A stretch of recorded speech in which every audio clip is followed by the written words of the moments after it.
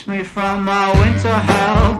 I've got candles and candy, I can be your daddy if you only let me creep into your prison cell.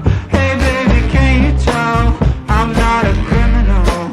Your choice is seminal. I want you to stay true to what's right for you. No matter who or know what will others say, just find your way and try to stay true.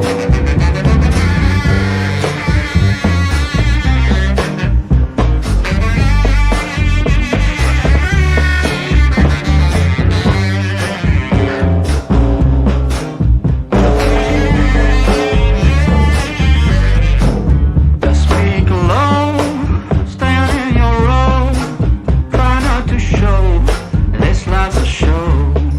Try not to glow way down below.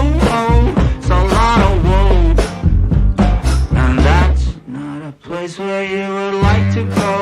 I've got cigarettes and brandy, which could come in handy if you just help me loosen up my hand grenades fuse. Baby, don't refuse my truth, but it's up to you not to choose. I want you to stay true to what's right for you.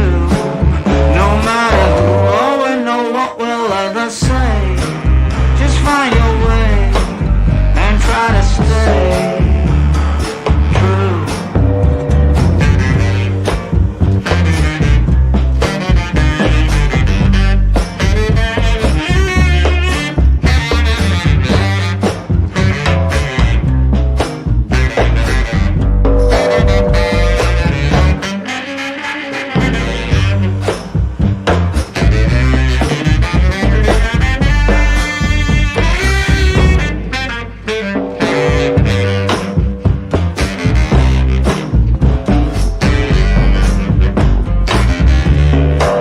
I want you to stay true to what's right for you. No matter who or know what will others say, just find your way and try to stay true, true, true, true, true,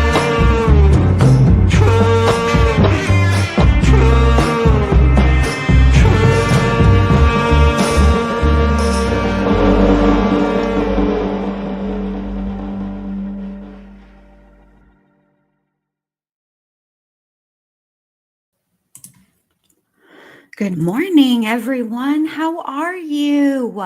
I hope you guys had a great, what day is it even? Wednesday. Okay. I hope you guys had a great Tuesday. My days are running together. That's what I'm saying. I probably just need some ginkgo biloba or whatever the heck helps with memory. Because, like, look, okay.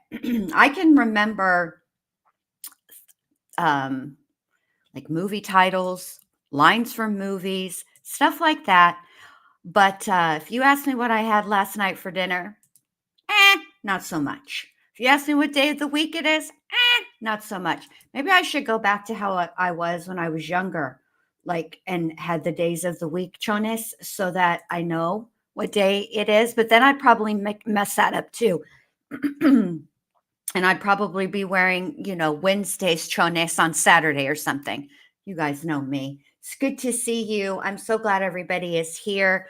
We're on cross-examination with, I can't even remember now. You see what's happening to me? But I also want to tell you guys about Allie's live tonight, Alex Erickson. I'm going to go fetch the link and drop it in the chat because I saved it this morning. I shared it on my community tab, but just in case you don't get over to the old community tab, let me give it to you here.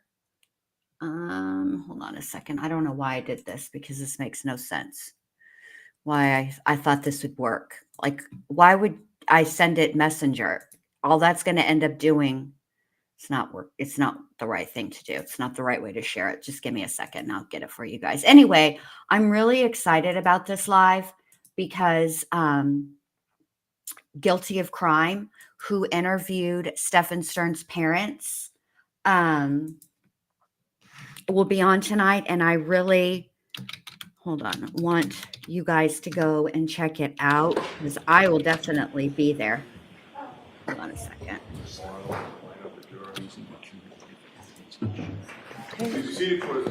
So I'm told counsel wants to see me as the jury's coming over. Why don't you come up to sidebar? Oh my God, Bev. Already. Come on. Why is it doing this? Hold on. Why? What the hell? I think I have it on my, hold on. Let me just type it here. Maybe it would help if I could spell. Lord. All right. Oh my God. Hold on. Lord help me. Why won't it let me put it here though? Hold on.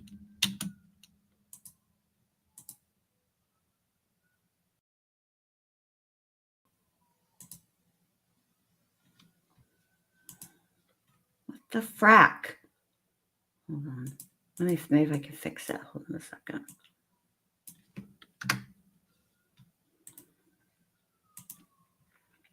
All right, there's Allie's live for tonight.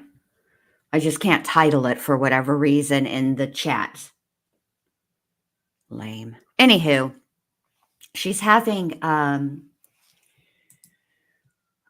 Guilty of Crime coming on today. And tonight, excuse me, and Guilty of Crime is who interviewed Stephen Stern's parents, and she's got questions. And hold on a second. And I'm really curious. I'm really interested in the questions that Allie asked. Like, look, let me just tell you this. Allie, when she interviews somebody, even when she did it to me, she has a way of making people feel comfortable in that they open up. She's a really good interviewer, actually. It's at 6:00 Central, so that means that it's 7:00 Eastern.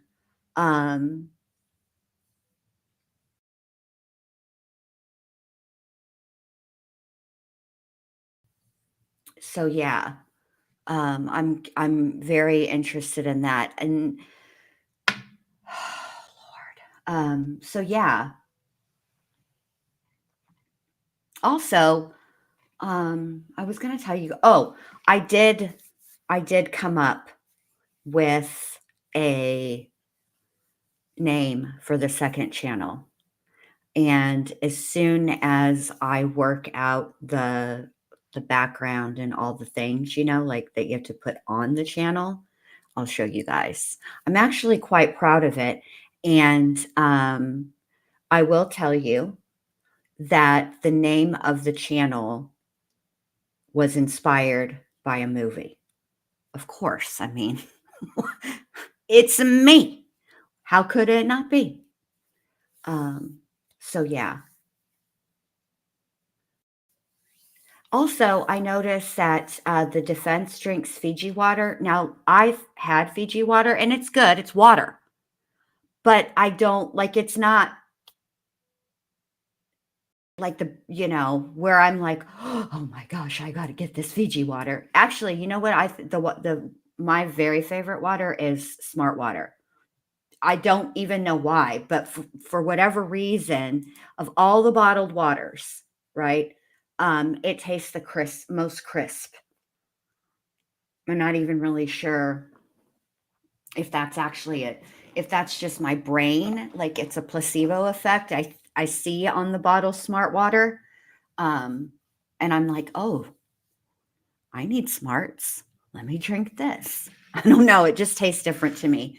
But anywho, Melissa, it's the only one that my husband drinks as well. particularly in the summertime when it's, you know, hotter than the ninth, you know, than the seventh circle of hell.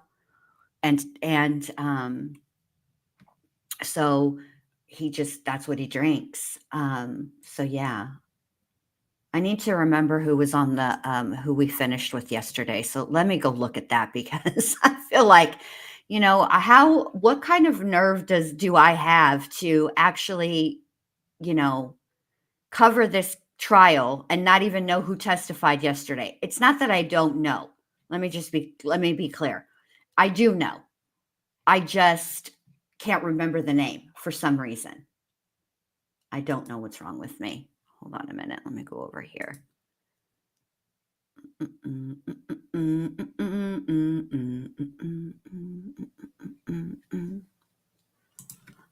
Oh, okay, let's see. This was yesterday. Go all the way to the end, to the end, to the end, to the end, to the end, to the end. Kevin O'Hara. That's who's on the stand. I remember now. All right, there we go.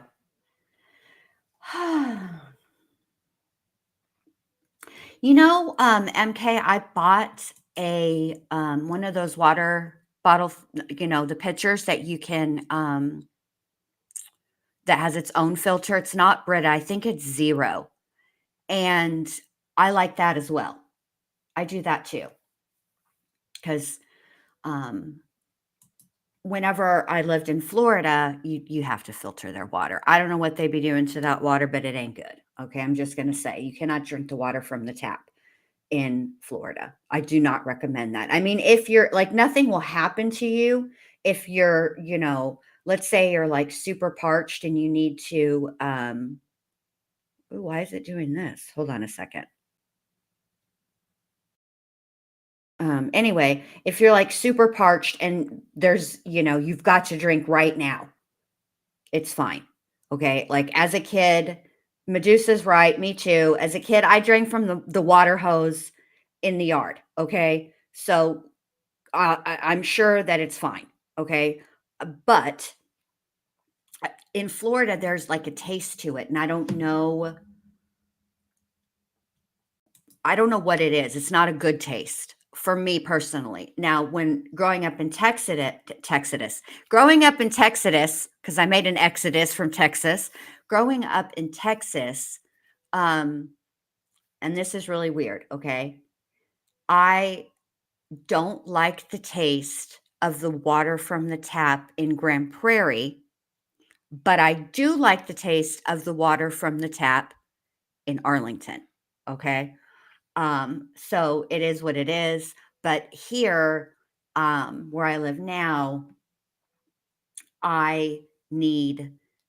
there needs to be a filter. So I usually just drink bottled water. All right. And oh, look at old Karen Reed. Is she wearing thigh-high boots or thigh-high pantyhose?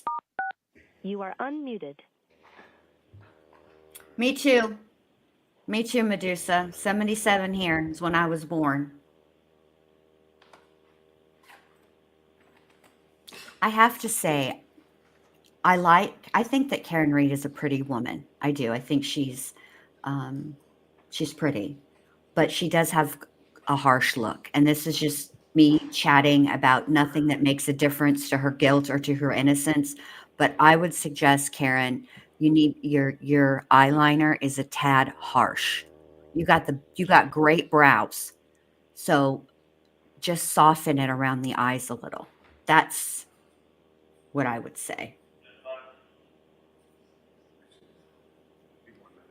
Okay, thank you. Are we bringing the jury in? What's happening, Judge Bev? We going to a sidebar? I need more talking so that I can move the closed captions up.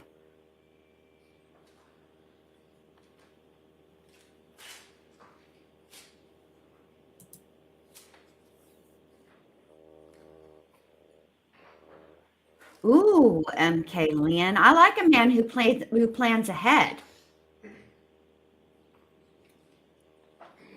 You know, I have RBF as well, non-blonde millennial. So it's not, I don't judge the RBF. I really don't, because I have it too. And people are always asking me, are you mad? No, I'm not mad. Now I am. No. A lot of times what happens, I think, with RBF is, for me anyway, usually what's going on is I'm thinking. I'm always thinking. And so sometimes that comes across on my face, but I'm not actually mad. And or I don't have it, nothing is wrong with me. It's just my frigging face, okay? Sheesh. But I just think if she would just soften that eyeliner a little bit, because it's a little harsh. And I think that it accentuates the RBF. So just a little, Karen, like, I feel like us ladies, listen, I'm going to tell you, just all the men, just don't listen right now, okay? We outnumber the men by like a lot. And if we could all like work together and stop fighting each other, I'm telling you, ladies, we could take over the world. Now, I know there are some members of our team that you just got to shake your head at, okay? But that's all you should do. Just shake your head and walk away. You don't got to kick them while they're down. You don't got to push them down in the mud. Just leave them where they're at. They'll either, we should stick to the code, the pirate's code. Those that fall behind is left behind. Okay, just let them fall behind and leave them behind, but don't do anything to keep them behind. You know what I'm saying? Yeah.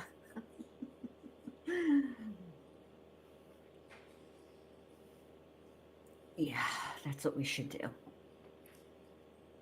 Yes, a little cat eye. Yes, just a little to bring it up, just ever so much.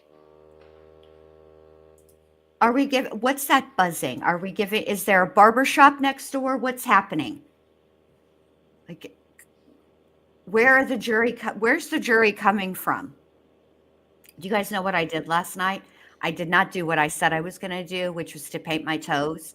I don't know. I hung out for a little while after the live ended, and then I made dinner.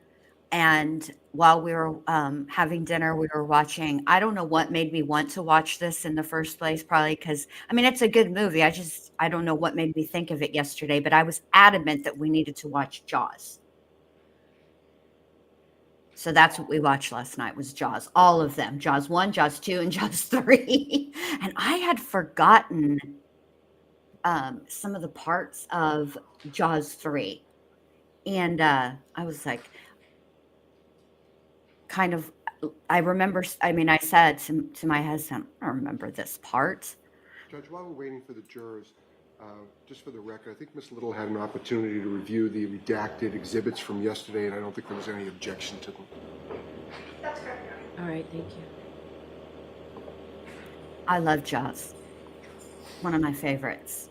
Would all rise, jurors enter. Finally. Hello, OnlyFan. How are you today? It's good to see you. We missed you over the night. I do love Jaws. It's a good movie. Ooh, is it? Medusa, I've seen the Righteous Gemstones on my Max app, and here's my thing, okay? I've heard that it's great, and that it's, that I should be watching it. I just don't know if I can fit another show into my schedule. However, I will say that... Hear ye, hear ye, hear ye. Hear ye. All persons having anything to do before the Honorable Beverly Cannoni, the Justice of the Superior Court, holding in Dedham, within and for the County of Norfolk. Draw near, give your presence, and you shall be heard. God save the Commonwealth of Massachusetts. This court is in session. Please be seated.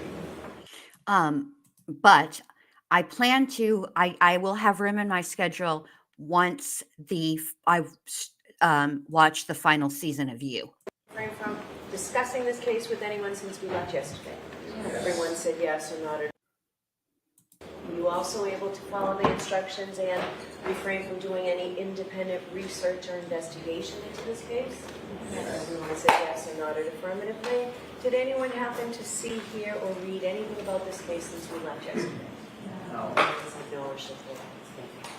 All right, Mr. Brennan, your next witness, please. Thank you, Your Honor. The Commonwealth calls Connor Keith.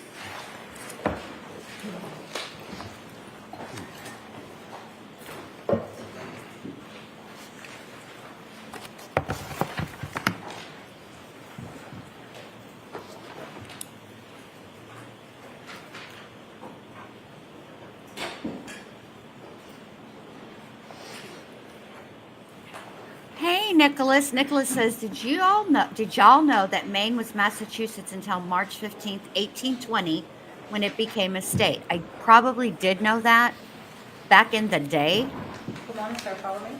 But obviously, I've watched a lot of movies, heard a lot of songs, and watched a lot of TV. And so that piece of information has been filtered out to make room and accommodate lines from movies, TV shows, and song lyrics. Jury in the case now and hearing should be truth, the whole truth, and nothing but the truth, so help you God. Yes.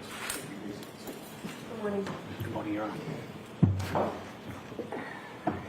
All right, Mr. Brennan, whenever you're ready. Thank you, Your Honor. Good morning. Good morning, sir. Could you please introduce yourself to the jury, spell your last name for the record? Sure, my name is Connor Keefe. The last name is Keefe. Mr. Keefe, where do you work? I work for the Massachusetts State Police. What's your position with the Massachusetts State Police? I'm assigned to the Norfolk District Attorney's Office. Are you a trooper? Yes, When did you first start beginning working as a Massachusetts State Police trooper? 2017. Did you go to basic training? Yes, the Academy. How long was the academy? Approximately 6 months. Did you have any further training after the academy? On the job training? Yes. Yes. In various specialties. What's your role at the Norfolk County District Attorney's Office? I am assigned to the homicide unit where we investigate homicides, unattended deaths, suicides, stuff like that. And I'm also a digital forensic examiner at the District Attorney's Office.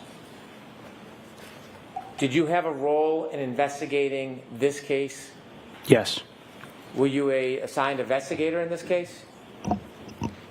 I wasn't the main investigator, but I was involved, yes. Did you deal with any of the digital forensic evidence? Yes. Specifically, regarding the digital forensic evidence, did you meet anybody to obtain a phone? Yes. Who did you meet? I met Jen McCabe and Kerry Roberts. When you met with them, did you have to obtain anything from them? I obtained a consent form and their cellular device. After you received their devices, where did you bring them? They were brought back to the forensics lab located at the Norfolk District Attorney's Office. And what, if anything, did you do with either or both phones? I conducted a forensic extraction on those devices. An extraction, is that a copying an image of the phone? Yes. Is that different than analyzing the phone? Yes. Were you involved in analyzing Kerry Roberts' phone? No. Were you involved in analyzing Jennifer McCabe's phone? No. Was your role limited to attaching it to grade key and doing the extraction? That is correct. And did you do that? Yes. In addition to the phone extractions, if you take us back to January 29, 2022, were you involved in going to 34 Fairview Road in Canton, Massachusetts? Yes. Do you know about what time you went there? Approximately 5:30. What was your role at 34 Fairview Road that evening? I was asked by my supervisor, Lieutenant Brian Tully, to assist in processing the scene at 34 Fairview Road in Canton, Massachusetts. When you arrived at 34 Fairview Road, was there anybody else there? Yes. Who was there? Lieutenant Tully, members of the Massachusetts State Police CERT team, the Special Emergency Response Team. Are you part of the CERT team? I am not. Did you see what the CERT team was doing? They were conducting an area search very front of the lawn and the street or road in front of 34 Fairview. Did you have any role in that actual searching of evidence? No, I did not. What was your role, limited role that night? To process any evidence that was discovered during the search. When you say process the evidence, can you explain briefly what does that mean? Sure, I was had evidence bags, and if a piece of evidence or an item was found, I would place that item into the evidence bag And why would you do that? to secure it. How would you become aware if there was a piece of evidence found? The CERT team would alert the supervisor, Lieutenant Tully, or myself that there was an item or a piece of evidence, and Lieutenant Tully would then take a photograph of it, and then I would secure the piece of evidence in a bag, evidence bag. Do you know if those photographs were time-stamped? I believe so. Your role was to put the evidence in the bag and return it to the evidence room? Correct. Did you do that? Yes. If I could begin, I'd like to show you on the screen a series of exhibits. If we could start with Exhibit 74, please.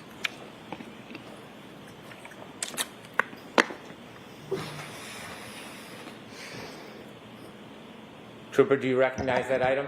Yes. What is it? That is. Let me just say this. Let me move this really quickly. How can anybody, I mean, I suppose I can see it now that this is a shoe, but why is this so pixelated? What did they take this photograph with? Was it a photograph, or did they hire somebody who paints like Monet? Monet used that, all the little dots. So if you're like right up close to it, it's all smudged looking. It doesn't look like a big old mess. But when you back away from it, it's beautiful. That's what this looks like. What's happening here? Who's taking these pictures? It's a black Nike shoe. Did you see that item that night? Yes. 74A, please. 74B. Thank you. Is that the same sneaker? Yes, sir. After you were alerted to that sneaker, did you place that sneaker into an evidence bag? Yes. Did you bring that item with you today? Yes. Do you have gloves? Yes, sir. Hold the phone. Again, why are they bringing these items? I don't understand that. I know that evidence gets brought in for a trial, okay? And typically it's, all the evidence is held by the investigating, whichever, whoever's doing the investigating. It's all warehoused at the same place, right? They bring it, they don't just, I don't understand this. This makes no sense to me. Maybe it's a small thing. Maybe it does actually make sense and I'm just crabby. Let's keep going and I'll be quiet.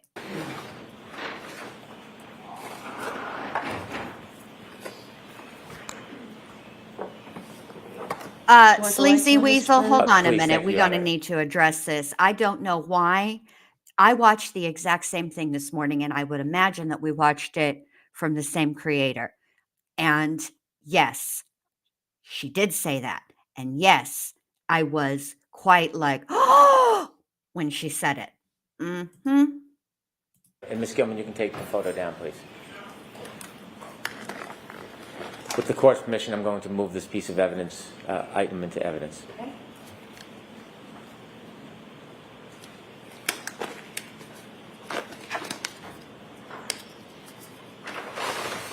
Oh, I see he's putting notes, I'm sorry, Let me ask you gloves some on questions for Before you notes. open it, could you stand and show that Yes, sir. bag?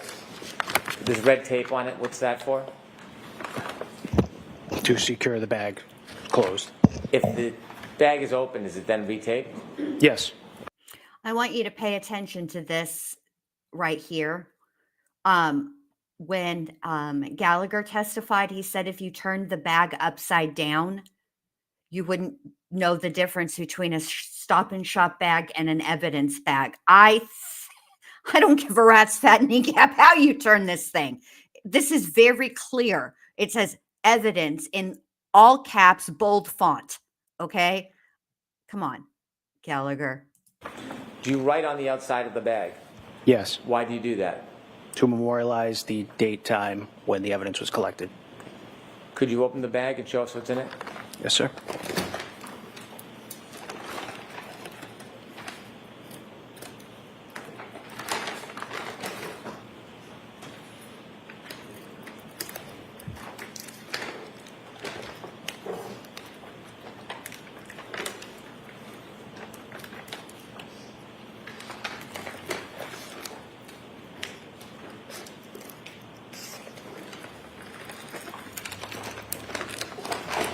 sorry. Could we please get the witness some scissors that actually cut? Not these, you know, blunt safety scissors that they give you in kindergarten?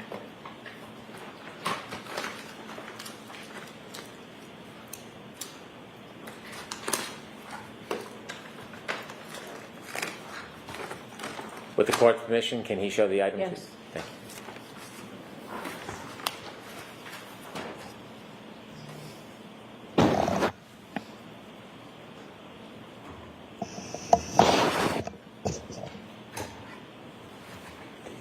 Trooper, is that the same item that you found that night?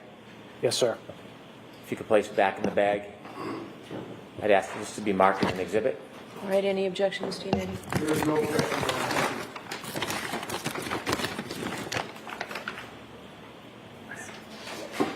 Exhibit 77. Sir, you mentioned there's writing on the outside of the bag. Yes. What type of information do you write on the bag? Date, time, location, who is collecting it. The time that you write in the bag, is that the specific time the item was found, or does that represent a different time? That could represent a different time. And why would that be? If you're processing multiple things at once, you're bagging things at different times, then when you seal the bag, that can be the time that is annotated on the bag. Can the item be found before the time on that bag? Yes. Would you ever write a time later than when the item was found? Yes. I'd like to move now to Exhibit 75, please.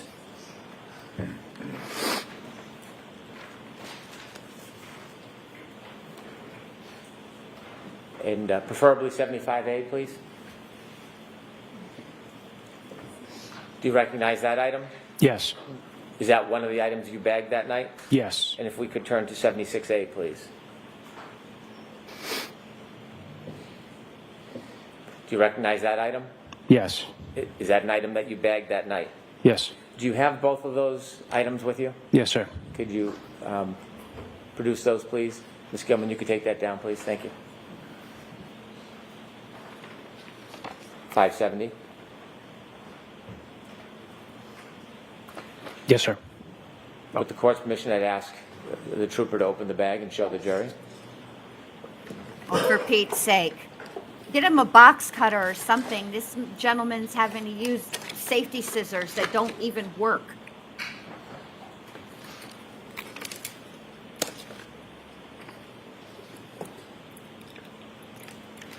I noticed that too, Melissa, that it's a perfectly clean shoe.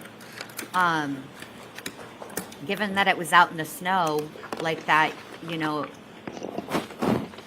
I don't know, it just seems like it would at least have like water stains maybe on it from being out in the snow and then the drying process and, you know, all of that. I'm not sure. I don't know.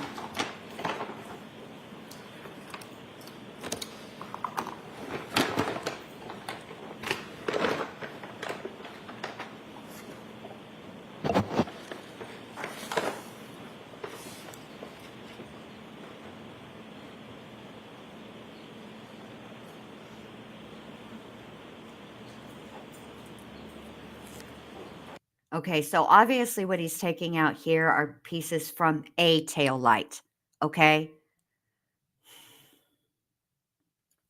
There's something weird about those tail light pieces to me in that,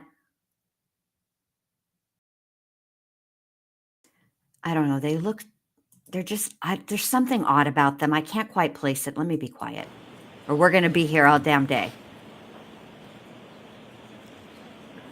Also, Sir, on morning, those items that Tess. are Morning, stickers, did you Shauna. put the Morning, stickers on everybody. I did not. Do you know where the stickers come from? The sticker I factory. do not. Do you know if these items are ever sent to anybody other than your evidence locker? Are they ever removed and given to lab personnel and technicians? Yes. Do you know if that was done in this case? Yes, I do. Inside that bag, is there just two pieces or is there another piece in that bag? There was another piece in the bag. When you put the taillight pieces in that bag, how many pieces did you put in the bag? I put 2. Do you know if the other piece in the bag is a piece that broke off, or do you know how that arrived there?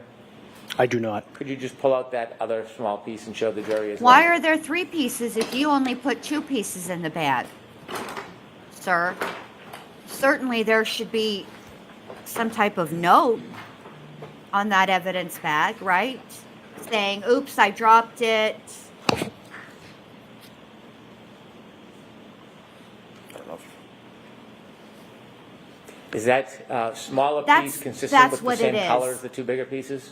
Yes. Is it consistent with the same material? Yes. That's what it is, chicken You can shy. put that back in the bag, please. I'd move this into evidence, please. Oh my goodness, they want to be heard at sidebar. Okay.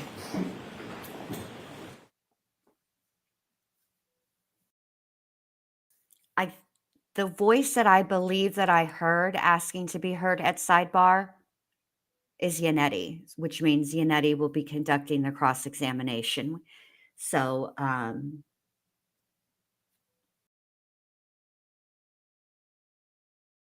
Nicholas, what in the world is in that bag? What you got in that bag? You know, when they open up the bag, it reminds me of Dora. Backpack, backpack. I'm the backpack loaded up with things and knickknacks too. Anything that you might need, I got inside for you. That's what it reminds me of for literally no reason. I have no idea why various songs be popping in my head at times. Oh my goodness, my goodness, my goodness. We're already here with a whole sidebar. Oh, it's a quickie. Thank you, Mr. Yannetti. So, Mr. Brennan, I leave it to you and the witness how you do that part. Yes.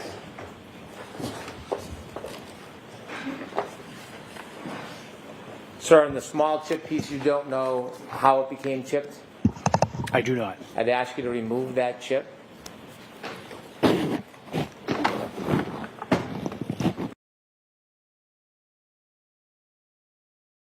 I'd like you to safely secure it, bring it with you, and bag it when you leave. Yes, sir. And then I'd like to introduce that exhibit. Exhibit 78. So we're going to mark the little chip. You Ms. would like to mark Giannetti it? asked to Okay. mark that. Oh my. Yes. Then we're going to submit that for identification. So the small chip that I Madam asked you to Clerk. secure. Madam Court Reporter has an envelope for that.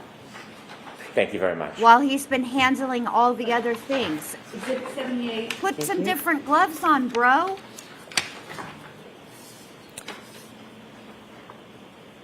Exhibit BB for identification. Thank you. Trooper, we have one more bag of items to go through. Yes. Could I have Exhibit 73, please?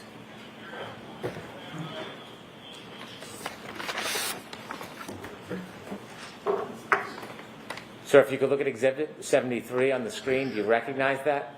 Yes. And what is it? A piece of clear plastic. Is that piece of clear plastic, when you saw it, was it at ground level? Yes, Did you bag that item? I did. When you bagged that item, was there another item along with it in the same bag? Yes. May I approach, Your Honor? Yes. Is there a shortage on bags? I just feel like, okay, if they're investigating this because I'm showing you a photo.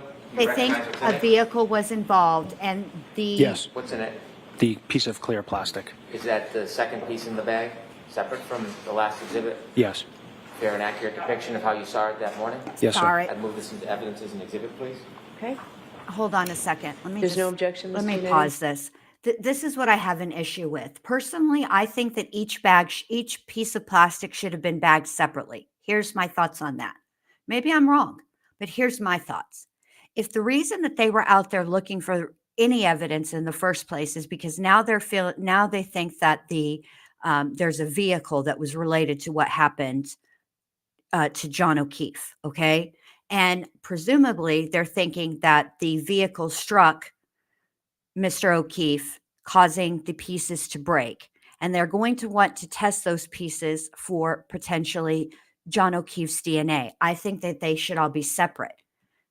And the reason I think that is because if there's DNA on one piece and they're all jumbled around in a bag, it's kind of like when you put flour in a paper bag and then you add the fried chicken pieces and you shake that shit and it coats it.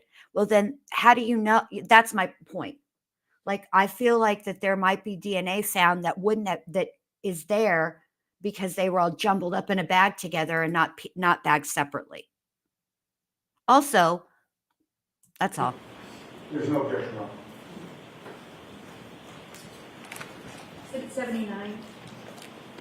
With the court's permission, could we show Exhibit 79 to the jury? Yes. Ms. Gilman, would you be able to close? Thank you.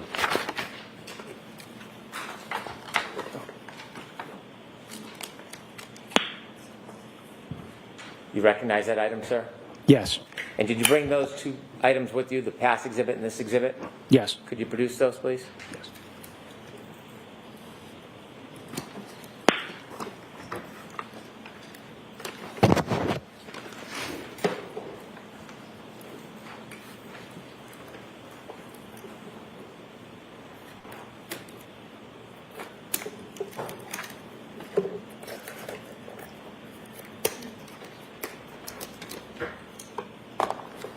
Are these different in color than the last pieces you showed?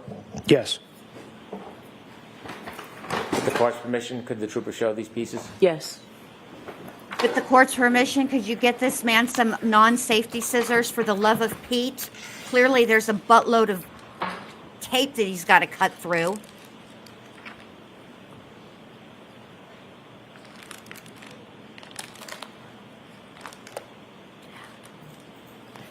I think that the pieces are just too perfect. Thank you, Maybe Trooper. that's what it is for me. I'd move these items to evidence. Plastic, like splinters. Not like glass, where the glass shatters, but plastic splinters. I don't know. This just looks. Thank you, Trooper Keefe. Thank you, sir. All right, any questions, Ms. Giannetti? Please, Your Honor, thank you.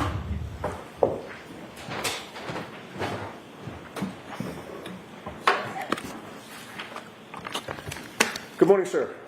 Good morning, sir. Trooper Keefe, you testified that you received the cell phone of Jennifer McCabe and of Kerry Roberts. Correct. With regard to the cell phone of Jennifer McCabe in particular, you had her sign what is called a consent form, correct? That's correct. What is a consent form? It allows the trooper or law enforcement to, with the owner's consent, we are able to conduct an extraction of the device. Okay. And on that consent form, there is a description of the item itself? Yes. In this case, it would have been an iPhone 11. Yes. And there also is an identifier with regard to a specific phone called the IMEI number? The International Mobile Equipment Identifier. Okay. And that would be included on the form as well because it identifies the specific iPhone 11 that Jennifer McCabe had, correct? Correct. The password was provided on that consent form? Yes. And the form was signed, correct? Yes. By both Jennifer McCabe and by you, correct? Yes. And there was also a second trooper that would have signed the form as well? That's correct. With regard to the timing of the signing of that form, Jennifer McCabe dated it February 2nd of 2022? Yes. You also dated it February 2nd of 2022, correct? Correct. Jennifer McCabe did not list a time, but you did, correct? I would have to look at the consent form. Okay, so your memory, you don't remember what time you indicated or if you indicated a time, but looking at the consent form would refresh your memory? Yes. May I approach, Your Honor? Yes.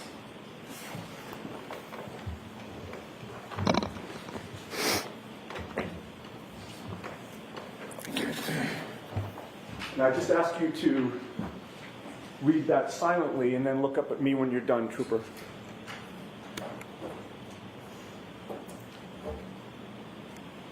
Having reviewed that form, does that refresh your memory as to whether you indicated a date and time?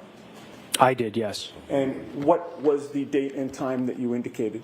It was February 2nd, 2022, 12:08. And that would have been 12:08 p.m.? Correct, 12:08 p.m. The document that I handed you is not an original, correct? No, it's not. Does it appear to be a precise copy of the original, however? Yes. May I offer that into evidence, Your Honor, please? Is there an objection, Mr. Brennan? No, subject to redaction. Okay.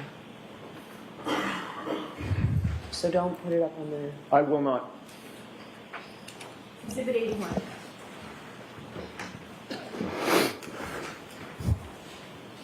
Now, Trooper Keefe, as of January 29th of 2022, you were colleagues in the same state police unit as Michael Proctor, correct? I was. At that time, was the unit called the CPAC unit or was it called Norfolk County Detectives? I don't recall when it changed. Okay. It's been called both, correct? It has. As of January 29th of 2022, there were only 10 troopers in the unit, including supervisors, correct? I don't know. It's a small unit, is it not? Relatively small.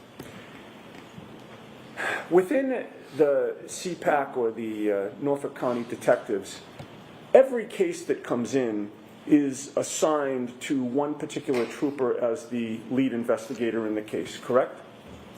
That is something that a supervisor would do, not me. And have you been assigned as the lead investigator in other investigations? No. Not a homicide investigation, no. You have not yet. No. The lead investigator is the trooper who is responsible for the case, correct? Yes. Michael Proctor was the lead investigator for the investigation into the death of John O'Keefe, was he not? Yes. If somebody asked within your unit while this case was going on, whose case is it or who has that case, your answer would have been Michael Proctor, correct? Yes. The two of you have worked cases together in the past, correct? A few. You've worked on this case with Michael Proctor, correct? Yes. And in fact, within your work on this case, you actually partnered with him for certain assignments within the case, did you not? You'll have to be more specific. Sure. So for instance, on October 21 of 2022, you and Michael Proctor interviewed Sarah Levinson together, correct? No, I don't recall that.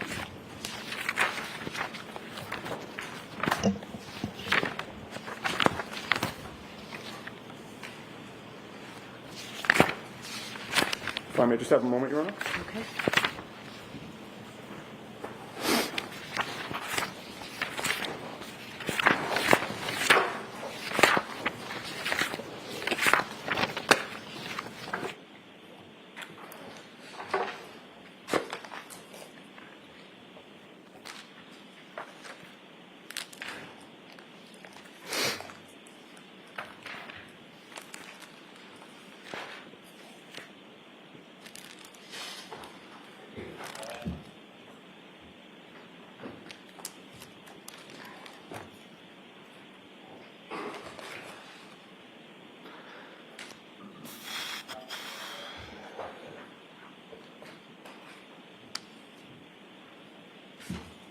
Okay, Trooper, you do not remember interviewing Sarah Levinson on October 21 of 2022 at 12:20 p.m. at the Norfolk DA's office. Is that your current testimony? Yes. Okay. If you saw a copy of that report, would that refresh your memory? To an extent. May I approach, Your Honor? Yes.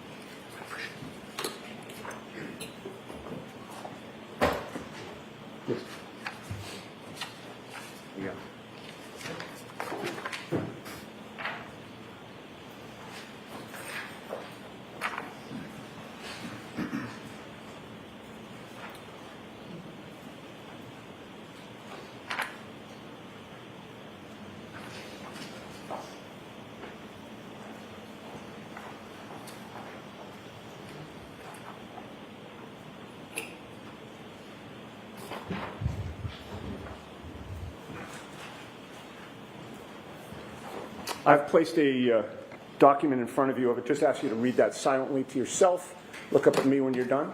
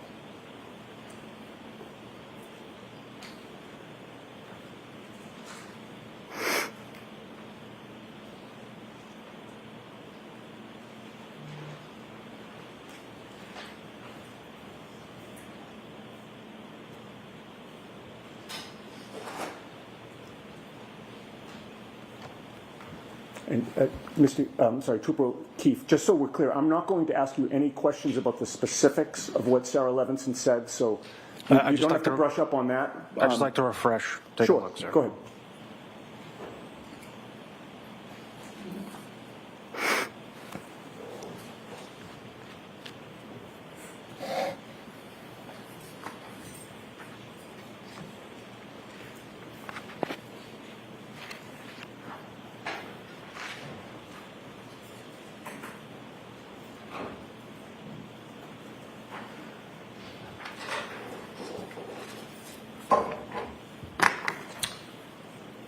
Having reviewed that report, does that refresh your memory as to whether or not you participated in an interview of Sarah Levinson with Michael Proctor on October 21st of 2022? Yes, I don't recall the specifics, but...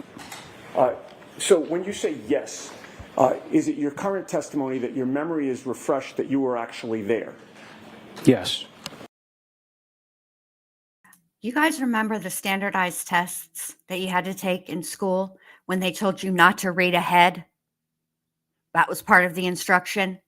This gentleman is reading ahead because he's trying to prepare himself for any question that may be asked.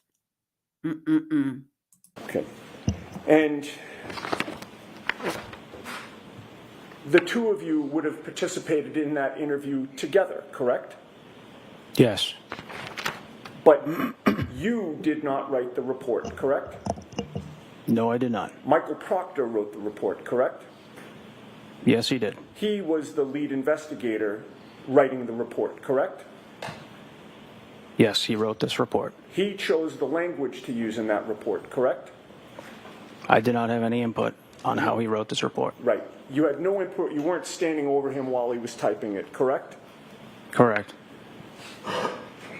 Now, other examples of, and actually, let me take that back from you if you don't mind. Let me approach Judge. Yes. Thank you. You're welcome. Oh, turned his whole face away when he handed him the document. Oh, dear. Other examples are the reports on the videos that you, well, strike that. Let me start by saying this. Asking you this. You retrieved videos from both the Waterfall Bar and Grill and C.F. McCarthy's, did you not? That's correct. You and Sergeant Buchanan retrieved the videos from C.F. McCarthy's, correct? Yes. But lead detective or lead investigator Michael Proctor was the one to analyze the video and write a report on it, correct? I would have to see that report, sir. Sure. What you mean, hey, you don't remember which reports you wrote? Come on, man. He's very nervous.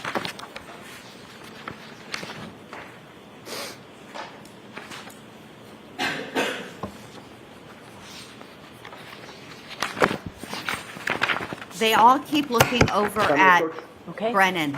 You notice that, you guys? I'm sure you do. You're all very observant.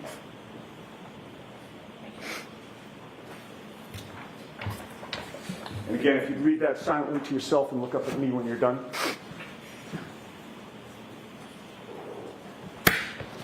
Sometimes when people are reading silently to themselves just for a little entertainment for the audience, I wish that they, like, their mouths moved as they were reading the words, but no sound comes out. You know how people do that? I just want one witness to do that.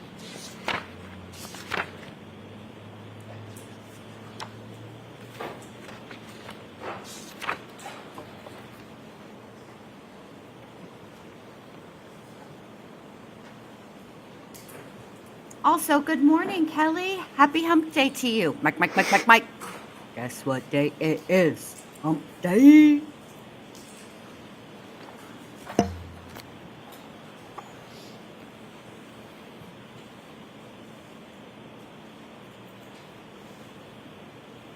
You don't got to read the whole damn report, bro. What are you doing? You're just supposed to be refreshing your memory. Whether or not Trooper Proctor is the one that analyzed the video. Come on, how long does that take? Okay, having reviewed that report, does that refresh your memory about Michael Proctor being the one to write the report on the analysis of the waterfall video? Sir, I only obtained a copy of the surveillance video. Right. I did not do any analysis on the Isn't that, video. wait a That's minute. my question. It was Michael Proctor who did the analysis, correct? Yes. And that is, That's all he was asking. Why are you getting so angry about this? Like, you look like you're ready to spit nails. by the way, I said waterfall. Is that C.F. McCarthy's there, or is that waterfall? This is C.F. McCarthy's. Okay, I meant C.F. McCarthy's. He was the one to review that video, correct? Yes, again, I only got a copy of the surveillance video. Sure. I did not do any analysis. And with regard to the waterfall bar and grill, that was another circumstance where you and Sergeant Buchanan were the ones to retrieve the video, correct? Yes. But again, lead investigator Michael Proctor was the one to analyze the video and write the report on it, correct? Yes, I would have to see that report as well, sir. Okay. Now, another member of your unit was Trooper David DeChico, correct? Yes. Within your unit, did Trooper DeChico have a nickname for a first name? Objection. May we approach? I don't understand what the objection is here to the nickname, okay? Obviously, Jennifer McCabe's government name is Jennifer McCabe. It's not Jen McCabe. Jen would be a nickname, a shortened version of her full name. How do I know this? Because I'm a Jennifer, okay? And just for the record, I've never been called, I've only ever been called Jenny one time, and that was when I was in 3rd grade. I am not a Jenny. I don't like the name Jenny for me. I feel like a Jenny is a blonde and I'm a brunette. It is what it is. Anywho, there's so much hostility. And if you're on the jury, you're seeing and hearing and feeling the hostility. They got to be wondering what's up with that. I would be.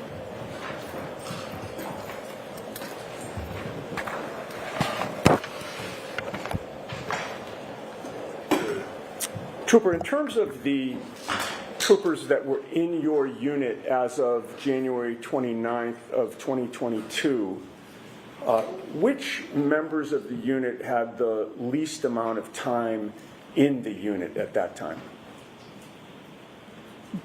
I don't recall. Were you one of the newer members of the unit? As of January of 2022? Yes. Yes. Trooper Michael Proctor had more experience than you did as of January 29th of 2022, correct? He could have. He'd been on the job longer. Okay, well, if he had been on the job longer, then certainly that means that he did have more experience, correct? It depends. You attended the autopsy of John O'Keefe on January 31st of I did. 2022. And with regard to other members of your unit, you were the only one to attend that autopsy? Yes. That was done at the medical examiner's office? The medical examiner's office in Sandwich, Massachusetts. In Sandwich, Mass. And it was Dr. Irene Scorti-Bello who performed the autopsy, correct? Yes. Had you met her prior to that day? No. Had you spoken to her prior to that day? No. Did you know before the autopsy was performed that your former colleague, lead investigator Michael Proctor, had discussed the case with Dr. Scorti-Bello without telling us what you knew of what was said? Objection. With regard to Dr. Scorti-Bello's knowledge of what the state police theory was of what happened, did you have to explain that, or was it your understanding she already knew what your theory was? Objection. Sustained. You can ask that differently. What, if any, conversations did you have with Dr. Scorti-Bello about what your unit's theory was about what happened to John O'Keefe? There was no theory. Okay. You did not provide any theory to her, correct? I did not provide a theory. You learned at the autopsy from your observations that John O'Keefe had 2 black eyes and a swollen right eye, correct? Yes. You also learned that there was a small cut above his right eye, correct? Yes. And there was a small abrasion on the left side of his nose, correct? I would have to reference the report for the exact words. Okay. If I may have a moment.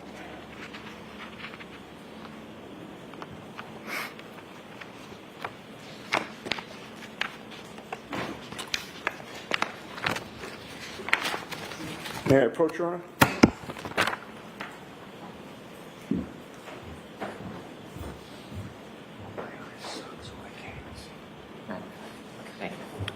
you want this one back?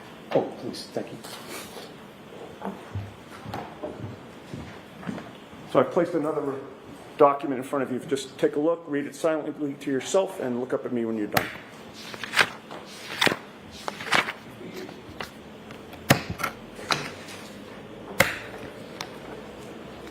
And I would direct your attention to the second page for the question I just asked you.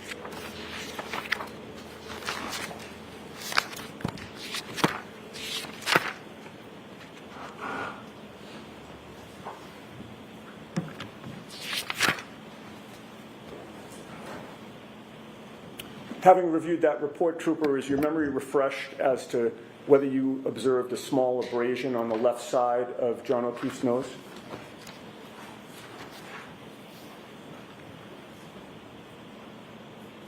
Yes.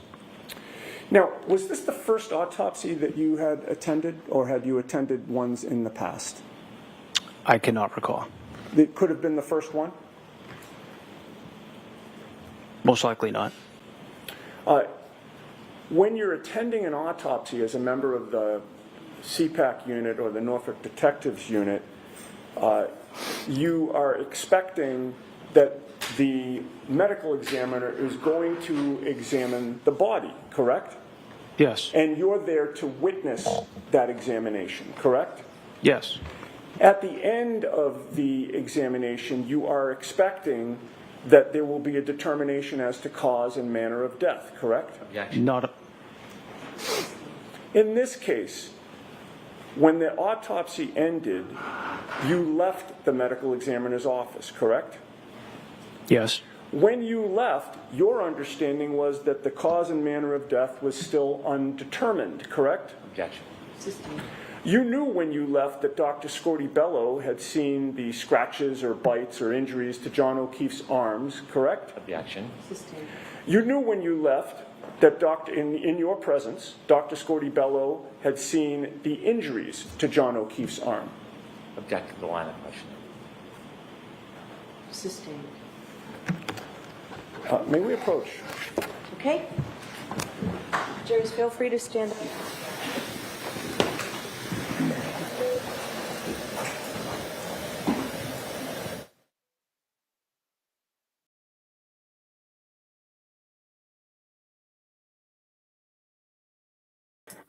Listen, I got something for you guys. Let me just a second. I want to show you guys something. Hold on. It's just a funny. It's not anything like serious or that actually. What's this? Let me see this. Let me fix this real quick. All right, hold on. I'll show you guys in a sec. Anyway, we're back. This is just, wow. I mean, obviously the state is trying to steer clear of Michael Proctor. And I have a feeling, I mean, you know, this isn't rocket surgery, but I have a feeling that this state was very careful about how they questioned Connor Keefe because he was Trooper Proctor's partner in this case, and they don't want to talk about Trooper Proctor. I wouldn't want to talk about Trooper Proctor either. But I do want to show you guys this, because if I were on the jury, this would be me. Hold on. As soon as it uploads, give me just a sec. All right, here we go.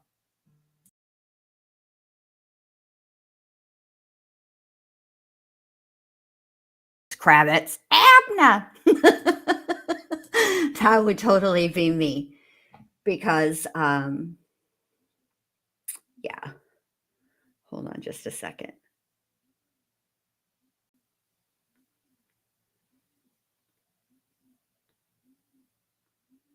Okay.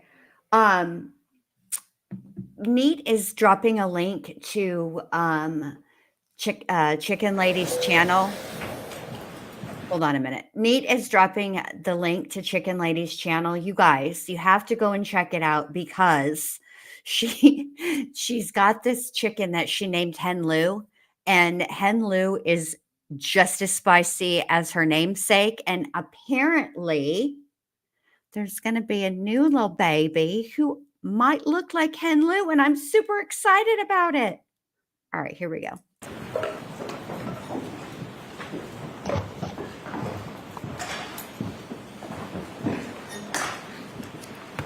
Were you watching Dr. Scortibello as she was conducting the autopsy?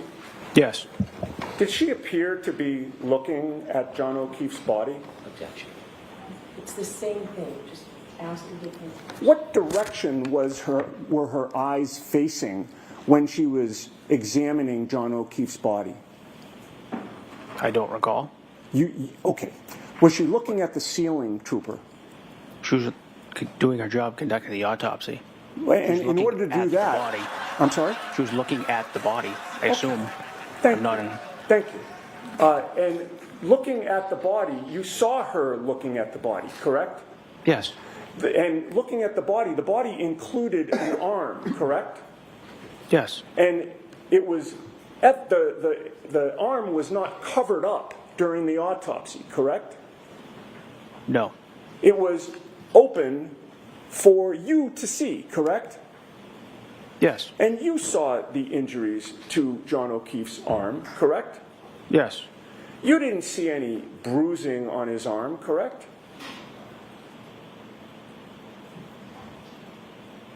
I don't recall. You didn't notice any obvious broken bones, did you? I'm not a medical expert.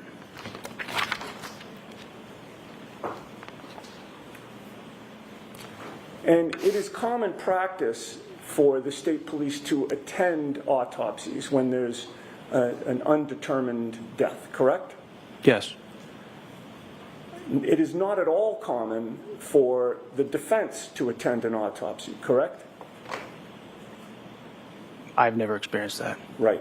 And there was no defense attorney or defense expert at the autopsy of John O'Keefe, correct? Not when I was there. You were there, correct? Yes.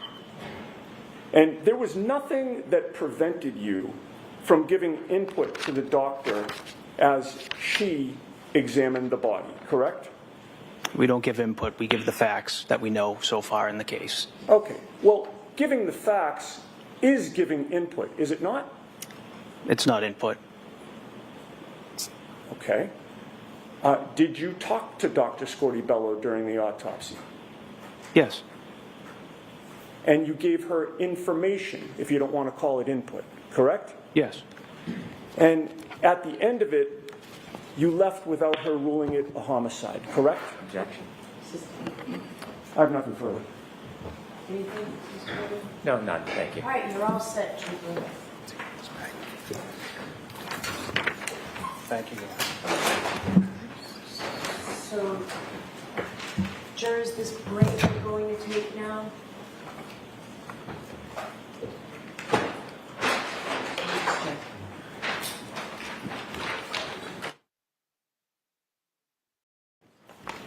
All right, we're going to take a break. The lawyers and I have some work that we have to do, so it's a little bit longer break than we normally take, and it's a little bit earlier, but we did get coffee for you, so we'll take a recess now for the next half hour, maybe a little bit. I want counsel to stay. All rise for the court, please. Close your notebook, follow me.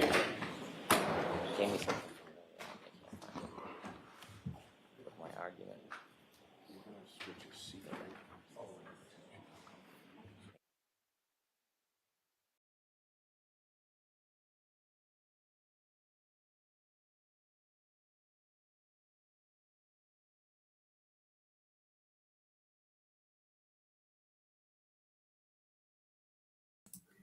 All right, I didn't want to interrupt that hot mic moment because, hello.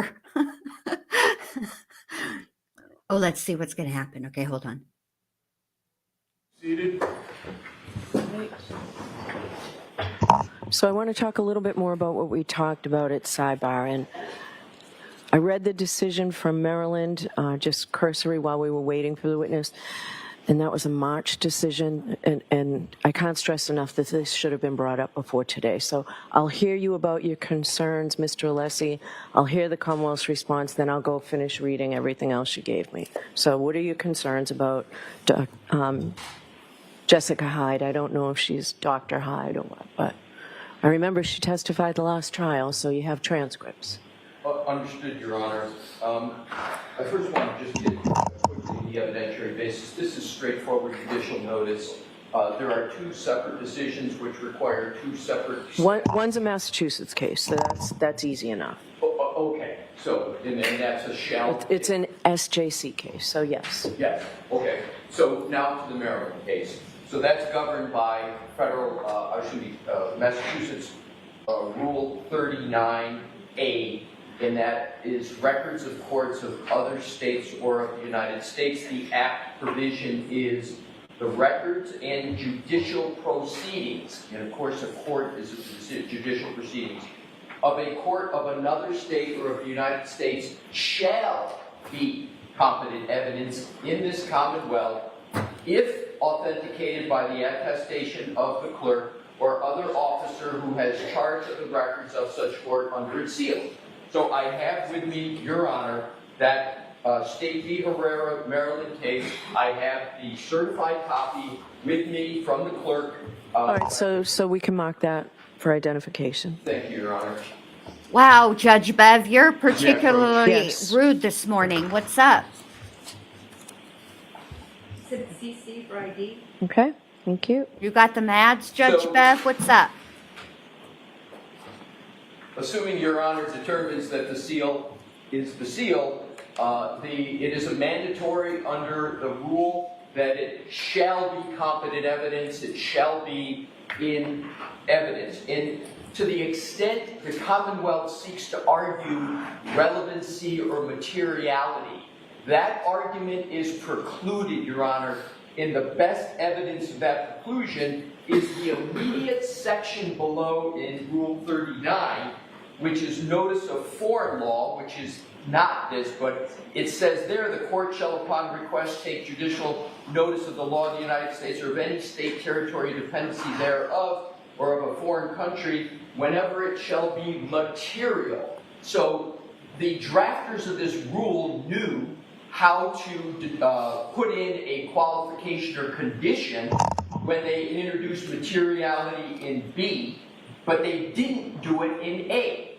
Okay, so focus on what it is you think Jessica Hyde should be prohibited from testifying about. Oh, Your Honor, I am not seeking to prohibit her from any testimony under this rule. What I want to do is to have it admitted in evidence, have it published, and question her on what she presented to the court in the Maryland case, what was presented, her report, because it was deemed not reliable. And that is what... In one area, right? One specific area? Well, you can call it one The decision. Right. Oh, yeah, just what's in the decision, but there's two parts to that decision, two areas. It's FLH, frequent location history. Right. Okay, for those of you guys who do not know who Jessica Hyde is, I Googled her because I can't keep everything straight myself. Jessica Hyde is a digital forensic examiner. She is the one who told the jurors in the first trial that the now infamous "hose long to die in cold" search wasn't made at 2:27 a.m. That's what they're talking about. That's what he's arguing currently, just so you guys, oh, Tess has it. Of course, Tess has it. She's a digital forensics person. Yes, you're correct, Tess. I thought I'd be proactive, and here comes Tess with all the things. Thanks, babe. I appreciate that. But yeah, that's what the argument is about. Okay, let me rewind just a couple of seconds so we understand what's, so we don't miss anything. Parts to that decision, two areas. It's FLH, frequent location history. Right. But what the court also got at was Apple source codes. That she didn't have the Apple source code. Nobody in the country has the Apple source codes, right? Point exactly, Your Honor.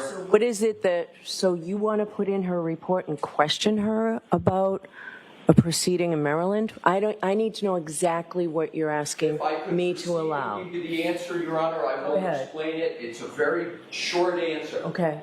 What I want to do is, with regard to her 2:27 timestamp and her anticipated testimony on that, where she uses a tool, Celebrite, to determine and come to a conclusion about that timestamp, she is not using Apple source code to find out where that's located specifically in the phone and what it means. She is using a surrogate to do that. And I want to cross-examine her on the topic using this decision to say, in Maryland, you tried to do the same thing with regard to FLH. You tried to use a surrogate approach and make an opinion about whether that is, in fact, what's in the phone. She can't do it, and that means her testimony on 227 is not reliable. I'm not looking to exclude it. I'm looking to cross her on her reliability for the conclusions I anticipate she's going to make on 227. So if she is not asked about that, then what? Oh, if she's not asked about the 227, and I want to think about it, but I'm 99% certain I am not going to pursue that at all. Okay, what do you say, Mr. Brennan? This is an attempt to try to malign a witness with something that's wholly unrelated and not relevant to what she's going to testify to or the basis for her opinion. It is not a law that is admissible. It's an opinion. It wasn't even about a specific case. It was about a peer review. And so in a Daubert hearing, the court did not allow testimony on significant location. That's not the case here. Try to conflate the argument saying it has something to do with Apple 227. There is absolutely no basis for that argument. They want to say that another court rejected something about you, therefore the jury should reject you. There is no relationship between what she is going to testify as a basis and that opinion. That opinion did not say she was wrong. It said that it was not admissible under Daubert, unrelated. Nobody has the Apple source code. No expert can testify about Apple source code. It's only owned by Apple. And so using the words like surrogate is a way to try to cheapen her testimony in front of the jury. This here, number one, what he said, I really can't follow him. I don't understand, other than he's trying to draw some type of relevance and materiality. There's none. There's none. This is not a denouncement. She hasn't been found incredible. There's nothing about her methodology that has been rejected by a court. This is on significant location, and although she looked at it, that's not part of this opinion whatsoever. And so because another court didn't allow something under a Daubert, has nothing to do with this case. Nothing. And what is it that you expect her to testify to, Mr. Brennan, regarding the 207 stamp? We did not have this issue with Mr. Whiffen, right? This was not raised with Mr. Whiffen. Oh, it was. The 227 timestamp would... No, that was raised, but this... What was problematic in Maryland? The same thing that was problematic in Arrington. That's correct, Your Honor. It wasn't raised because Mr. Whiffen has not been Daubertized with regard to Apple source codes. And if I could, Your Honor, Okay. Mr. Brennan has made a relevance argument. He keeps anticipating my cross, which he has incorrect, by saying it's not relevant. That doesn't go to the admissibility in my cross. I'm entitled to cross her on her reliability. And if I could, Your Honor, in the State Herrera decision, if Your Honor would look at page 3, please, at the bottom, the paragraph, it says, in assessing the reliability of an expert's methodology, I get to do that on cross. It's not limited to a Daubert hearing. Every expert can be crossed on their reliability of their methodology. And lastly, with regard to the Apple source code, if Your Honor would please turn to page 6, the last paragraph, it says the issue raised in this case stems from the fact that Apple's algorithms are proprietary and the expert did not have access. That's exactly the situation here and what I want to cross her on. So in conclusion, Your Honor, the fact that how she tried to get around the Apple source code, her methodology in the Herrera case, she got Daubertized on because it wasn't reliable. That's exactly what I want to cross her on, is her reliability, how she's trying to get around them. In this case, it's just basic cross-examination. You can see the plan to dehumanize somebody, Daubertized. Brennan, sit your clown ass down. No one is trying to dehumanize her, okay? The problem is, as Mr. Alessi said, what she's trying to prove what she's trying to prove is that this was an error. When it came up on the Cellbrite report that she Googled hose long to die in cold at 2:27 a.m., it's incorrect, and that really it was at X time. Okay. The problem with that is, as Mr. Alessi pointed out, that would require access to Apple's source code. Their source code is proprietary. They don't share it. They share it in limited circumstances. Okay. So that's the problem. That's the issue. She went and did some other type of analyzing but it's not accurate, is what Alessi is trying to argue. And this has nothing to do with dehumanizing anybody. We recognize that she's a human. Alessi recognizes that she's a human, but this goes to her methodology and credibility, and it needs to come in front of the jury and let the jury decide whether they believe her or not. Let the jury decide what weight, if any, to give her testimony. That is all. Thank you. I rest my case. To use a term to suggest some type of conclusion that has no basis in fact is an attempt to just dehumanize her and limit her testimony and credibility without any basis in fact. In that case, it did not deal with the search of a tab and a suspended state in Safari. It didn't deal with the timestamp. It was an entirely different issue. By their analysis, if an expert goes into court on a motion on anything to do with data forensics and the court says that issue is not admissible, they should be impeached when they go and talk about a totally different issue in forensic data analysis at another case. They have not shown any evidence that this issue has anything to do with her effort in the timestamp. They just used the word methodology. Her methodology was questioned in an opinion in a different court. Has nothing to do with her opinions here. What information do they have that her methodology in this analysis has been rejected by any court?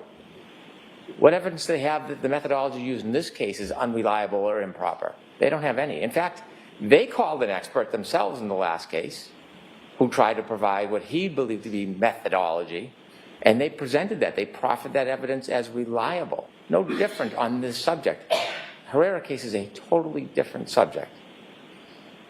Your Honor, first of all, as the court has noted, the first trial is the first trial. This is this trial. I wasn't at the first trial. The most important and probative aspect, Your Honor, is I don't want to have to give away my entire cross in this argument. No one's asking you to. I'm not asking you to.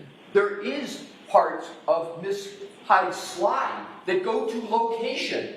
There's a good part of her slide presentation. I don't want to depart from the 227, but the good part of her slide presentation that she's going to present is on location. It is with regard to health data steps. So there are certainly aspects directly relevant. Here's the issue with the 227 in addition. There is, for her methodology, she's claiming a certain conclusion and opinion about the 227. There is no peer review. There is no article that she can cite to support her methodology to come to the conclusion that the 227 timestamp, one, doesn't exist anymore, or two, doesn't mean that the search occurred at 227.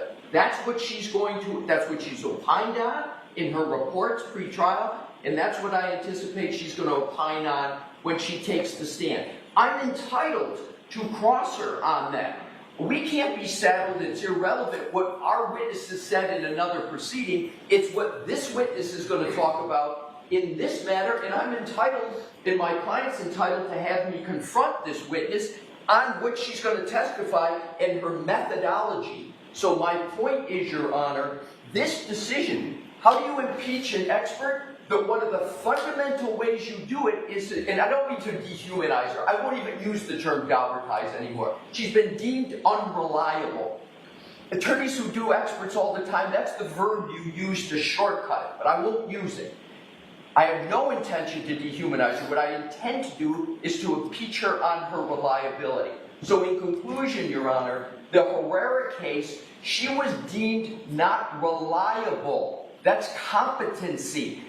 You, in any expert that's been deemed that, you get to attack that. If the Commonwealth believes the case is not relevant, if Ms. Hyde believes it's not relevant, let Ms. Hyde defend that on the stand. Let Mr. Brennan make that point on redirect. But I can't have my client's constitutional right to confront her on the very subject matter she's going to testify on by anticipating what I'm going to provide for cross. I've given it, and I respectfully submit, Your Honor, this is basic cross of an expert witness, particularly when their methodology on data forensics has been deemed not reliable by a court. And one part is the location she has in her PowerPoint she's going to testify. Do you intend to introduce that, Mr. Brennan? It's not significant locations. There are locations in the database that develop the opinion that the timestamp for 227 is not related to the search. They're conflating the issue. She has not been deemed unreliable.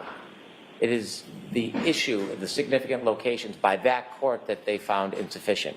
There's no opinion from a court that she's an unreliable expert, and this is how they're going to distort it. Invoking the Constitution and invoking the client's rights has nothing to do with the analysis. That is a totally separate subject, or an opinion simply wasn't let in a different court out of this jurisdiction. It wasn't this opinion, it wasn't this methodology for the opinions that she's going to offer in this case. And so if you look at the case, it is a totally different related report, different related item. It's as if a reconstruction expert went into a court and attempted to give an opinion about a medical diagnosis, and the court wouldn't allow that medical diagnosis in. In another court, in another jurisdiction, they would not be able to be cross-examined that in some court there was an opinion they offered that was deemed inadmissible, unless they were talking about the very same methodology and the very same point. This has nothing to do with her opinion whatsoever. It's just an attempt to try to endorse the defense's attempt to suggest she's not credible by hiding behind the shield of a different judge and distorting the fact that it's two different methodologies, it's two different issues. One last word. Go ahead. Thank you, Your Honor. he just said credibility. This isn't a credibility issue. This is a reliability. This is the essence of what experts do. You have to show that your methodology is reliable. It's a red herring to bring up credibility. The court opinion. And this is the equivalent of a Superior Court opinion, right? It's not an appellate decision. It is, Your Honor. It is the equivalent. I respectfully don't think that the level of the court is at all relevant. Any court, unless you get it overturned on appeal, then this would be a different matter. But this is a valid case, and even if it wasn't, it shall be in evidence. So there's two issues here, and I think the Commonwealth is conflating that. The question first for the court is this admissible? Can it come into evidence? To me, that's a non-issue. Rule 39 says, ipso facto, yes, as long as I've got a certified copy. So it is in evidence. I don't know why we're perseverating respectfully on whether I can question her on something that's going to be in evidence about her. Final point, Mr. Brennan incorrectly says that this wasn't about her. The final sentence, the decretal section on page 7 says, accordingly, defendant's motion to exclude expert testimony regarding the significant location data obtained from the forensic cell extraction is granted. She's the only expert, and her name is mentioned throughout this opinion. It's all about Ms. Hyde. And I'll conclude my last point, Your Honor, where I started, and that is Ms. Hyde's methodology. With regard to her PowerPoint, you heard Mr. Brennan's answer. He is going to include, he has included in her PowerPoint locations, steps, etc. It's exactly what was at issue here. The 227 timestamp, she has no, and this will be developed further on cross, she has no peer-reviewed article to say that how she is determining that that 227 timestamp should not be in the data. She has nothing to support that, just like she had nothing in this case with regard to data forensics. Final point is, if the Commonwealth believes that this is irrelevant to what Ms. Hyde did, let them come back on redirect on that. I shouldn't, in anticipatory, have my cross-examination struck before I even get to pursue that with the witness. And I believe once I pursue it with the witness, it will become evidently clear that it's a proper basis for cross-examination. Right, and Mr. Lessie, have you thought about if the Commonwealth does not get into the 227 timestamp, whether you think you're still entitled to do this?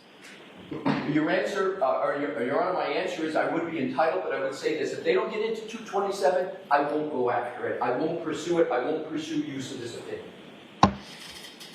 We necessarily would have to on some basis, because in order for the witness to explain to the jury her opinion that Ms. McCabe did not delete any Safari browser searches, she would have to identify the search, where it is in the databases, and how she can tell, how she knows that it wasn't deleted by a user. The same with the second part of the phone calls, but if I could avoid talking about 227, I would, but it is necessary for the basis of her opinion. There's just no way around it. And again, this is something that after a defendant expert may or may not testify, could be addressed at that point. There is no burden on the defendant. I'm not being presumptuous, although there was an offer of proof earlier on similar evidence. But not knowing the court's wisdom on whether I'll be entitled to rebuttal, I do not want to lose the opportunity to address points that were made in the opening that have absolutely no basis in fact and have not been proven in any way to this point in the case. So I asked earlier whether the defense intended to call Mr. Green, and you believe that you do, right? Your Honor, we have not made a decision on what data forensics expert we're going to call, but if I could just 10 seconds. Okay, but then answer my question after your 10 seconds. I will. Mr. Brennan can't have it both ways. He can't say, yes, I need to address the 227 timestamp, and then deny me the ability to cross-examine fully on this expert's methodology and to impeach her and to get at her reliability and her competence, which is a key issue of crossing an expert. Her competence has been determined in this decision. And it is her, because it was her report that was the basis for the court to not allow her to testify. They can't have it both ways. You can't say, I need to do it indirect, but no, I want to handcuff the defense on cross-examination. Now to answer your question, Your Honor, we are going to have a witness that is going to address the 227 issue. Okay. Whether it's Mr. Green or somebody else, we haven't determined. My point on that, Your Honor, is we shouldn't be limited in our cross-examination of the Commonwealth. No, I'm just thinking it in terms of whether this might be appropriate for rebuttal. That's... Yeah. And Your Honor, my point would be that's obviously going to be Your Honor's decision ultimately. But again, the Commonwealth can't have it both ways. They're the ones who are triggering this issue, and I say triggering in a legal sense. They are putting at issue the 227 timestamp with this issue, with this witness. If they weren't doing that, I wouldn't be having this discussion at all. But they're putting it at issue. I have the right, respectfully, to cross-examine on the issue that they're putting in issue, and they shouldn't get rewarded with sort of having a pre-authorization of rebuttal to deal with it. They should have to meet their burden of rebuttal depending upon when the evidence comes. But I don't believe just because we may call a witness, that should dilute my ability to cross-examine this witness on an issue they're raising. I'm not raising it. You can see why I wish I had more notice on this, right? Your Honor, I have no good answer for that. So I will do what I can in the next half hour. I might need more time on this, frankly, but we'll see. She's here? Your Honor, may I ask one thing? May I, Mr. President? I just want to know, is she here? She is, Your Honor. Can she stay another day if need be? I think she'll do what the court directs her to do.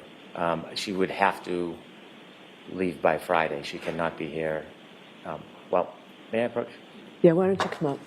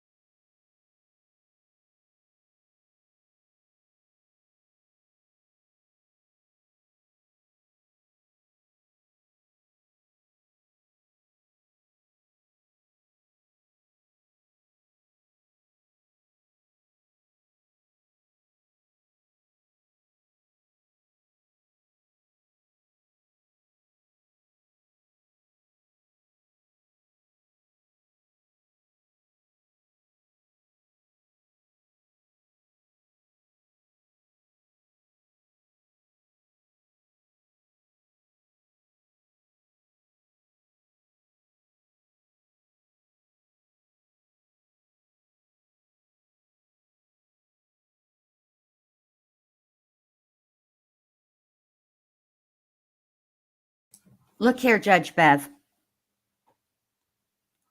Mr. Alessi is correct. He has the right.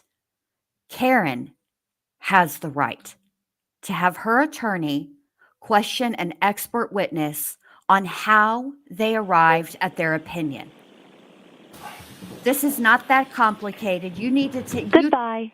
Goodbye to you. You take 15 minutes, okay, and do the right thing. Let it in and let the jury determine. Hey there, Karen Reed trial watchers. Hey, you know what a lot of the trial... seats up. Let the jury decide what weight, if any, they give her testimony. Period. The end. This is not complicated. You're complicating something that is not complicated. You said a couple of days ago that you believe that the defendant's right to a fair trial is paramount. If that's what you truly believe, then do the right thing and let it in. The jury is either going to believe her or they're not. That's it. That's all. And guess what?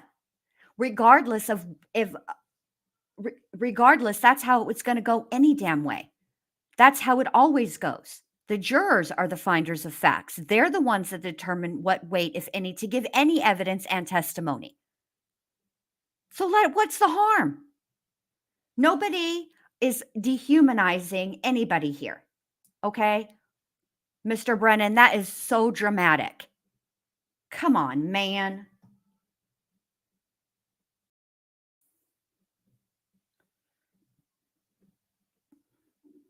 Ugh. We're in the middle of a trial. Okay? I don't give a rat's fat kneecap that yesterday we were on track and we ended early. We shouldn't have. There was enough time yesterday for Mr. Keefe to come on, Colin Keefe, to testify. There was enough time. I don't know, maybe he wasn't there.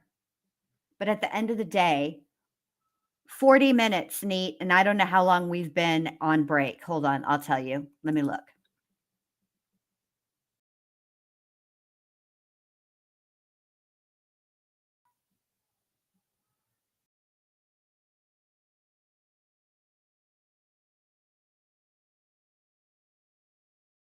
We've been at break for 34 minutes and 27 seconds. So she said about 40 minutes. So yes, Nicholas, you lawyers are good at making things complicated that aren't complicated. This is not complicated, Bev. I know you don't like to make a ruling from the bench unless it's, to sustain an objection or to overrule an objection. I get it. It is what it is. It's the way you run your court, and we're all stuck with it. Okay. Court TV or Long Crime has it that they'll be back at 11 a.m. Eastern time. So I guess we'll see. I don't think that, here's the thing about this. So Violet says they keep saying that Jen McCabe didn't delete it. So I wonder if it's semantics. Maybe Matt McCabe did. So saying Jen didn't delete it is true to the Commonwealth. Well, that's the thing about arguing law. It is down to semantics. But I think that there is no way. For example, whenever somebody does searches on their phone, okay? Let's take my phone for example. If my phone were to be extracted, what they could testify to is that there were these said Google searches done at this time. The only way I think that an expert would be able to testify that it was made by person A specifically and not person B, who may have had access to person A's phone, is if person B had a rock solid alibi. They were at work, and they have a work phone and their own personal phone that, shows exactly what they were doing, where they were, they're on video, yada, yada, yada. You can't, but for the most part, typically what they do is they testify that searches were made. Like with Todd Mullis's trial, okay? They testified that specific Google searches were made. Now, the implication was that Todd Mullis did these Google searches because he was angry with his wife and had a motive to kill her, right? But point in fact, the Google searches that were made, not only did the entire family have access to that iPad. But when the most incriminating, according to the state, the searches that were the incriminating searches, when they were made, everyone was home. So they could not say with any degree of certainty or probability or whatever term they use that Todd Mullis conducted those searches. It's very complicated. I think that at the end of the day, Jen McCabe's Googled that. The end. She searched it. Okay. She already admitted in her testimony in this trial that she makes a ton of typos. What I find suspicious, and this is why I really want Alessi to be able to cross-examine this witness in the way that he sees fit, is A, there's a typo, hose long to die in the snow, okay? B, Jen McCabe says that she didn't make that search at 2:27. She made that search after she was with Karen Reed around 6 o'clock in the morning, somewhere in that vicinity, because at Karen Reed's request. But she also said, and this is important too, that what Karen asked her to search was hypothermia. Now, why, Jen McCabe, if you're just doing what Karen told you to do, because Karen is the boss of you apparently, why would you then not just Google exactly what she asked you to Google, which was hypothermia, not how hose long does it take to die in the snow, or how hose long to die in the snow? That's my issue. That's my problem, because it doesn't make good logical sense. I have been in the same room with, I'll give you a prime example, my daughter. I cannot tell you, I don't remember specifically what it was we were talking about, okay? And both of us conducted the same Google search because we were arguing about something. Yeah, we were arguing. And hey, Lil Red, good to see you. The only way for us to get the answer was if we had Googled the same thing, because if you don't Google accurately, right, you're not going to get the answer that you want. I mean, Google's smart, but it ain't that smart. Know what I mean? So why is Jen McCabe not Googling? If Karen wants to know about hypothermia, right?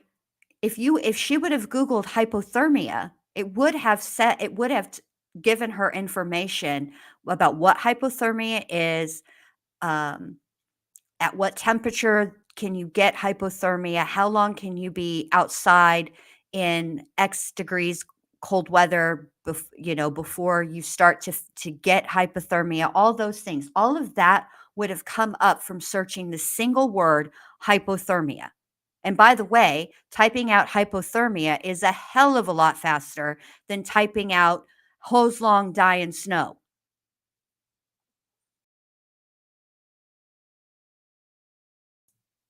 Also, and this is a good point, and if Karen wanted to know about hypothermia, she could have asked the medical professional on the scene. Yes, she could have.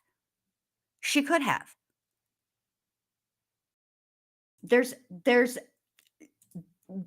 I was not there over January, between late January 28th, early January 29th. I don't know what happened because I wasn't there. I can't speak to it.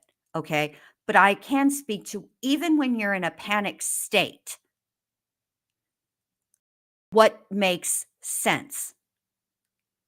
And Jen's story around that search makes no sense. I'd like to know why she came home and Googled things about sports. Why would you be doing that? Certainly, you couldn't have been looking up if they were canceled, because you would have gotten that notice on Friday when the weather report went out. Because they give people notice when the cancellation is due to a weather event, because we get notices of weather events. For example, during hurricane season in Florida, when they close the schools, they don't send a notification that the schools are going to be closed the day the hurricane is scheduled to make landfall. No. They also don't send out evacuation orders the day that the hurricane is scheduled to make landfall, or forecasted, I should say, to make landfall. They do it days in advance. Stop playing with these people, Jen McCabe. And yes, Sleazy Weasel, let's talk about the 11 billion at this point butt dials. None of these people know how to work a phone. Come on. Come on. If you have, and I would never have known this from personal experience, unless before, because I was always an Android user. I only got my very first iPhone last year. Okay. Actually, at the end of 2023. So, can y'all hear Mac? I don't know what he's screaming about. And as soon as court's back in session, I will come and check on whatever need you have currently that you're squawking like you're standing in front of the manager of the complaint department. Okay? Cut me some slack. Anywho, excuse me. Lord. Butt dials are not that easy to do on an iPhone. They're just not. They're just not. Butt dials are a thing that used to happen back in the day, but not now, because there's too many features on any phone, Android and an iPhone, that require you to do a series of steps. Unless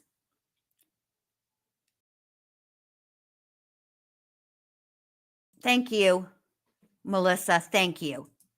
My lock screen doesn't allow butt dials, LOL, and it's an iPhone. I've never had that issue. I've never had that issue since I've had an iPhone either. Now,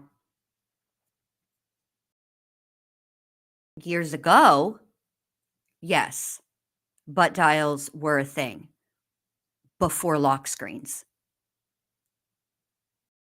The whole reason for a lock screen is to prevent the butt dials. I mean, it is what it is.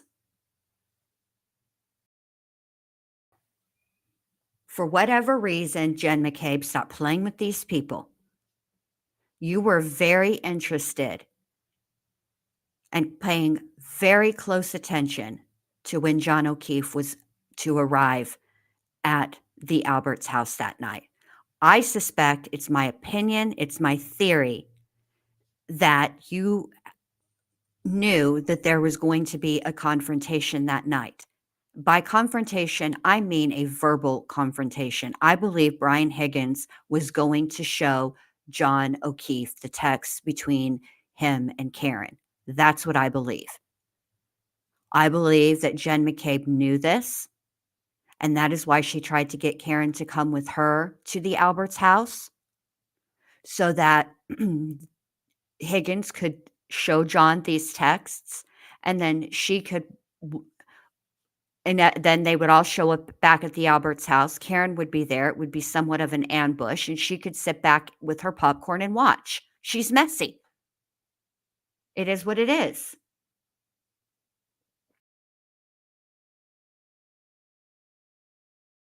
I mean, it is what it is. And everything that happened after that, I mean, look, at the end of the day, I want to show you guys this because I put it up briefly, but I didn't leave it up for very long. I made one for me because I needed to. I feel like I didn't spell Alessi's name right. Can you help me out? Look at this. Anyway, the point of the matter is that, none of these things that that Jen McCabe, her story just does not make good sense. It does not have the ring of truth to it. And that's the problem. That's the issue. I don't know why. I don't know what she's being less than honest about. I don't know why she's chosen to be less than honest. I don't know why her relationship with the truth is complicated. I don't know, but I just know that it is. And at the end of the day, if I'm sitting here and I'm on that jury panel, it's not my job to understand why Jen McCabe's story doesn't make sense. I only have to find that it doesn't, period. And that's all they have to find.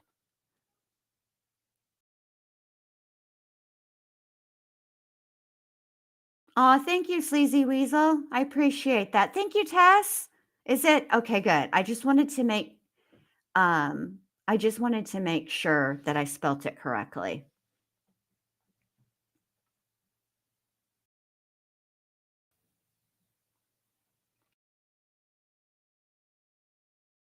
I mean, maybe this is just me being older and wiser. Okay. But, and from a different generation. When I am out having fun with my friends and we're, like usually this happens when my sister-in-law comes in town, we'll all go out together. I'm not on my phone. I'm just not. I mean, I will pose for pictures. I learned somewhere a long time ago that taking a photograph because you want to commemorate and remember an event actually has the opposite effect. Because you have taken a photograph, your brain is like, I don't need to store this information. Fantastic. My brain says things like, fantastic, more room for song lyrics and movie quotes and TV quotes. That's what my brain says. But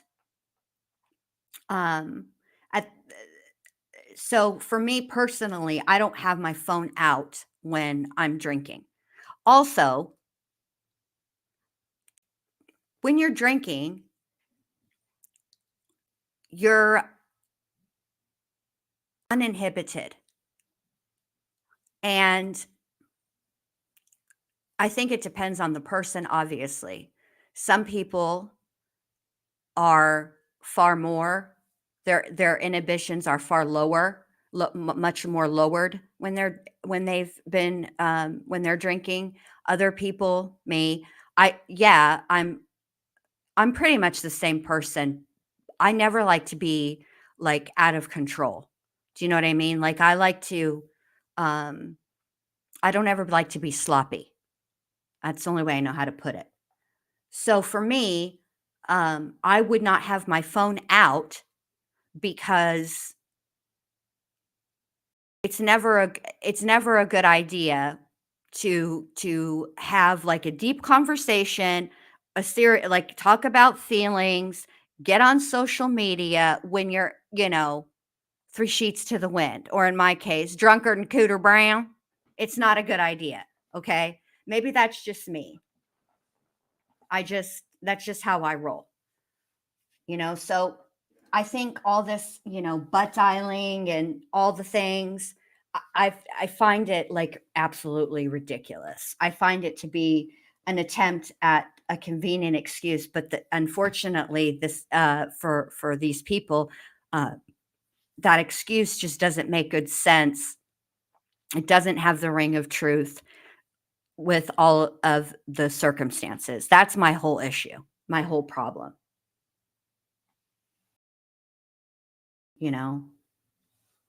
Like the only time that I ever got really like I was like blackout was when we first moved to Florida. We moved during Christmas. Like we moved before Christmas, like weeks in advance of Christmas. But we went over with my sister-in-law to her friend's house, and we were celebrating Christmas. Okay. I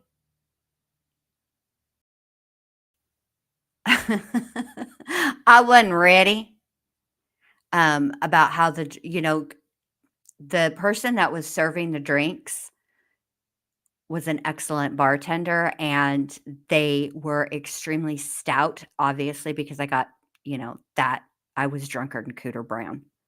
I was probably drunker than Cooter Brown's whole family tree. And, but I learned very quickly after that, oh, that's how these people do it. Okay. So I learned how to pace myself. Like I'm a quick learner. I just feel like I it just I don't know. This whole situation really irritates me. I feel like um I feel like at this point I don't understand why there's even a retrial. I just don't. I don't get it. Um I don't understand.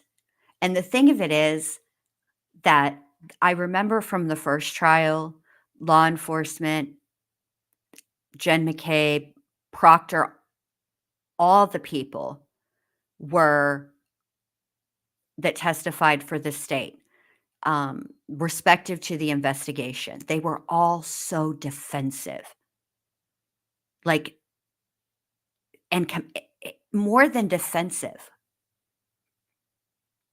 like combative is how they're coming across, is how they came across to me in the first trial. And in the first trial, I didn't follow all of the pretrial hearings and the movement on social media. I didn't follow all of that. Was I aware of it? Sure, but I didn't follow it closely. So it wasn't like when I was watching their testimony, it wasn't at the forefront of my mind. So yes, indignant. Also, Violet, that's an excellent word. They were indignant. And they are, Tess. It's even worse, Tess says, it's even worse this time. They're all so defiant. They all have like this come at me, bro attitude during their testimony. And it's in everything. It's the way they take the stand. It's their body language on the stand. It's their tone of voice. It's seeping out of them, It's kind of,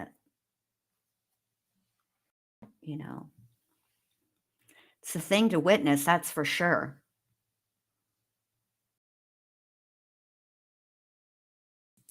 Oh, wow, Sissy's mom. Obviously, I can't highlight that, but damn. That's a weird thing to be asked. Wow.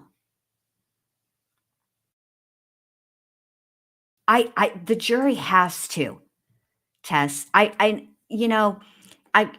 kind of wondering with this jury, like I wondered with Lori Vallow Daybell's jury, right?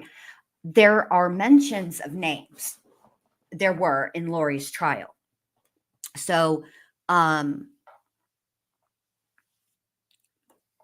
names like Tylee, names like JJ, names like Alex Cox, that the jurors after the fact said that they could tell that pieces, they weren't getting the full story. And jurors pay attention. It's their whole job is to sit there and pay attention. So, I mean,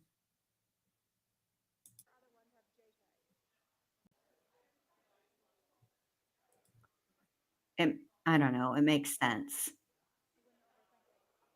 Yes, exactly. Now we know that the jury was wondering where Tylee was the whole time. Absolutely. Absolutely.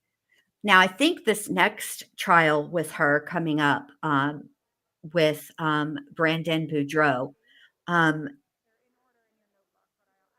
Hey, Music City Mom. Good to see you. It's been a minute. Is going to be a little bit different than Charles Vallow's trial in, I think, what will be allowed in. Specifically, things like 404 evidence, which is, or 404B, which is prior bad acts, because I think if you think about everything that ended up happening, the whole the crimes, all the crimes in their totality, okay? It started, in my opinion anyway, the first crime was Charles Vallow's murder, okay?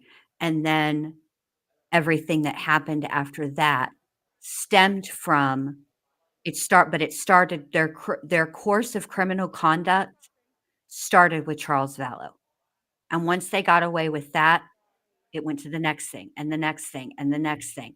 So I think that they are going to allow things in the trial for the attempted murder of Brandon Boudreaux that they may not have let in or wouldn't let in because it would have been deemed more prejudicial than probative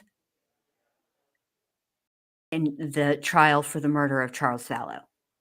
No, sissy, Jen, the judge has not made her decision with respect to Todd Mullis. I think that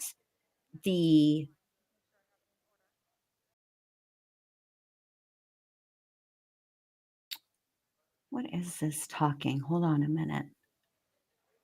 I think that I think that the date may have been misinterpreted, what that date meant.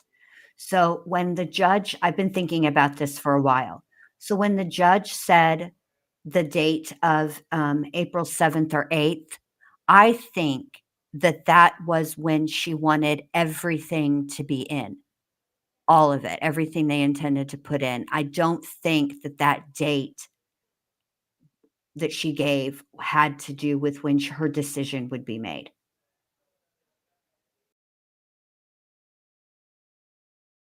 So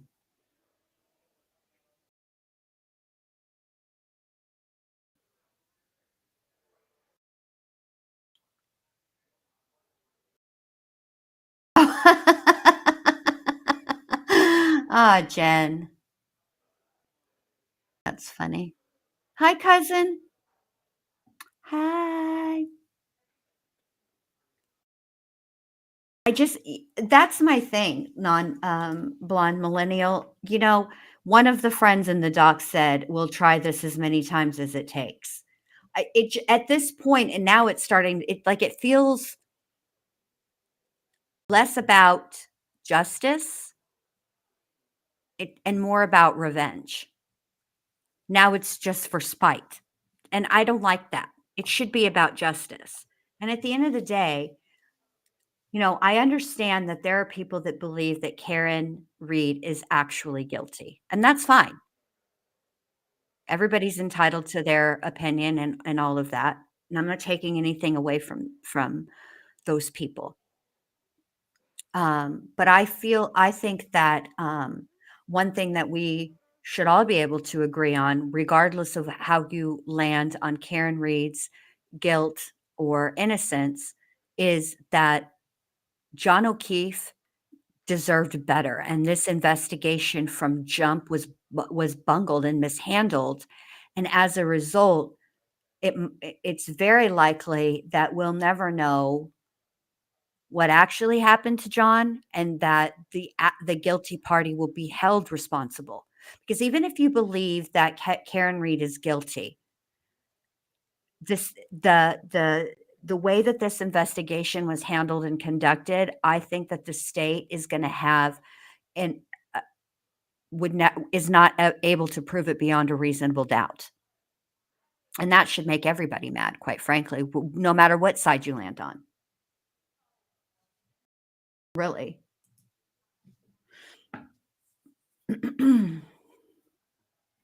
So, And I feel for the O'Keefe family. I do. I feel for them probably above everybody else because they're the ones who lost a loved one.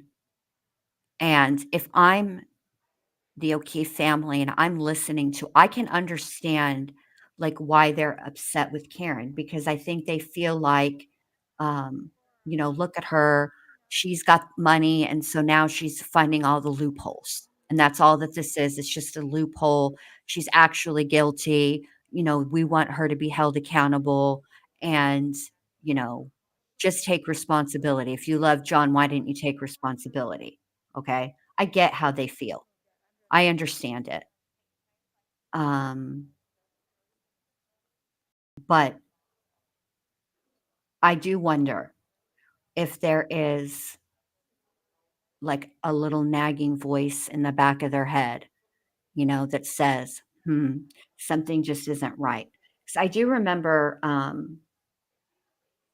that during the trials of Jesse Miss Kelly Jr., Damian Eccles, and Jason. I'm just Baldwin, um, that Pam Hobbs did question some things.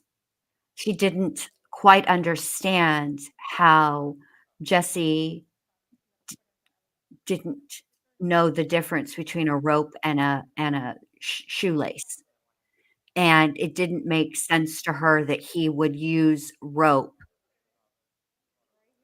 instead of shoelace, and that he that um, when Inspector Gary Gitchell was put on the stand during Jesse's trial, and Dan Stidham asked about the inconsistencies in Jesse's statement, that he said Jesse simply got confused. Like there was something nagging at her, and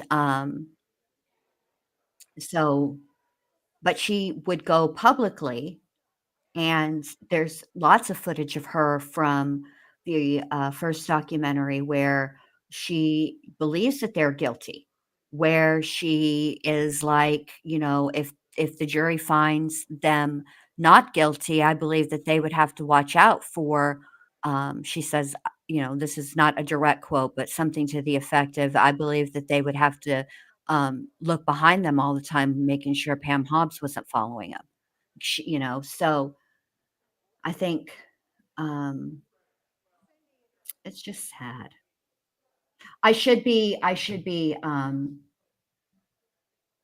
Well, yes, um, Sleazy Weasel, you're right. He doesn't. Hey there, Karen Reed trial watchers. You know what a lot of the trials we cover remind me of? That the world. No, Jesse, no.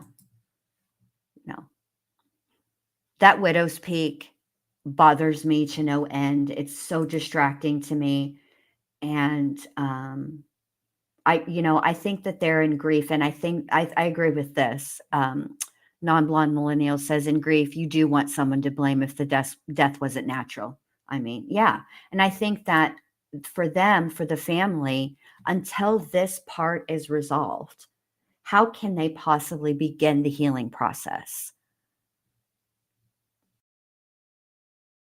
It just makes me sad. Oh, if you guys want to, here, let me move my little thing out of the way so that we don't get messed up from the QR code. I try to be considerate. I appreciate that Law and Crime lets me use their content to stream. I do.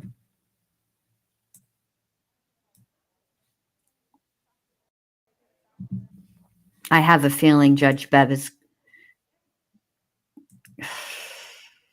deciding right now. He does look like Jimmy Neutron. He does.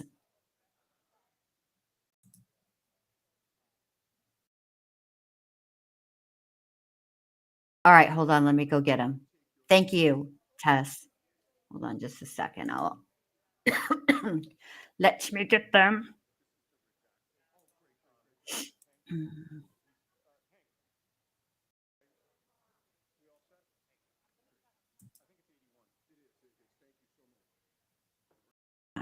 let me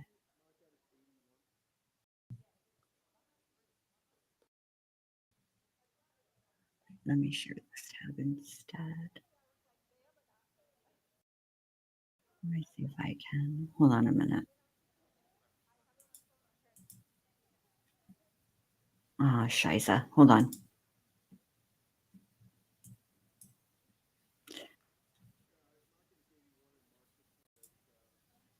All right. So let me take this down. This is what Yannetti was trying to get in. What was sent 4/28/2022. Michael Proctor. Without a doubt, he's got diarrhea of the mouth too.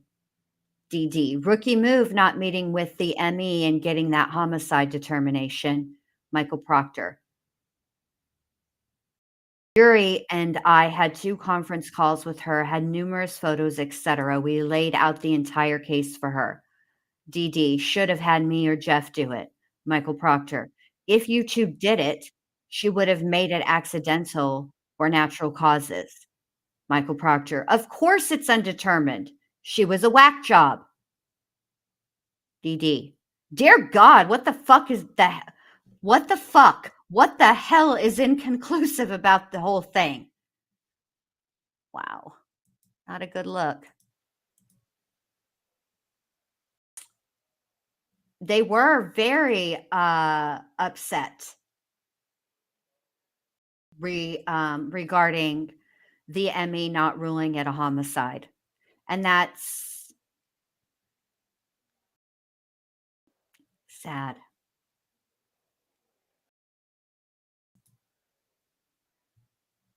I mean, the everybody can feel how they feel, like with respect to law enforcement, okay?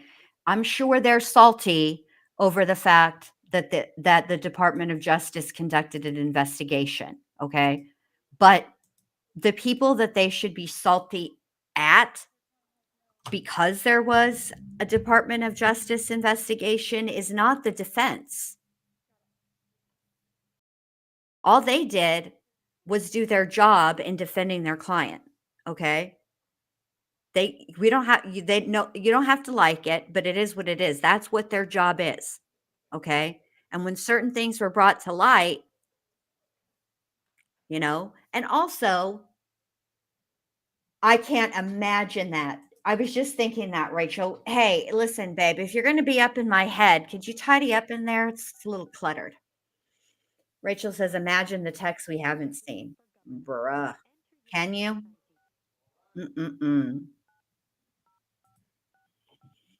Chicken Shite says he can still trial. Yup. Enter your participant. Please enter the You have joined the meeting as an attendee and will be muted throughout the meeting. Please be seated. Court is in session. The host would like you to unmute your microphone. You can. Also, let me just say this.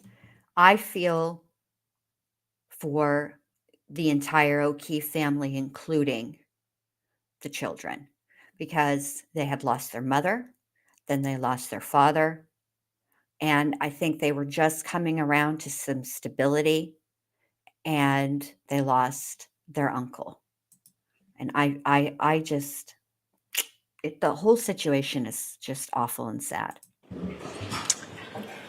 All right, I appreciate the time. I appreciate people's patience. So, in reviewing the rules, I look at Rule 2. So, Master Rule of Criminal Procedure, Rule 2, purpose and construction. And so, upon reflection and consideration, it says, these rules are intended to provide for the just determination of every criminal proceeding. They shall be construed to secure simplicity in procedure, fairness in administration, and the elimination of expense and delay. Also looking to Commonwealth versus Durand. I don't have the site. I know it's from 2016, 2017. A judge, Robert Kane, was the trial judge. So because none of the purposes here in Rule 2 are served by the admission of the Maryland trial judge's decision, particularly were offered without notice to the court previously. I'm excluding that decision. Your rights are saved, Mr. Alessi. We've got that decision marked for identification, and you certainly are free to cross-examine Ms. Hyde regarding her methodology. So that's my decision. So bring the jurors in, please.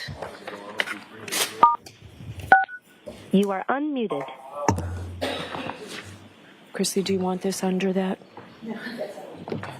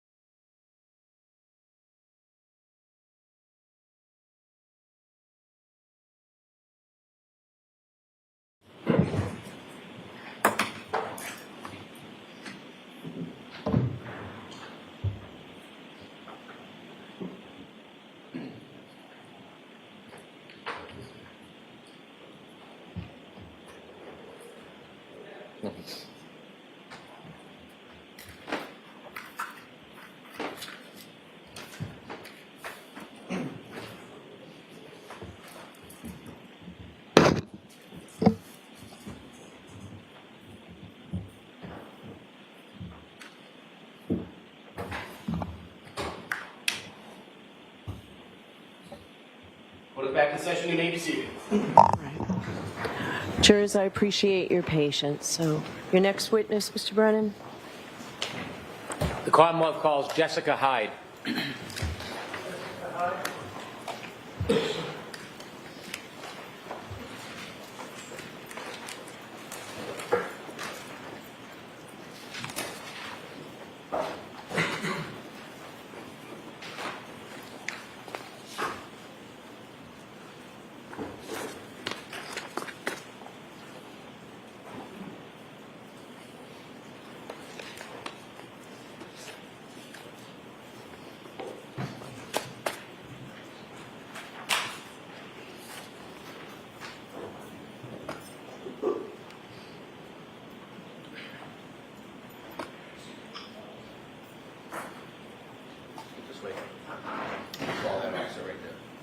Follow me, please.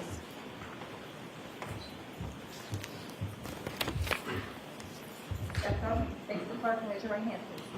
You solemnly swear the evidence given to the court and jury in the case now and here, the truth, the whole truth, and nothing but the truth, so help me God. Yes, I do. Good morning. Good morning. Good morning, Your Honor. All right, Mr. Brennan, whenever you're ready. Thank you. Good afternoon. Good afternoon. Could you please introduce yourself to the jury and spell your last name for the record? My name is Jessica Hyde, Jessica, space Hyde. What do you do for a living? I'm a digital forensics examiner. I'm also an an adjunct professor at George Mason University, where I teach mobile device forensics in their graduate program. I also own a digital forensics company that does training, services, and research. In addition to teaching at Georgetown University, do you teach in other ways? Correction, I teach at George Mason University, I'm not sorry. Georgetown. But thank you. I also teach, my company writes and develops training courses. I teach a mobile forensic analysis course and a data structures course there to law enforcement, civilians, etc. Do you engage in any other type of academics or research? I do other research as part of some volunteer activities I do in the digital forensics field. So I'm the chair of DFIR Review, which is a body that reviews practitioner-created research so that it can go through peer review. I often do reviews as a member of a reviewer for Forensic Science International Digital Investigations Journal, which I was a previous associate editor of. What does peer Oh, I'm so sorry. What does peer review mean?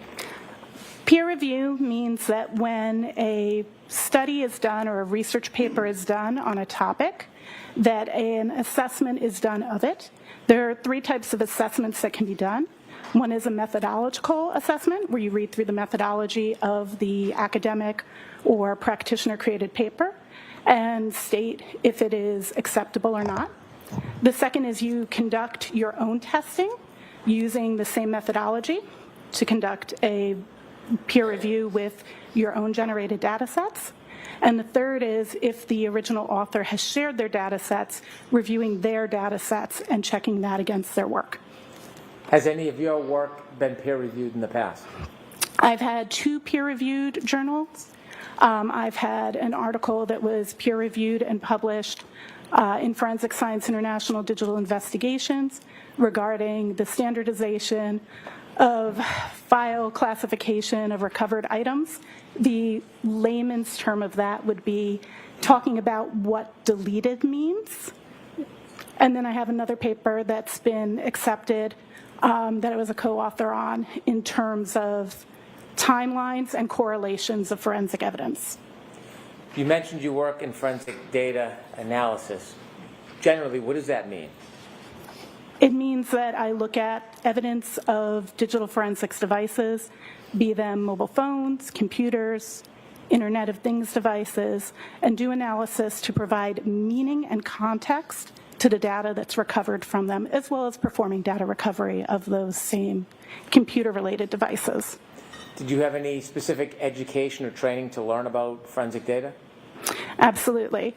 I have professional training both from courses I've taken, as well as I have a master's in digital forensics from George Mason University, a master's degree in that. I've taken multiple courses, advanced mobile analysis, iOS forensics courses from SANS, computer forensics courses from SANS. I have multiple certifications. I hold the GIAC GCFE, which is the GIAC Certified Forensics Examiner. I also hold the NWC 3CFE, which is a Certified Forensics Examiner. Do you, through your company, teach other forensic examiners how to study forensic data? Correct. I teach government agencies, both federal and state and local, how to do digital forensic analysis, as well as private sector digital forensics examiners. How do you teach private digital forensic examiners? What's the method? I've developed an online virtual course that we teach virtual live, so I'm always there when I'm teaching, but I also have a team of instructors. So for example, the mobile forensic analysis course that I developed right now this week is being taught to a police department in Texas right this moment. Forensic data analysis seems like a broad field. Is there certain parts that you focus in? I personally specialize in mobile phones and Internet of Things devices.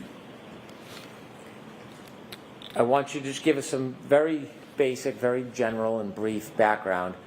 When you're looking at a forensic device and you're analyzing it, do you rely on any tools? That is a really interesting question.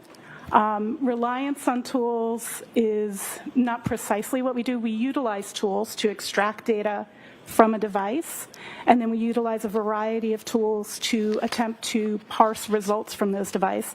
But the forensics examiner has to take the additional step to both understand, validate, and provide meaning to those results.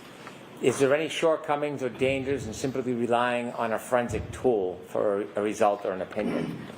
There is absolutely a danger in just relying on parsed results. When an algorithm is used to determine what data is stored as, it doesn't tell you what that data means, and that's where you need a forensics examiner. Tools don't necessarily understand how the data got there and what causes the data to exist, and that takes deeper and further human analysis, as well as, you know, if you think about it, if on your phone you can go to the Google Play Store or the App Store and you can actually download millions of apps. There's like 6 million apps between the two stores. Digital forensics tools maybe support generously 1,000 applications. So in order to be able to parse and understand the data from applications that the tools don't know how to support, you need a forensics examiner who knows how to dig into that data, conduct testing, and determine the meaning of the data.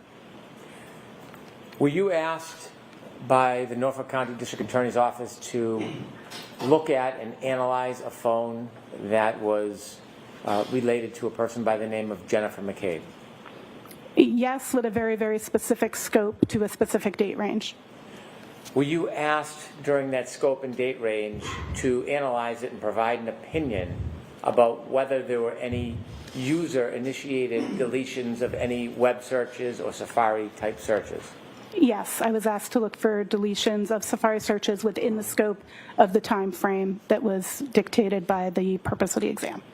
Were you asked to look at the phone device and determine whether or not there were any user-initiated deletions of phone calls on the device? Yes, I was asked to look for deletions of phone calls in that same date range. And did you do both of those tasks? Yes, that's correct. Did you ultimately have opinions on both of those issues? I do have opinions on both of those issues, that's correct. And in engaging in the efforts to answer those two questions, did you necessarily have to review and analyze a web history that included searches on January 29th, 2022 at 2:27 a.m.? I did analyze web searches that occurred at 2:29 a.m. on local time here in Norfolk on January 29th, 2022 from the device that was provided, yes. Not the device, the forensic image, for clarity. So before we get to the two opinions that you were asked to consider or what your opinions were after analyzing the data, I want to begin by giving the background and having you share with us your analysis and your observations and opinions about the search on Safari relative to this 2:27 time frame. Before we begin that, let me just ask you one question. Did you do anything to ensure the integrity of the data that you were looking at? Upon receiving the forensic image, the first thing I did was I did what's called a hash of the image. So a hash is an algorithmic representation of a file. So a forensic image, all the data from the phone, it comes in one file that can then be extracted and have the rest of the data. That singular file that's received, there's actually three, but focusing on the one that has all of the data, that archive file, you can run what's called a hash algorithm against it. There's actually multiple hash algorithms, and I hashed it, and then I validated that hash to the document that was provided along with the image file that contained the hashes that were contained in. Those hash values matched. Now, just for clarity, if you change one bit in a file, it will not have the same hash. So the hash provides integrity, and having used both hashes, which are available in that report, and ran two different algorithms, they both matched. Additionally, I reviewed the PDF that was received for signs of alteration. The PDF that comes with a Gray Key report is not signed by Adobe Acrobat. However, I was able to take that PDF and then examine it just like I would a phone. So I'm using the same techniques on the phone. Using a tool called EXIF tool, I was able to learn a lot about the creation of that particular PDF. And what I was able to learn about it was that it was created by, it's labeled it as being produced by Grayshift using a particular code-based application to create the PDF called PYF PDF, standing for Python Framework PDF. It is on, it's a program that you can download, and developers who create tools like Magnet Forensics, who owns the Gray Key, utilize that script, which is why it says it's produced by it, to create the actual PDF. That's what the evidence there in the data tells me. It also contains a time of when that is created, and that time was February 2nd, 2022 at global UTC, that's the global constant time, think what's in the UK, at 22:49, which local time would be 5:49 p.m. So that says that it was created approximately 2 hours and 45 minutes after the document said the image started, and it correlated with the document information. So that provided some level of certainty that that document was factual, and on top of that, I further opened the file of that PDF in what's called a hex editor, which lets me see like every byte, every 1 and 0. And from doing that, I looked for tag markers that are made sometimes in some modifications of PDFs called XMPs, which is Adobe's format of markup, and I did not find any evidence of those tags. When you're trying to determine whether there's integrity in the data, are you able to tell whether or not there's been any alterations or tampering before the item is put on the gray key machine to make the extraction? That would be when you're talking about if the physical device had been manipulated, is that correct? Yes. I cannot tell if the physical device has been manipulated prior to it being imaged. I can only validate if the image was correct. In theory, all of the data of anything that you did on that device would still show in the evidence of device logs and whatever locations that were touched or communicated with. But at that point, it's the same as any user interacting with the device itself.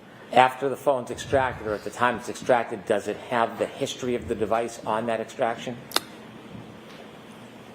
Could you rephrase? Yes. At the time the phone is extracted and the copy is made in the PDF and the digital copy, does the digital copy and the PDF contain the history of searches and calls and other items on that phone? The forensic image itself contains a variety of different artifacts or traces that are left behind by activities that a user does on a phone. Yes. When you use the term artifact, what does that mean in a basic sense? An artifact is any type of evidence that is left behind on your phone of an action. So, for example, if you receive a call was received, that can be in the call log, that could be in a notification, that could be in a unified log that tracks the activity that the phone's doing.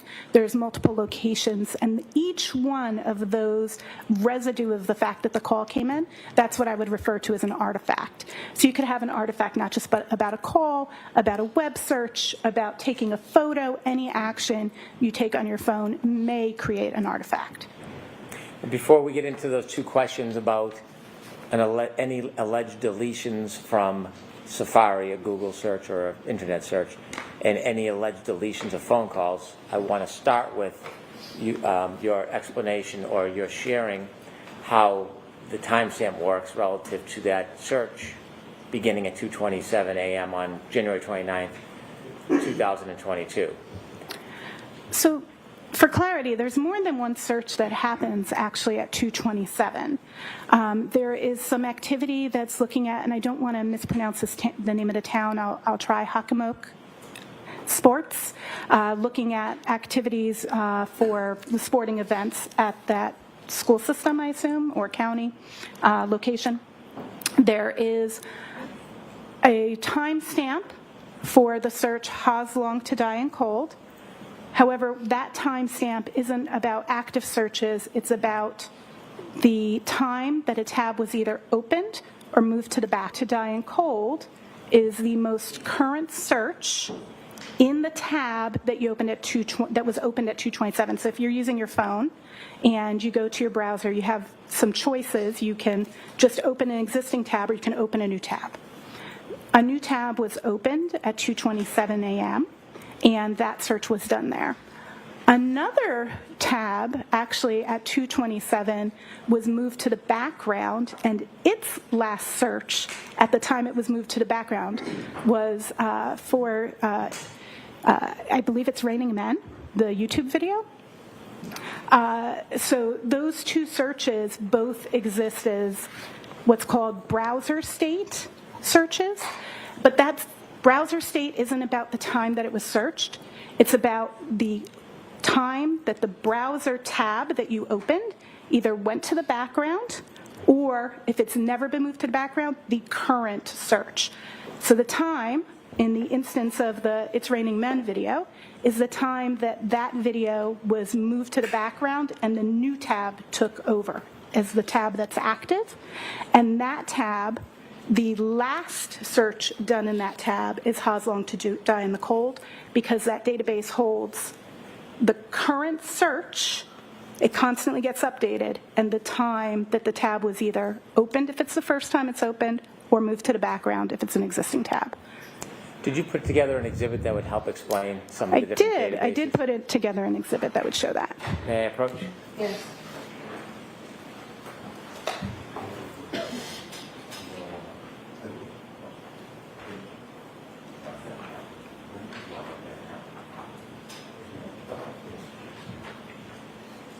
Handing you a piece of paper. Do you recognize that?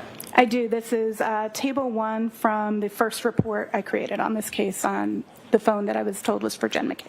Is that the exhibit that will help you explain? It will. I move this into evidence. Could we approach you? Or I've got a bit of jacket if you want. Come on up.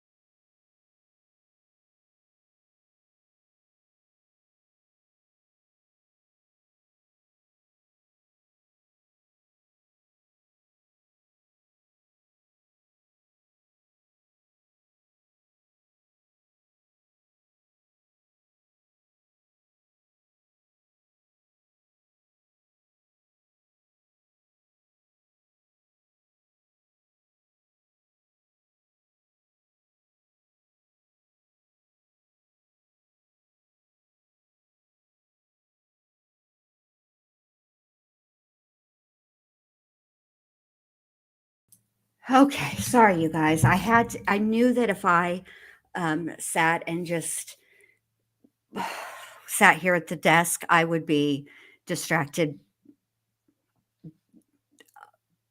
from this because of this witness's outfit of the day. Okay, I know myself, and so I felt like the best thing to do is to keep my hands busy.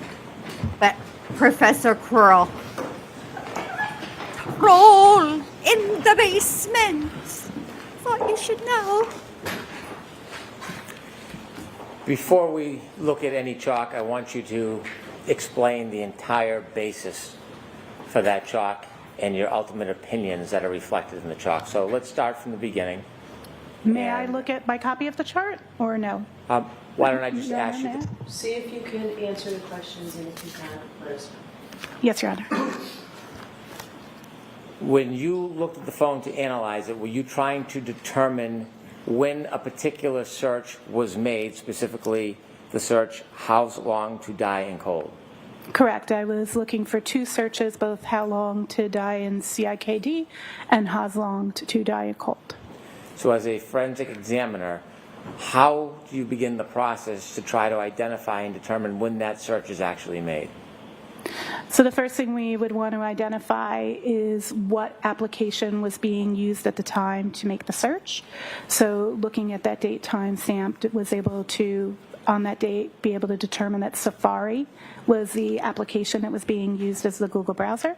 And then you would begin looking at the artifacts for Safari, both those that are parsed by the forensics tools, but then further looking into the data structures that hold that data itself, and then ultimately conducting testing to determine why a certain artifact exists.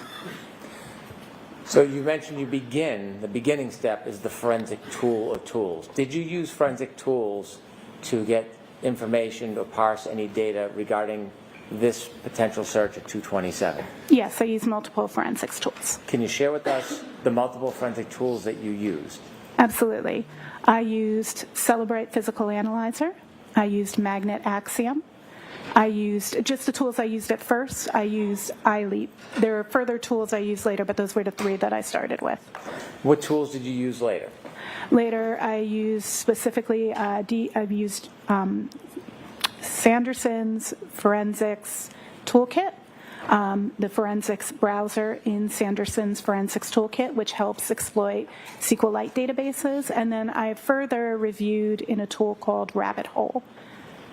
To begin with, Celebrate, is that a tool that you're familiar with? Yes. Is it a commonly used tool in the industry? Yes, commonly used mobile forensics tool. Is it reputable? Highly reputable. Why did you use Celebrate? I use Celebrate because on any mobile exam, I'm going to validate what is captured by Celebrate and Magnet Axiom because they have the most robust parsing of what is in my tool arsenal. And then I would also follow up with iLeap closely behind because iLeap has a lot of artifacts that aren't supported by either of those tools. Using a variety of tools is going to give you different coverage, and each tool has a different perspective on how they view and display data. You said you also use Magnet Axiom? That is correct. Is that a leading forensic tool as well? Yes, that is also a leading forensics tool. Are you familiar with that company?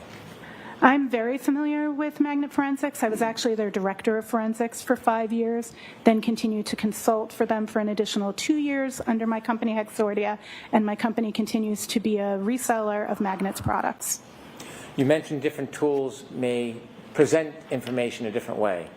Do those tools change the underlying data at all?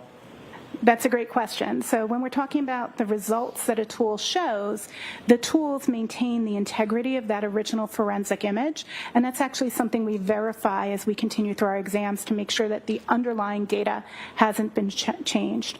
There are some tools, I did use some other tools, I apologize, I also used ArtX and Mushy.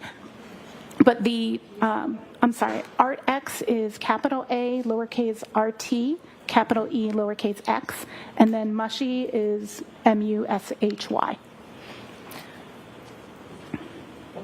You're welcome. I'm sorry, can you repeat the question? I got this, the spelling threw me off. I mentioned, or I asked you about using multiple tools and whether or not the use of different tools changes the actual underlying data. So the actual underlying data is always maintained, and we do validate that. Some tools allow you to see parsed results and then allow you to dig deeper into looking at the actual files and data structures. Those would be tools like Celebrite, Physical Analyzer, and Magnet Axiom. Some tools show you the parsed results and tell you where they got them, like iLeap. It shows you the parsed results and tells you the file location, and then you would open that up in an external tool. And then some of the tools I used are not tools that parse the results, but are tools that allow me to manually look at the data structures. So they directly allow me to look at the data structures. And all of the tools I use in this instance are tools that do not change the underlying data. Is it important or critical to go beyond the tools, presentations, and actually analyze the data yourself? It is absolutely critical. Actually, in the NIST Scientific Foundations paper from the National Institute of Science and Technology that states the foundations of digital forensic science, it states that it is the examiner's duty to not only verify and validate tool results, but also to provide meaning to forensics parsed results. Does software update regularly? Oh, the software updates all the time. Typically, we get an update about once a month, and to be honest, it's not enough to keep up with how many new apps are developed and how many new phones come out and how many of your applications get updates, new features, for example, maybe in Instagram or Facebook. So the tools update very, very regularly. When you use the Celebrite tool to analyze the 227 search, did the search How Long to Die in the Cold have a timestamp on it? There are actually multiple artifacts for How Long to Die in Cold. Remember earlier we defined an artifact and we spoke about it was one of the types of traces. So there are multiple traces for that How Long to Die in Cold. Only one of them is associated with the 227 timestamp, but there are other instances of evidence of that was parsed by Celebrite. Is there any danger for an untrained eye to rely simply on the software when looking at a search like this, How Long to Die in the Cold, and seeing the 227 timestamp? Absolutely. There's a really scary danger that an examiner who has not dug into the artifact and tested to see what it means may assume erroneously that 227 timestamp is the time that what is there is searched. The search in that field of that artifact is going to always be the most recent search in the tab, but that timestamp actually means either the time that tab was backgrounded or if it's the first time the tab's been opened, when it was opened. So you could erroneously implicate a search was done hours or some time period or even days before it actually occurred. Some of us leave our tabs open forever. In your teaching, examiners and students, do you teach about this specific concern and concept? Yes, I teach about this concern both in my mobile forensic analysis class, my mobile forensics course that I teach at George Mason University in their digital forensics master's program, and in the data structures course where we specifically learn how to analyze these databases in question. In your experience, how common does an untrained examiner make this mistake? I wouldn't be able to speak to how common an untrained examiner does it, but regularly my students get those questions wrong on earlier examples I give them in class to kind of indicate to them that they could easily make mistakes without understanding meaning, and I use it as a teaching aid. So teaching, 90, 100 easy students a year, I regularly see that in untrained examiners that I'm teaching in my class, but I wouldn't be able to say that across the discipline. You mentioned that Celebrite showed the search on the report as How Long to Die in the Cold with a timestamp of 227. Is it 227:40? Yes, that's correct. Do you know whether or not Celebrite has updated its software? In May, Celebrate of last year, Celebrate made an update to their software actually to remove this artifact because of its ambiguity and the risk that an examiner may overstate or misstate what it is. Is this ambiguity reflected in other types of software? Could you rephrase, please? Sure. For example, when you did a report in Axiom, did it have similar reflection in the report? Objection, Your Honor. Ask it differently. Did you run a report regarding this time frame through Axiom software? I did process the image through Axiom, yes. When you did that, was it the same or a different result? Axiom and Celebrate really show their data very, very differently. So Celebrate takes a perspective of alerting people to possible deletions by annotating either a question mark or a red X next to artifacts that come from different areas. Magnet instead marks if the artifact was parsed or carved. I feel like now I need to explain to you parsed or carved. So parsed means that the data was where it was expected to be found, and the algorithm was able to cleanly see that this is there. Carve means that it had to run that algorithm against the data structure as a whole and found it as a partial result. So it carved it out and went and found it instead of it just sitting there exactly where it was expected to be, and shows you both the results. So it'll show all of the results of, in this instance, the sessions, tab sessions, but the data browser DB, the tab state, it's going to, instead of telling you this has a red X, it'll instead say it was carved. So it's a different presentation of the same data. So I want to talk about deletions in a little bit, but I want to get back to the 227 search. Sure. So when you produced or you looked at the report for Celebrate and it showed this timestamp as well as the phrase, "How's long to die in the cold," where did you look? How did you make an analysis to determine whether or not that search was actually made at 227 or another time? What was your next steps for us? So in looking at that timestamp, the first thing I did was actually go and look at what literature exists on the artifact, if anybody had reviewed this artifact before. I also created my own data set and tested how we could get what that timestamp means. So if I make a search in a tab, and then I make another search in a tab, which timestamp is it? If I make a search in a tab and then open a different tab, what changes? I also looked at the documentation in the artifact reference guide for Axiom, which does state, it describes that timestamp as the time in which the tab is backgrounded, and it gives a stipulation that in certain circumstances, the timestamp can be earlier than the search. Did you specifically look in any databases or for artifacts in the data to help make an analysis of when this search happened? Of when the search happened as a whole? Absolutely. So there are multiple databases that I looked at that show search information for Safari.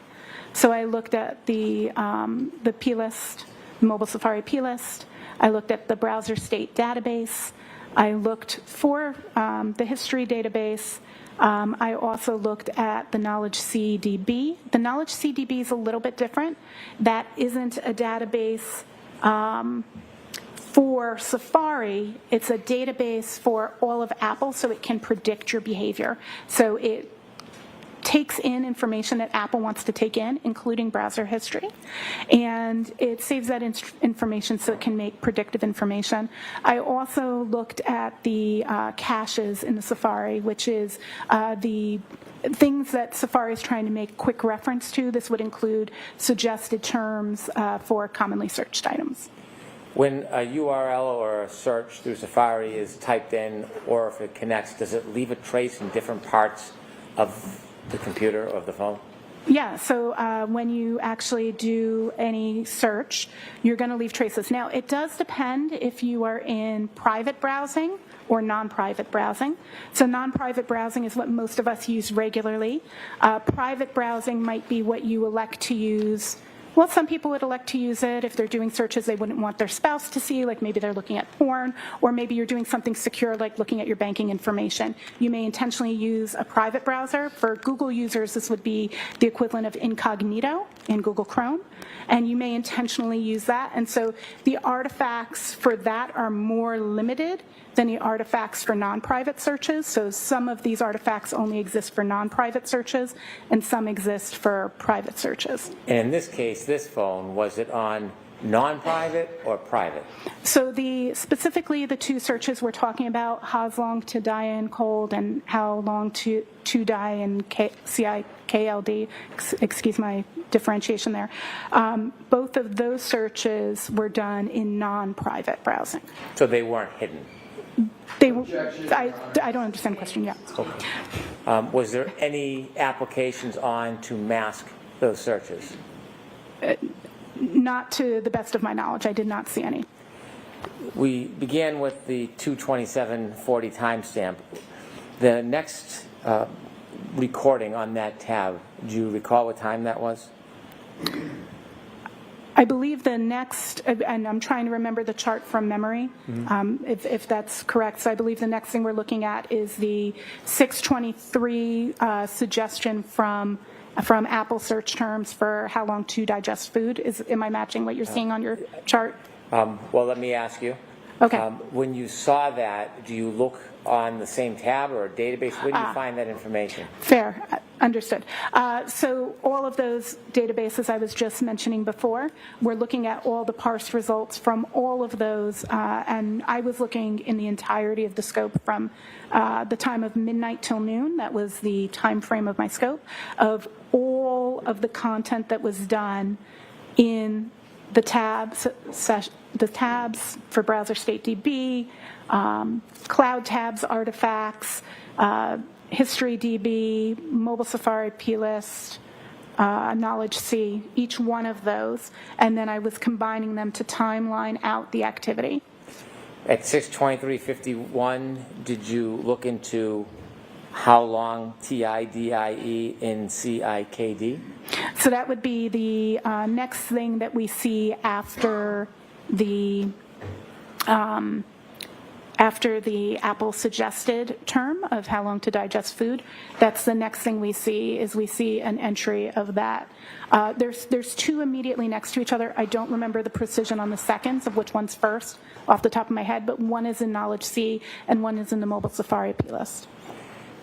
Can they appear in different rooms in the data bank, in different places, the same search? Searches appear in many different places. They can leave traces, such as that Knowledge CDB. I love that Apple calls that knowledge. It's like what it's trying to learn. So the Knowledge CDB, what Apple's trying to learn about you, as well as in that Mobile Safari plist, as well as at the moment of that search, which I don't have the device in that moment, but just so there's an understanding, that open tab, the URL would have been updated, or URL is the website, would have been updated to that search at that moment. Had we imaged it at that moment, it would have been how long to die in CIKD, CIKLD, CIKD. And finally, at 62447, did you identify any artifacts with that search that appears with the timestamp of 22740? Did you find the same? Correct. At 624, we have two timestamps in the same two locations for how long to die in cold, the Knowledge C and the Mobile Safari plist. So based on your analysis in that issue, did you come to an opinion whether or not the phrase "how long to die in cold" was actually searched at 2:27 a.m. on January 29, 2022? There are no artifacts. So the answer is yes or no? Can you repeat the question, Yes. please? And so based on your analysis of the phone and the data using all of those softwares, did you come to an opinion whether or not the phrase "How's long to die in cold" was searched at that timestamp tab of 2:27:40?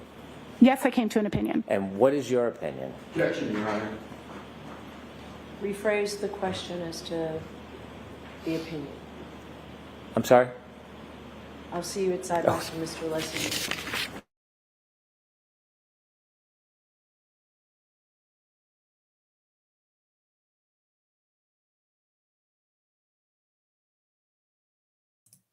I guess because I hadn't unmuted myself for a hot minute, the Streamlabs was like, I'm hiding you.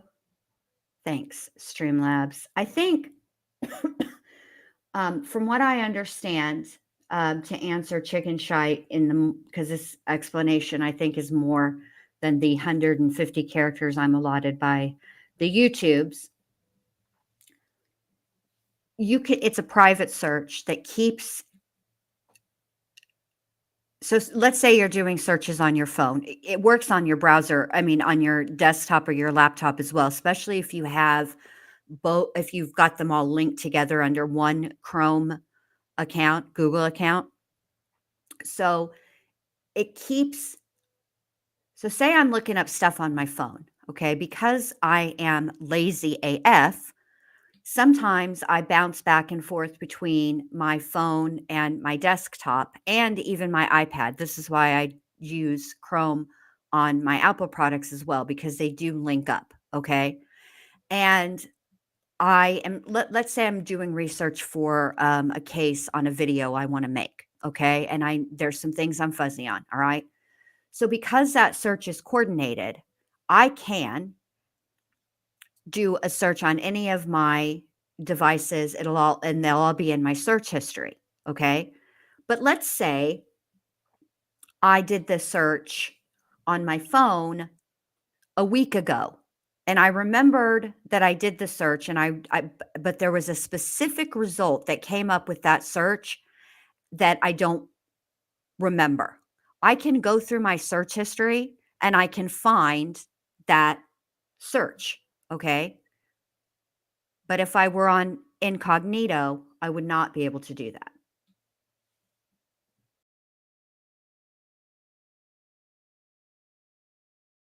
You know, I'm going to do the same thing. Let me go over here. Let me open up a new tab. Actually, let me open up a new tab. Let me go over here to this, not this, this. And let me look at history. Let me just look at this.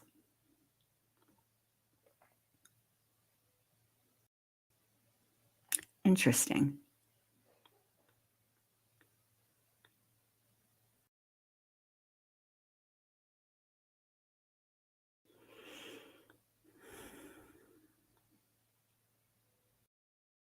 Give me a second because I want to see something.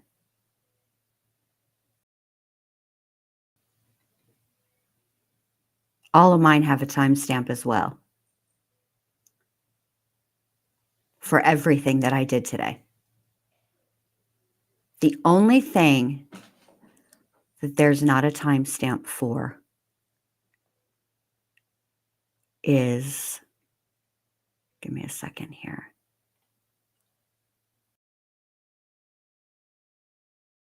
Let me see.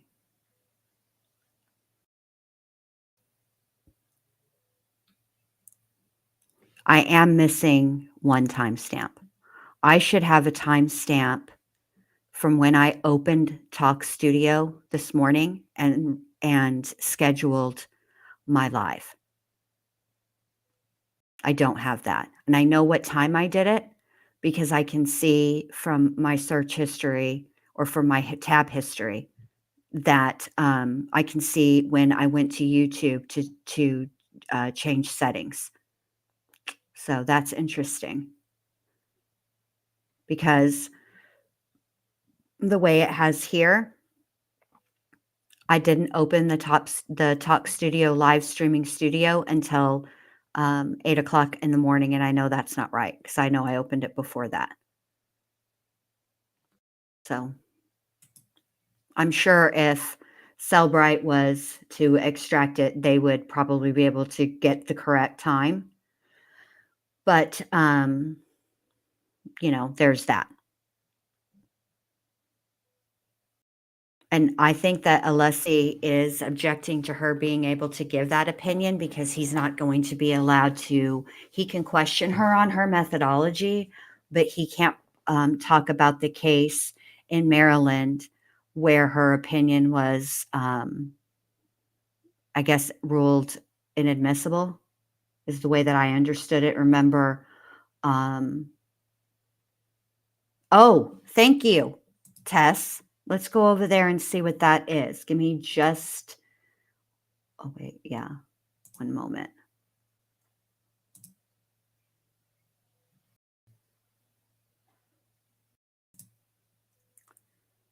All right, let me see this. All right. Thank you, Tess. So first, the documents are this. Ms. Hyde testified that her personal quote-unquote real-world scenario testing was a basis for her opinion that the methodology in this case is reliable. She testified that while she did not conduct new testing on Mr. Redacted's device, she used her notes and data set from her personal testing. However, in Mr. Redacted's case, the phone in question was an iPhone 6X running 15.7.2 iOS with no SIM card and had not been wiped of pre-existing data and was not jailbroken. The phones are not the same model, the operating systems are not the same, and with the exception of neither phone having a SIM card, the other settings are not identical. Notably, can you guys hear me? Yeah, okay. Notably absent was testimony as to similarities or parallels that exist between iPhone 6S and 7 models, which would explain yielding the same test result. She did not testify as to any similarities or parallels between the operating systems 15.72, 15.7.2, and 15.8, which would explain why testing would yield the same results. While Ms. Hyde explained her testing done for peer review purposes, she provided no correlation to explain or acknowledge differences or similarities in the devices. Moreover, she did not retain her notes, her data set, or the computer used to conduct her testing, which forms the basis of her opinions. She acknowledged that Apple is continually updating its operating systems and settings. Hold on, I'm going to mute really quickly, and then we'll get right back to it. Because this is the, well, then I'll read the next page after this. Okay. She acknowledged that Apple is continually updating its operating systems and settings under the circumstances the court is left to rely on or accept the ipsy-dixit opinion of the expert. I think that's how you say that. I hope that's how you say that. I don't speak Latin. Here you go.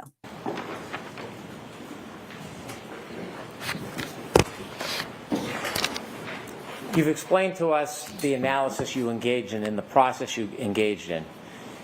In forensic data analysis, is there a methodology that you use, not just looking at the printout of the programs, a methodology you use that is accepted in the industry for experts to analyze this data and come to your opinion?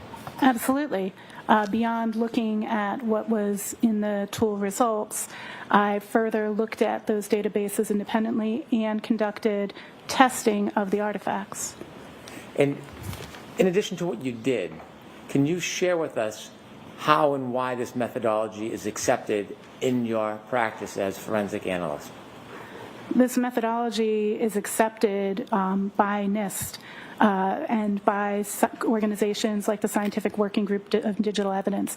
I'm intimately familiar as both a member of the Scientific Working Group on Digital Evidence who helps work towards the building and development of these consensus-based documents of procedures to be followed in digital forensics analysis, and as a member of the National Institute of Science and Technology, NIST, Organizational Scientific Area Committees, OSAC, Digital Evidence Subcommittee, where we also produce guidelines such as the data set guidelines for generation of the guidelines for data set generation, which is how you do your actual testing and creation of data sets.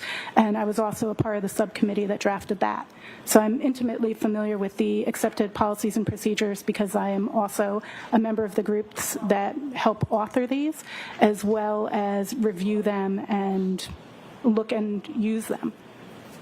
Are there articles and guidance in the industry about this particular practice of analysis? For analysis, just for clarification, you're talking about for analysis of Safari artifacts, of mobile forensics, of browser state DB, just for clarity on the question. Let's work our way through it. How Sure. about through Safari? For Safari, there are multiple different blogs that talk about Safari, as well as I have analysis of Safari through classes I took, such as SANS 4508, which is their, 518, SANS 4518, which is the Mac and iOS analysis course, which I took. How about the specific guidance regarding searching the different databases for artifacts? In terms of methodology for digging into databases, Yes. Is that correct? There are multiple, I've taken courses throughout my master's program, courses on how to analyze digital forensics artifacts, including mobile device forensics, throughout my GIAC certifications. I've taken multiple instructor-led courses on how to do these, as well specifically that cover mobile Safari history in mobile forensics at GMU in his master's program as part of the SANS 4518 class. And in terms of data structures, I've taken study on how to analyze databases like SQLite and PLIS are covered in those courses. There are books on study on this methodology? There are multiple books on digital forensics, many of which I've read, and including books specifically on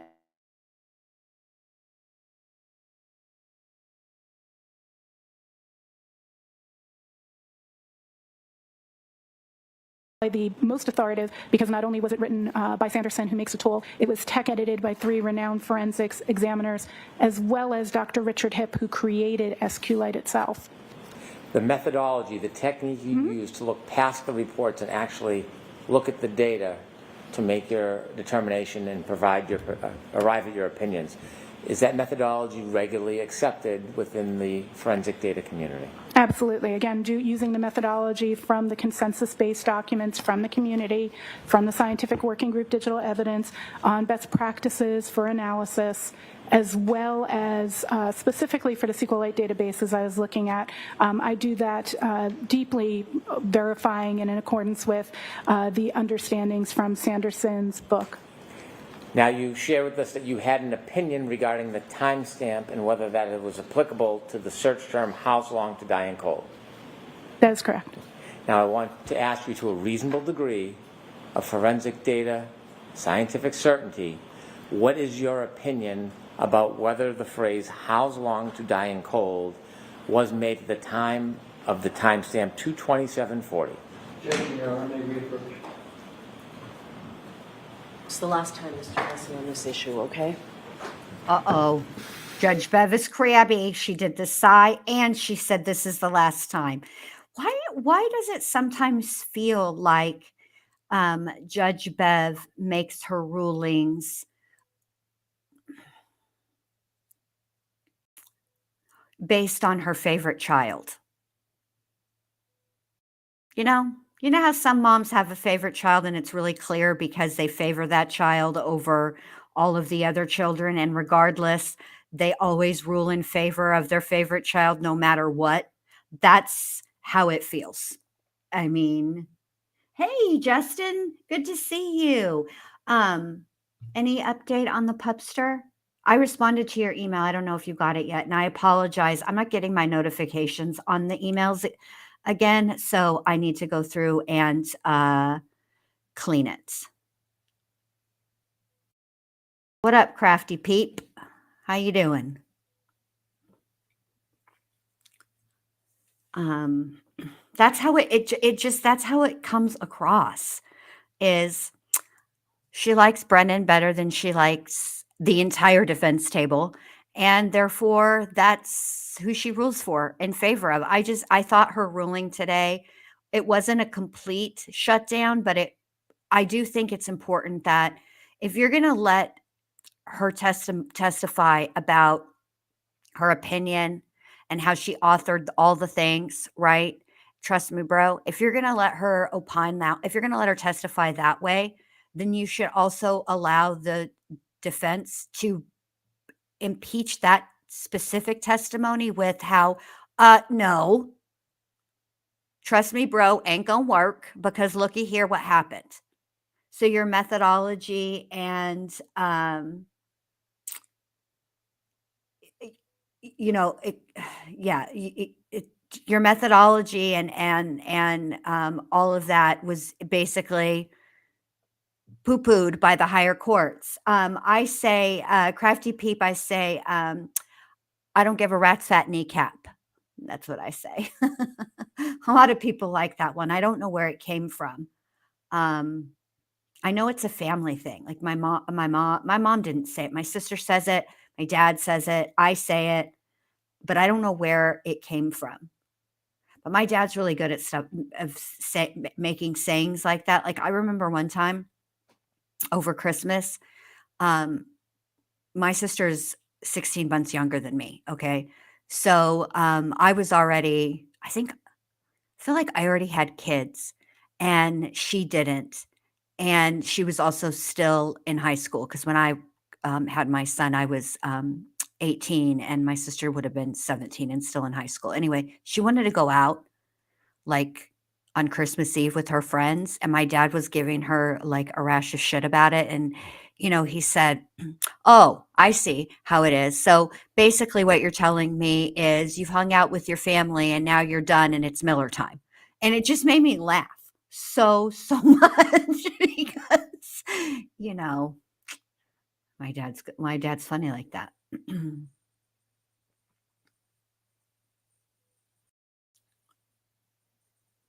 Oh, really? Okay, so that is the way it's said. It's I don't give a rat's ass. I don't know why it became rat's fat kneecap, other than I imagine that the context in which it was used was probably it was said in front of somebody that they didn't want to cuss in front of. And so that's why it was said.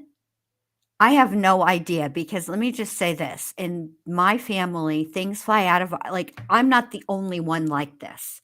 Okay.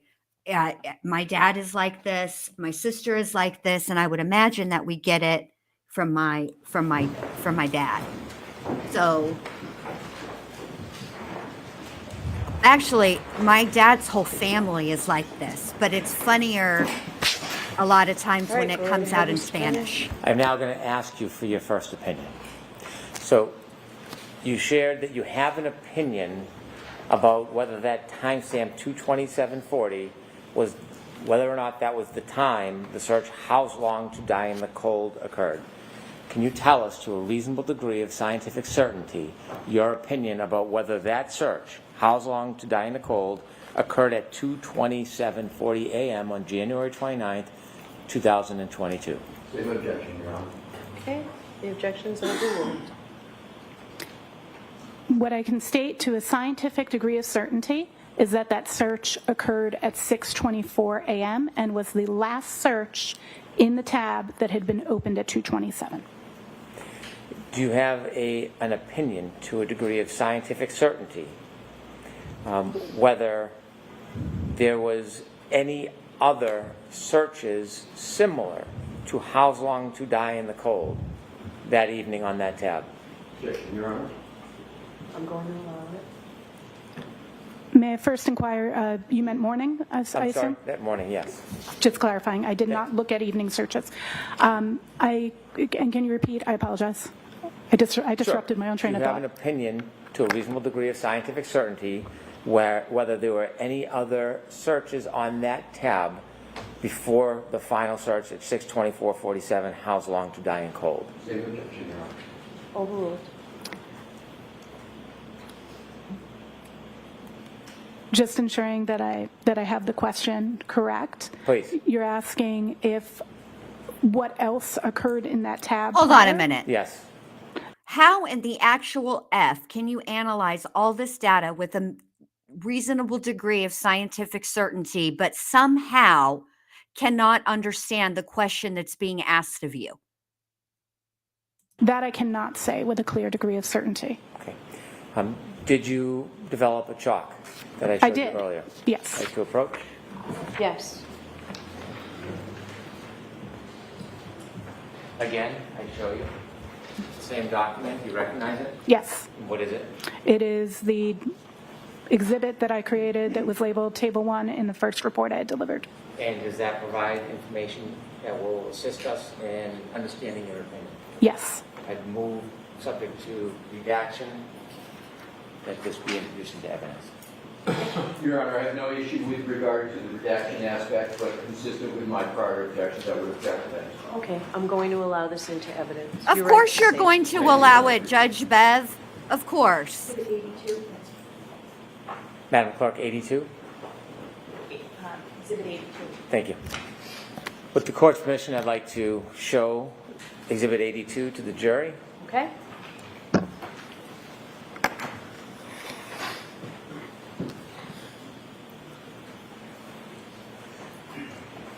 Could we enlarge the first two? Check you later, Justin. Have a good And we're rest going of to need your to get day. the right column in if we can, please. Thank you. Ms. High, can you see it from there? I can. Thank you.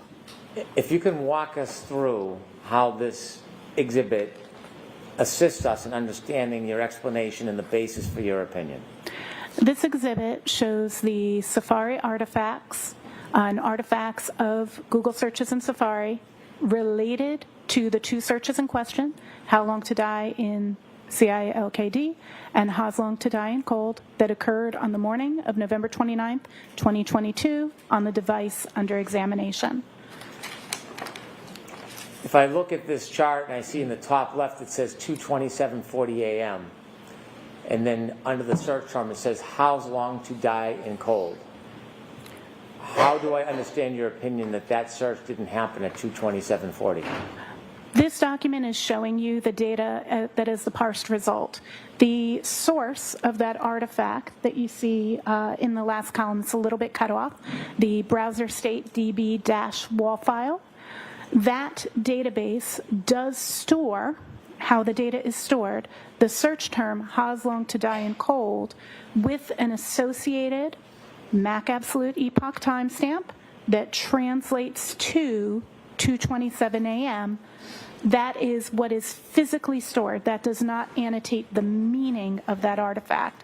That was determined through testing following the NIST OSAC data generation guidelines for testing. In the second row, we see a timestamp on the left-hand column, 6:23:49. And it provides artifact, the cache record. What is the term, and what does that mean under the search term? iOS Safari cache records. A cache refers to something that a computer program wants quick and easy access to.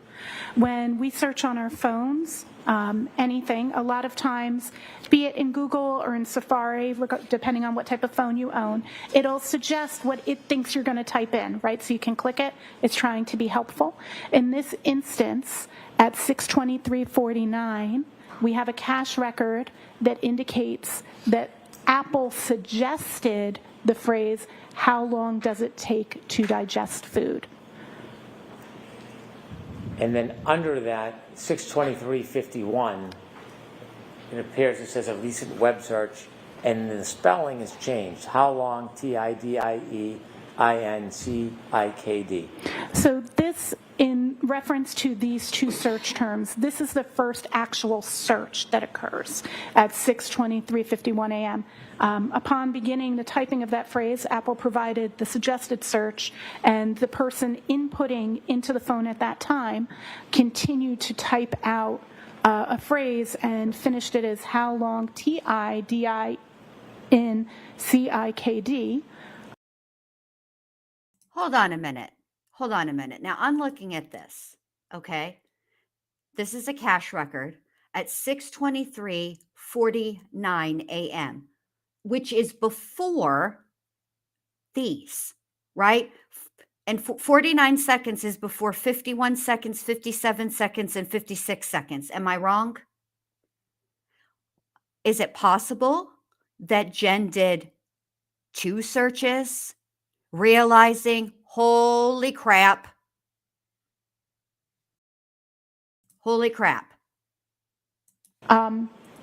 Which that is available to us in the Mobile Safari P-list, which tracks recent web searches. And then we'll see 6 seconds later, we get that reference in that Knowledge C database that I mentioned before. That's the next line. So that's the Knowledge C database is Apple's way of keeping knowledge about what the user's doing. It sees and holds your knowledge. It's an easy way to remember it. That's what I teach my students. So that Knowledge CDB tracks a lot of things for predictive purposes. And so 6 seconds later, it's logging that same search. So that search is being tracked in 2 places. And so one search can be left as artifacts in different locations on the database? Correct. There can be multiple traces or artifacts of the same user action in different places on a mobile device. And if we go down to the bottom, the last column, at 6:24:47, we again see how long to die in cold. And if you look in the first column, it's the same phrase. Is that a coincidence that it appears at the bottom at 6:24:47 and also appears up at 2:27:40? As mentioned before, through testing of the artifact for Browser State DB, that artifact will hold the most recent search that happened in the tab. So it is logical that HOS long to die in cold was searched at 6:24:18, tracked in that Mobile Safari P list, repeated in Knowledge C, Knowledge made its tracking in Knowledge CDB, and then that table for Browser State DB, which again has the time that the tab was opened, or the last time it was backgrounded, and updated just the website that was visited. So the website, that is why we get that 2:27 time. That's actually, as far as the data storage is, the first thing I have in there, because I want to put it in chronological time order for exhibit purposes, is actually the last thing to happen because it's the update to what's in the tab. And you offered that the how long to die in cold is the last thing to happen. Do you have an opinion to a reasonable degree of scientific certainty the time when that search was made? Objection, Your Honor. To a reasonable degree of certainty, I can say that HOS long to die in cold was searched at approximately 6:24 a.m. But how did Google suggest a search before the search was ever done? That's what I need to know. Alessi, please. We need you now. Like, Alessi, you're going to be the Obi-Wan Kenobi of this witness. I'm telling you, you're our only hope. Now, moving on from the 227 search, there are 2 other issues that you were asked to analyze. And we talked about them at the beginning. Let's begin with whether or not you looked at the data and analyzed the data and came to any opinions about whether that phrase, how long to die in cold, was user deleted on that device. So there's 2 really key elements as to if that was user deleted. If the question is, did I come to opinion? Yes. And can you explain how you came to an opinion that we'll ultimately share with the jury? The first line in that exhibit, the ending of that, if you remember, it said browser state.db-wall. That's important, so we'll talk about that in a second. But the first thing I want to bring up is kind of how the database works, because I didn't just look at the tool result. I extracted that database and I did a deeper analysis on it using Sanderson's tool, because that information was in that dash wall file. So when a SQLite database, which is a specific way of storing, very, very common on mobile phones, actually one of the most common, when that database stores data, it has two versions. The most recent version, and the version in use here, uses what's called a write-ahead log. So before data is committed, it is written to a write-ahead log. I'll kind of explain it. So let's say we're in a restaurant and we're sitting at a table and we're ordering food. Our table is the table. Data is going to come to the table, and that's going to be our food.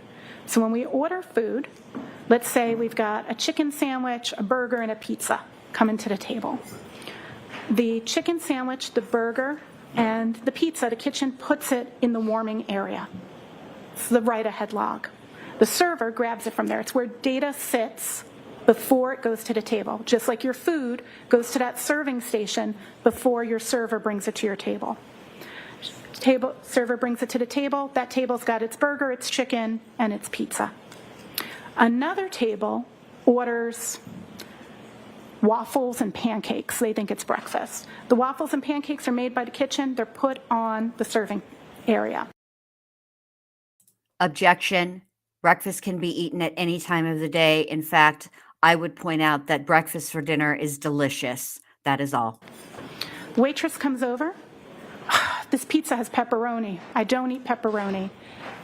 Can you send it back? Waitress picks up that pepperoni and sends it back. That's a deletion. Pepperoni pizza was just removed from the table, right? We're deleting it. We're moving. We said it's not what we wanted. The waitress is removing it. She brings it back to that serving area. At that moment, that serving area has the deleted pizza, but also the waffles and pancakes that are waiting to go out to the table.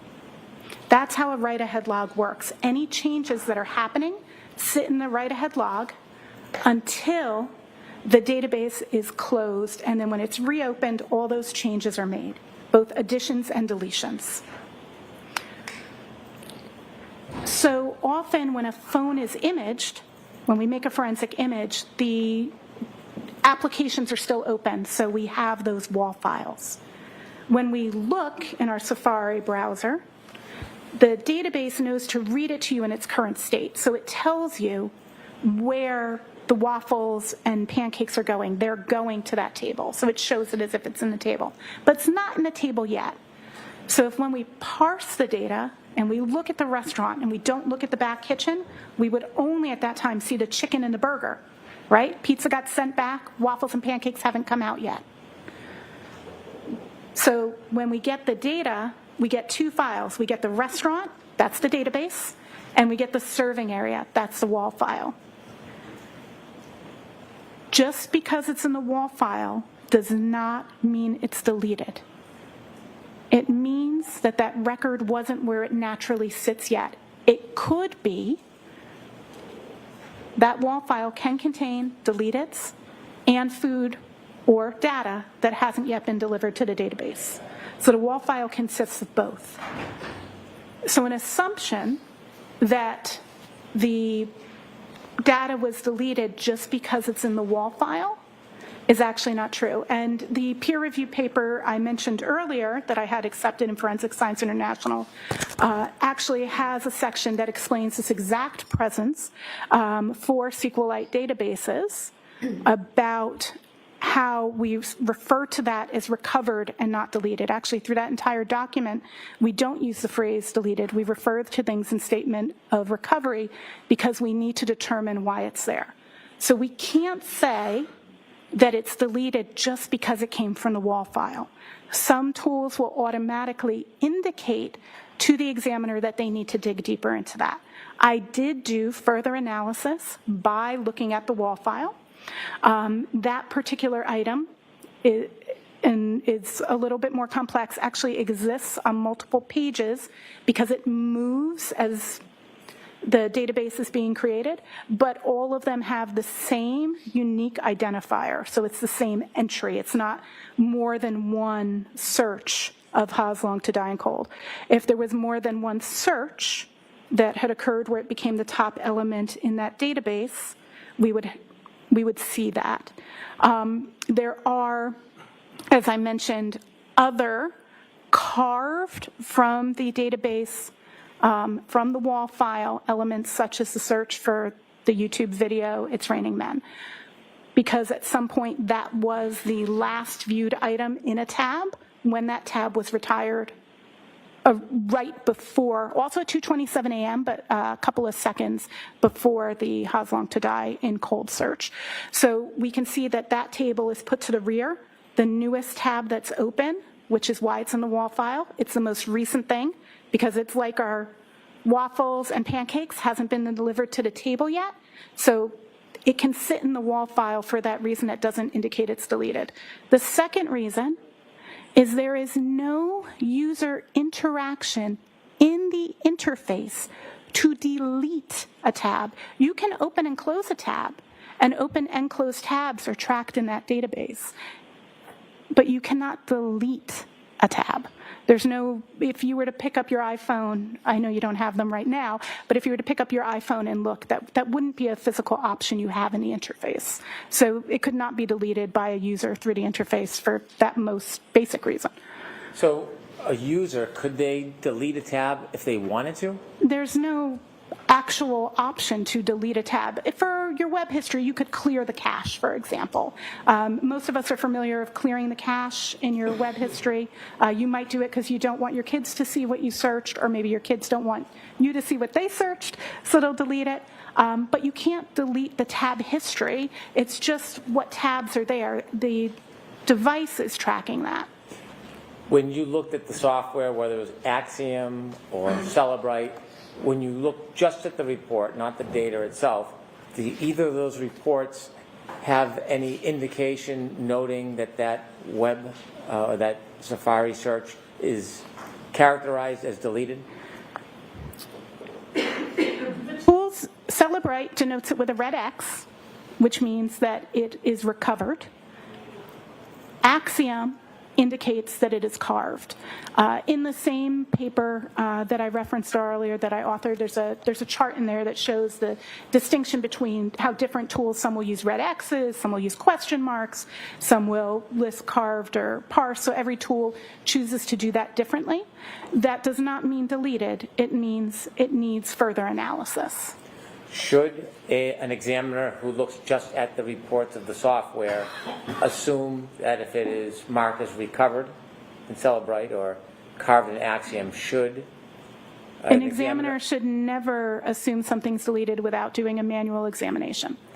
The manual examination, is that a method that's used, that's generally accepted in the forensic data field? The NIST Science Foundation paper, as well as the data set generation guidelines, both speak to conducting testing to verify and validate, and it states clearly that an examiner is to verify and validate findings and to determine meaning. So given that you've used multiple tools to look at reports regarding this phrase, how long to die in cold, and have seen indications or characterizations of recovered and carved, and in addition to the fact that you actually analyzed the data, did you arrive at an opinion to a reasonable degree of scientific certainty whether or not the user deleted, any user deleted the phrase, how long to die in cold? Yes, if it's Ha's long to die in cold. Sorry, trying to clarify. Pardon me. Did you come to an opinion to a reasonable degree of scientific certainty whether any user deleted the phrase, how long to die in cold? Yes. And what is your opinion? My opinion is there was no deletion that occurred by the user because it is not something a user can delete. Finally, I want to ask you about your analysis of the phone records on this phone attributed to Ms. McCabe. Did you go? Okay. I don't understand. Look, I think the purpose and intent of this specific information is an attempt at showing the jury that when the defense presents potentially alternate suspect theory, right? Or alternate suspect defense, or that they were cahooting cahooters, because that is one of the things. So we can let's just take the alternate suspect out, the cahooting cahooters. I think the reason that he's trying to get ahead of that, to show there was no cahooting cahooters in this situation. That search was searched at 6:24 a.m. and it was at the request of Karen Reed. They need to put that search at a time when Karen and Jen McCabe were together. That's what they're trying to do, to show that there was no cahooting cahooters. Now, I had a question about this situation with the wall. If you are to clear your search history, does that put the search history then in that wall file that she was talking about? Through an analysis of the phone logs and the phone records on the phone. I analyzed the call logs and the phone logs on the device that I was given, that I was told belonged to Ms. McCabe, yes. Would a suggestion or a claim that a user deleted irregularly a number of phone calls, would that be accurate or inaccurate in your experience? It is inaccurate in this instance. Can you explain to us why and how you came to that conclusion? Yeah, this is actually really interesting because of what it appears in the forensics tools and additional artifacts that I looked at that are not parsed by the forensics tools. So the call logs, when you look at it, it appears, I don't remember if it's 8:57 or 8:59 a.m. in my mind at the moment, but approximately either 8:57 or 8:59 is the earliest phone call we see on the 29th of January. We see no call logs before, but we do see FaceTime logs before. So if an examiner, again, was making assumptions without testing or reviewing, the first assumption might be, well, things must have been deleted because there's data. Hold on. I want to rewind what she said because I missed what time she said. So I'm sorry. Give me just a second, you guys. I'm so sorry. And additional artifacts that I looked at that are not parsed by the forensics tools. So the call logs, when you look at it, it appears, I don't remember if it's 8:57 or 8:59 a.m. in my mind at the moment, but approximately either 8:57 or 8:59 is the earliest phone call we see on the 29th of January. We see no call logs before, but we do see FaceTime logs before. So if an examiner, again, was making assumptions without testing or reviewing, the first assumption might be, well, things must have been deleted because there's data that exists before, but not current data. So then you have to go, how do phone logs work? And again, create test data and review. What the situation here is that there are 3 types of call logs on this particular phone. There's regular calls, incoming and outgoing. There are FaceTime video chats, incoming and outgoing, and FaceTime audio chats, incoming and outgoing.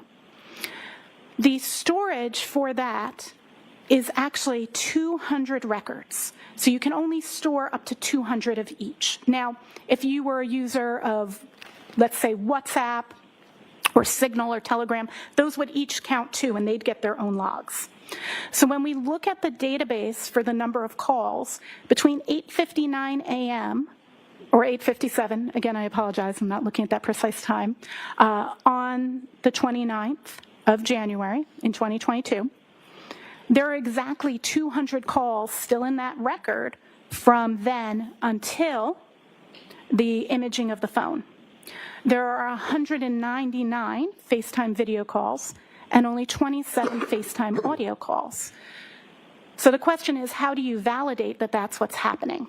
So we actually have call logs that we can pick up in other places for recent call logs in the last 7 to 30 days, depending on the exact version of the device and how the biomes are running. We can actually see incoming call logs, the number they go to, and if they're incoming or outgoing in the biomes. So we actually can see the history going back for the entirety of that day on January 29th till midnight. Again, my scope was from midnight until noon. So we can actually see all of the calls. They're just not on the call history state DB. Now, the call history state DB, from a user perspective, that button on your phone doesn't say call history. It actually says recents. And what it's determining as recents is the most recent 200 of each category. Now, how did I determine this further?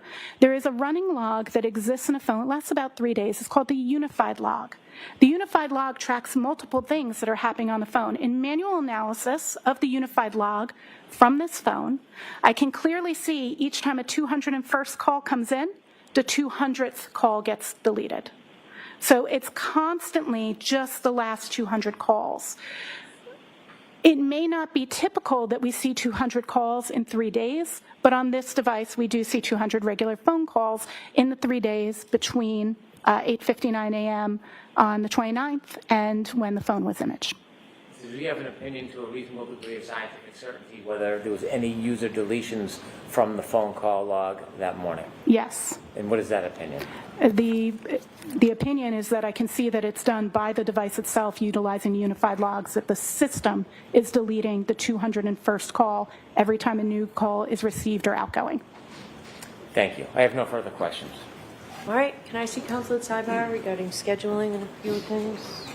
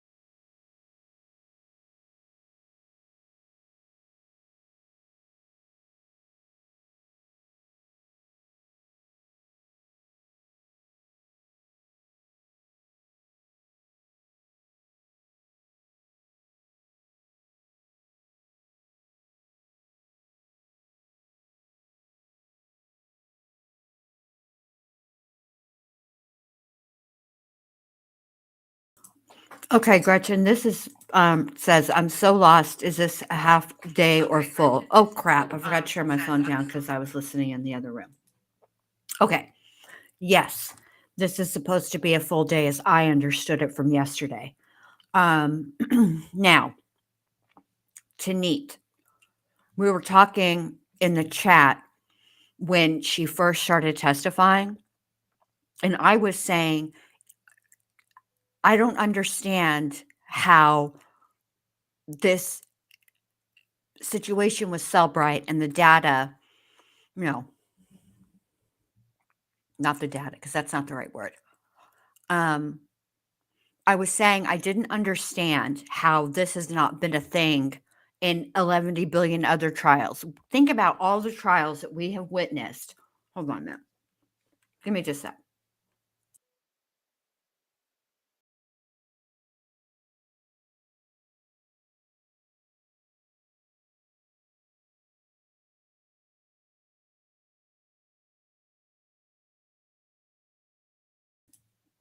Okay. Think about. All right, Ms. Hyde, I'm going to let the jurors have lunch. You can walk out after. Of course, at lunch too. Thank you, Your Honor. 45 minutes. Thank you, Your Jurors Honor. will recess for 45 minutes. Yeah, 45 minutes. Thanks, Bev. Let's see if they say anything All after rise the for jury court, leaves. please. Jurors, close your notebooks, follow me.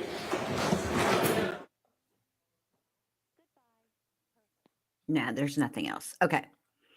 So,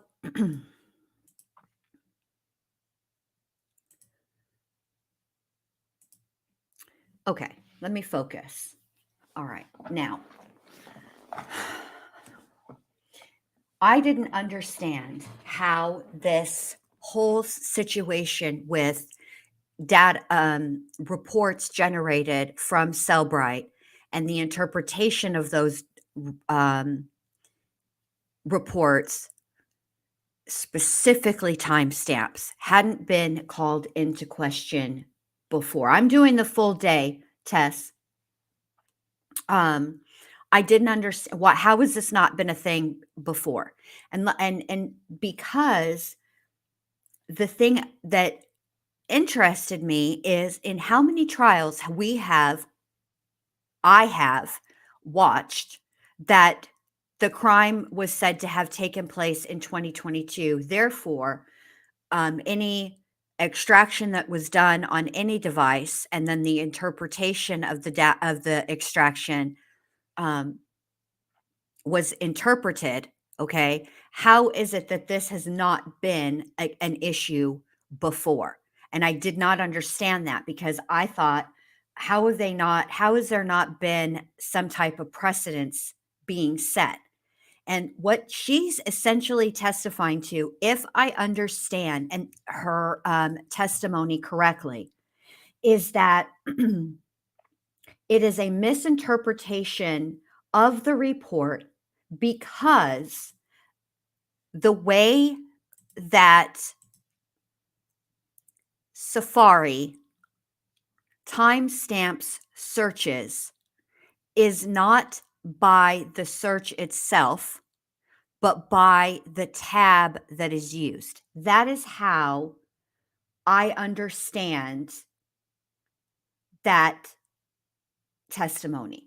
Is that how you guys understand the testimony? Then there's this. So I don't understand.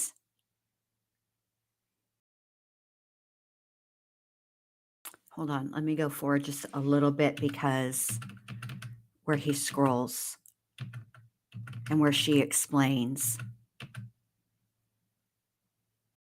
this.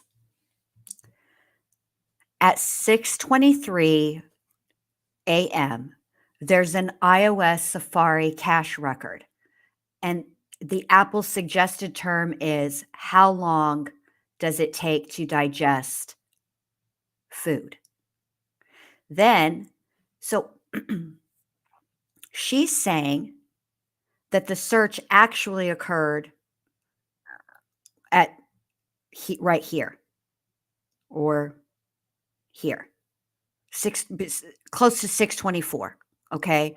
What I don't understand is if the search occurred at that time, how is it that this record is here without there having been a search done prior to that for Google to even suggest? Or that's what I don't understand, because there's two different terms here. One is hose long to die in cold. The other one is how long to die in CIKD. To me, that it looks like two searches. That's what it looks like to me. That's how I am interpreting it. It doesn't make sense. How can there be a suggestion before there's a search done? Because there's another search. Look, there's this suggestion, right? But then there's this search. And maybe I just don't understand what it is I'm looking at. I guess I just don't understand it.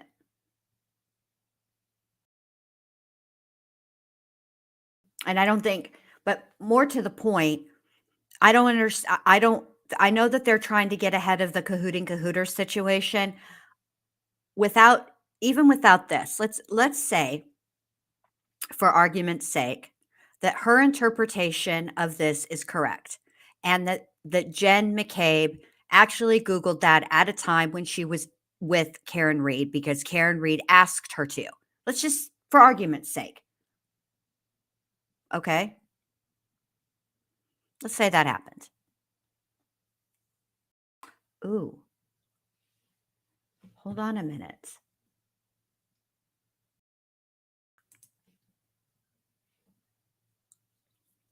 This is interesting. I hope Alessi asks about this. Because Tosh says, I'm telling you, their microphones were picking up the tomfoolery convos. And that is a distinct possibility.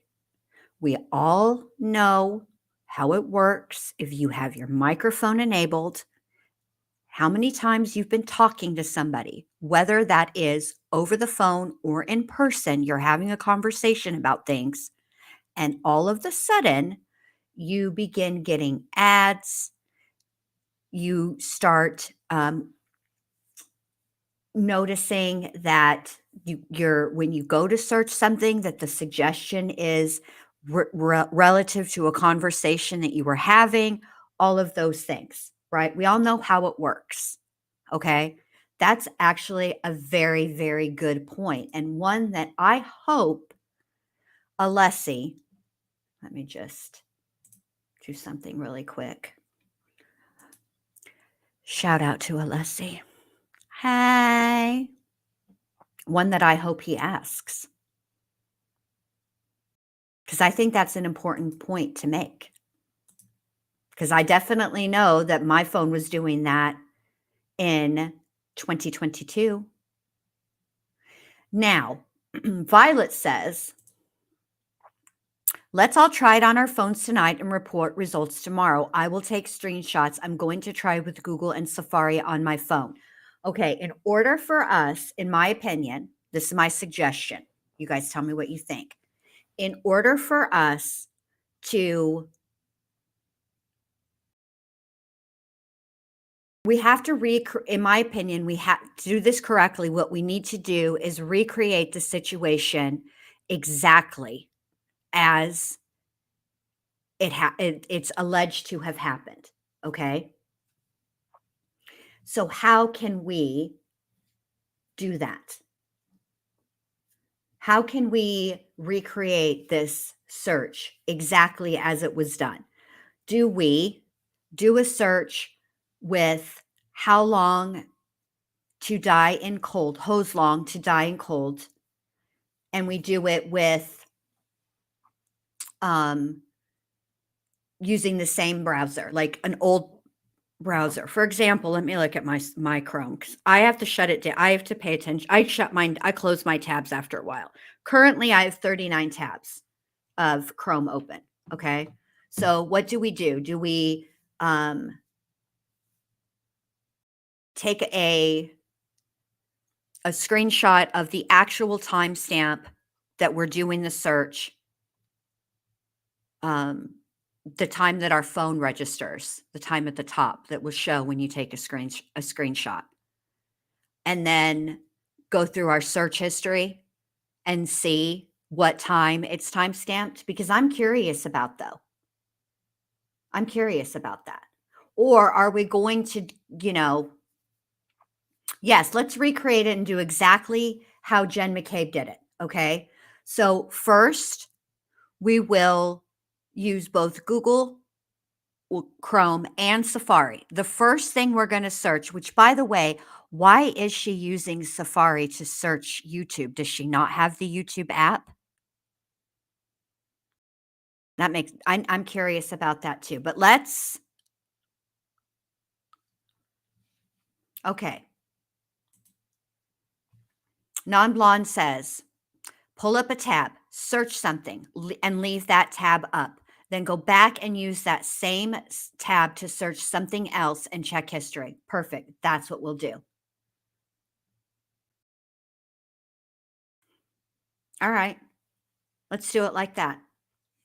And make sure that you take a screenshot, because what's important is it's only going to be off by a few milliseconds.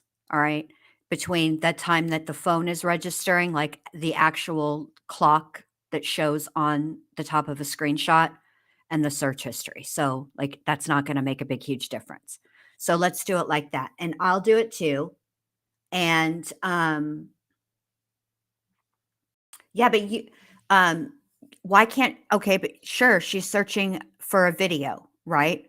It's Raining Men on YouTube, right?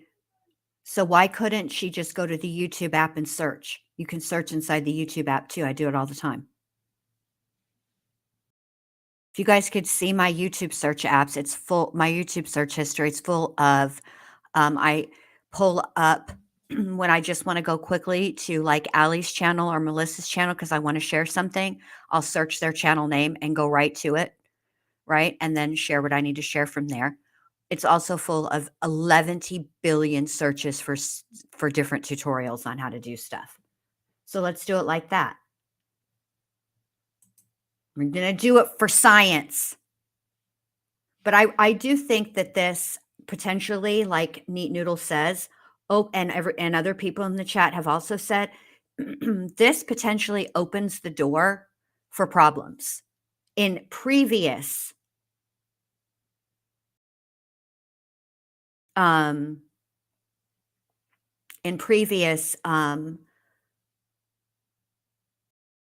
whatchamacallits, previous cases.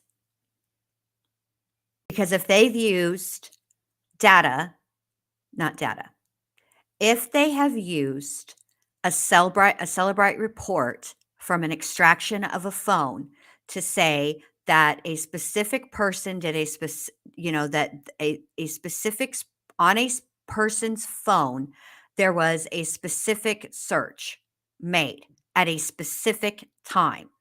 And that was entered into evidence and they were convicted, they can, that this is a Pandora's box being opened. This is why I don't understand this science, because I don't think it's accurate. That's my personal belief. So what do you mean, Rachel, that the searcher, yes, the history still shows my history. I mean, Safari still shows it. So if you use the same tab to conduct two different searches at two different times apart, it shows two different timestamps for the same tab. Is that what you're saying? Because I think that's exactly what it does. I think the argument here is what the witness is testifying to is that the extraction and then the report from the extraction generated by Cellbrite does not accurately reflect the actual time of the search, simply the time that the browser became open. And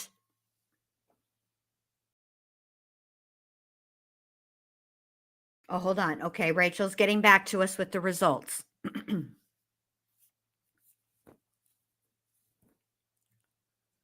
going to look at my phone history on my Chrome. Let me see something here. Let me see.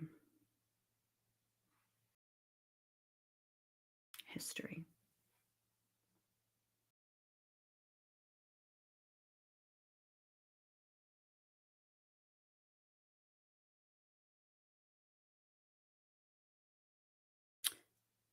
Oh, interesting.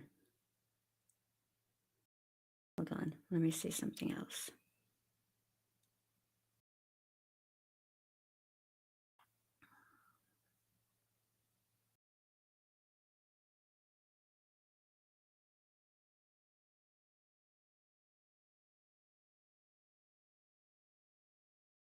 Oh, wait a minute now.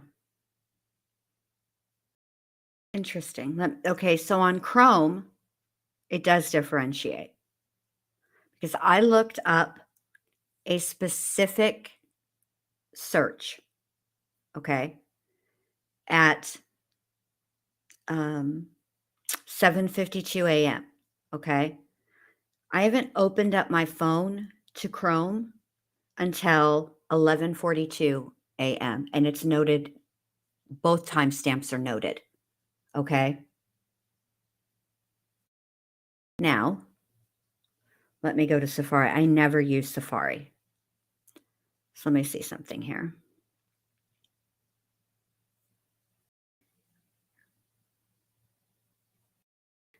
I don't know how to fix this because I definitely don't. I never use it. Hold on.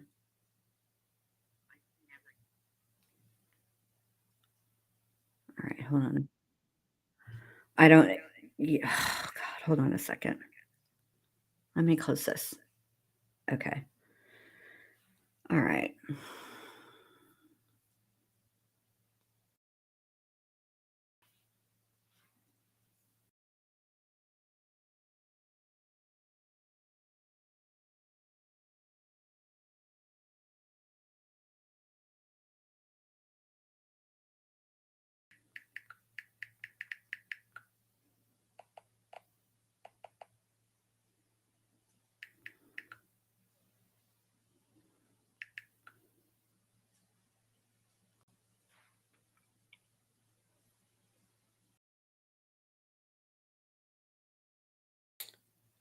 All right. Now,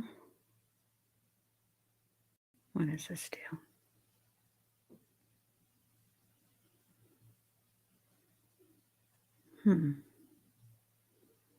I don't really know how to use whatchamacallit so great. I'm gonna have to look at something.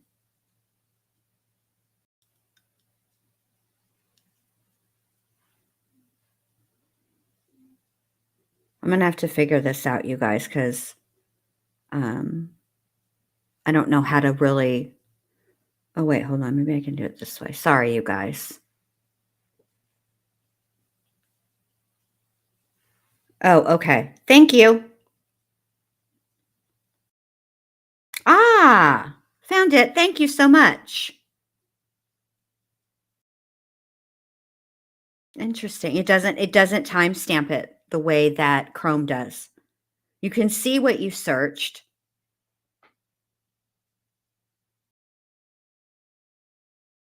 Using the same tab, because the first, I just opened up a tab that I had when my daughter sent me something on Amazon she wanted me to look at, right? So she texted it to me. So I opened it from the text messages, and it opened in Safari. But I can't, it just says like this afternoon, because I opened that tab. It doesn't show, there's no timestamp. So there we go.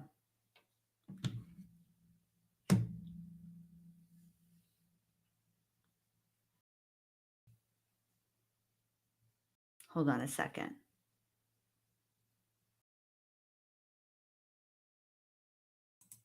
Sarah points out, but you are using your phone interface.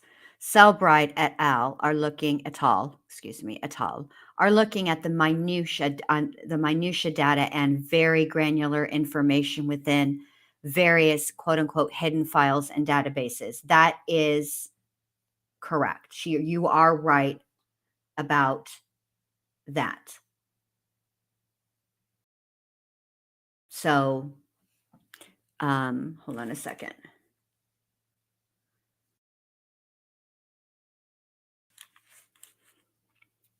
But I mean, that is, I'm curious what this is here, right here, the private. Wonder what that means. It's interesting. All right, let's see where we're at.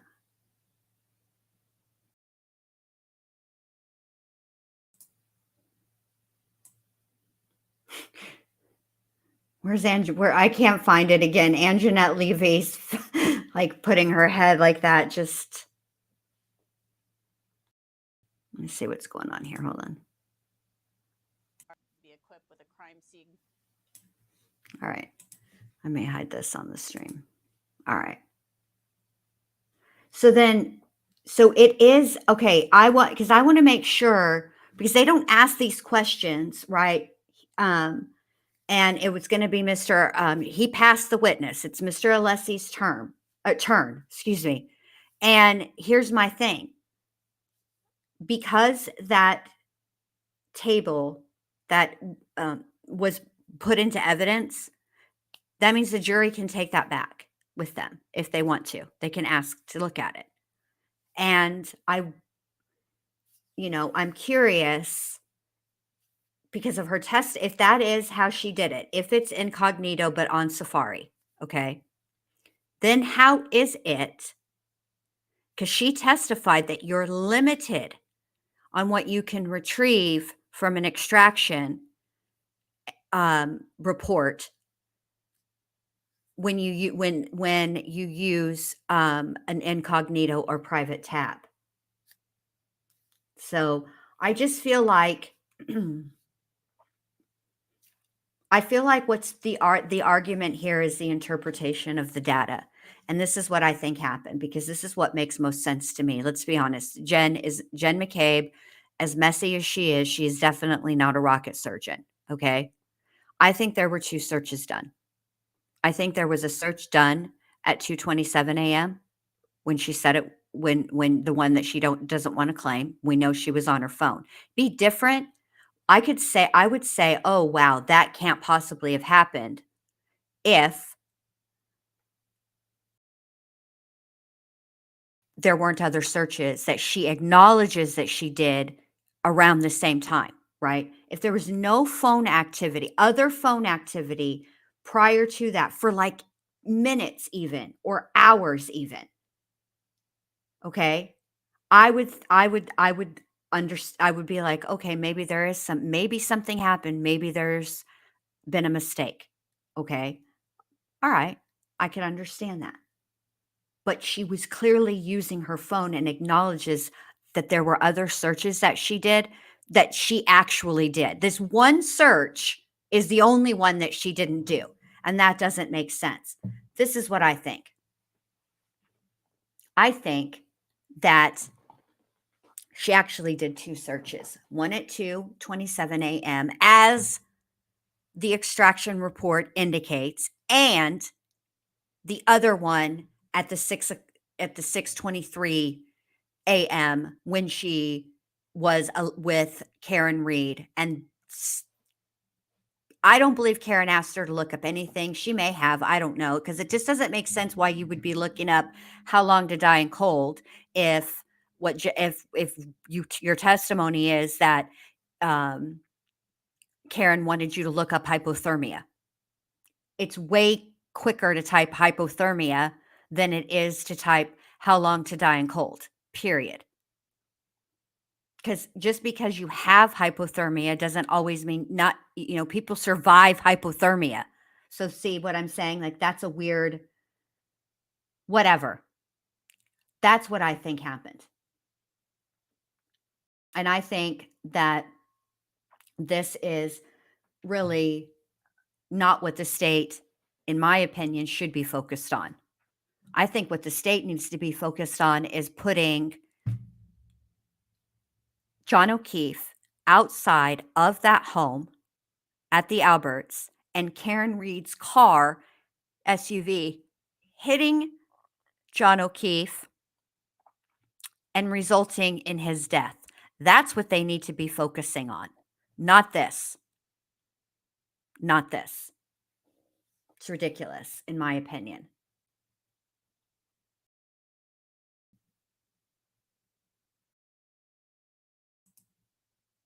Which is interesting, because why type it? If you're using Safari, why don't you just ask Siri? I will say this.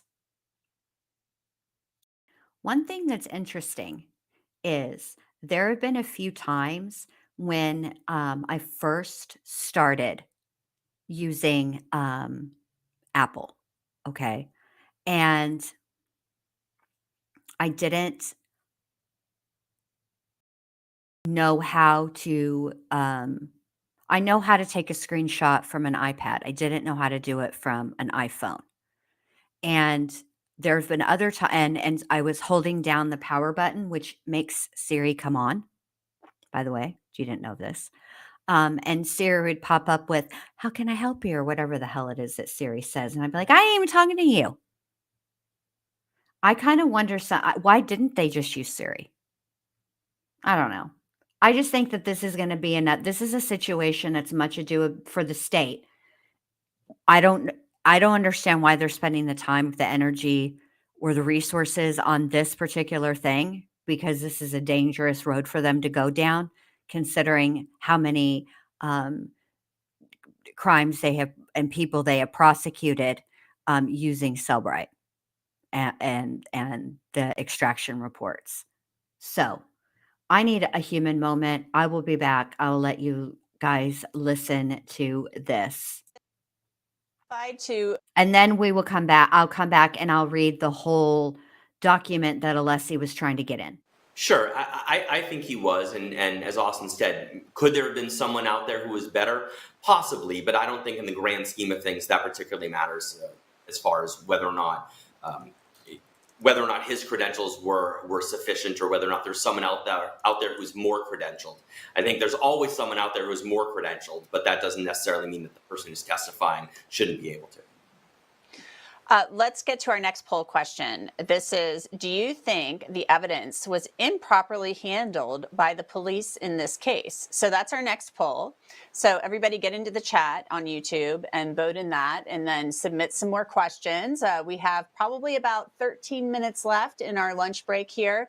So we're monitoring court to see when it will come back into session, and we'll get you back in there as soon as it does. So stay with us. So let's go now to a little bit of Jessica Hyde. We're going to look at what she said from the first trial. So let's look at her opinion from the first trial, and then we'll discuss it. My conclusion is that there was a search at 02:47 a.m. for Hawk Mock Sports.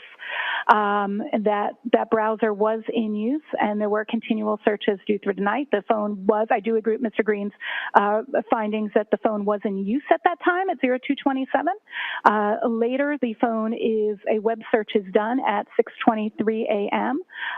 For how long, at that moment, Apple produces a suggestion for how long to digest food. The search is instead completed with how long TI, die, and CKLD at 6:23. A new search is conducted at 6:24 of HOS, long to die in cold, Haas, long to die in cold. That search is then the last search that is made in that particular tab. And that's my conclusion. What, if any, conclusion did you come to in regard to items being deleted pertaining to those artifacts you were looking for? In regards to those artifacts pertaining to those search terms, I had no evidence of deletion.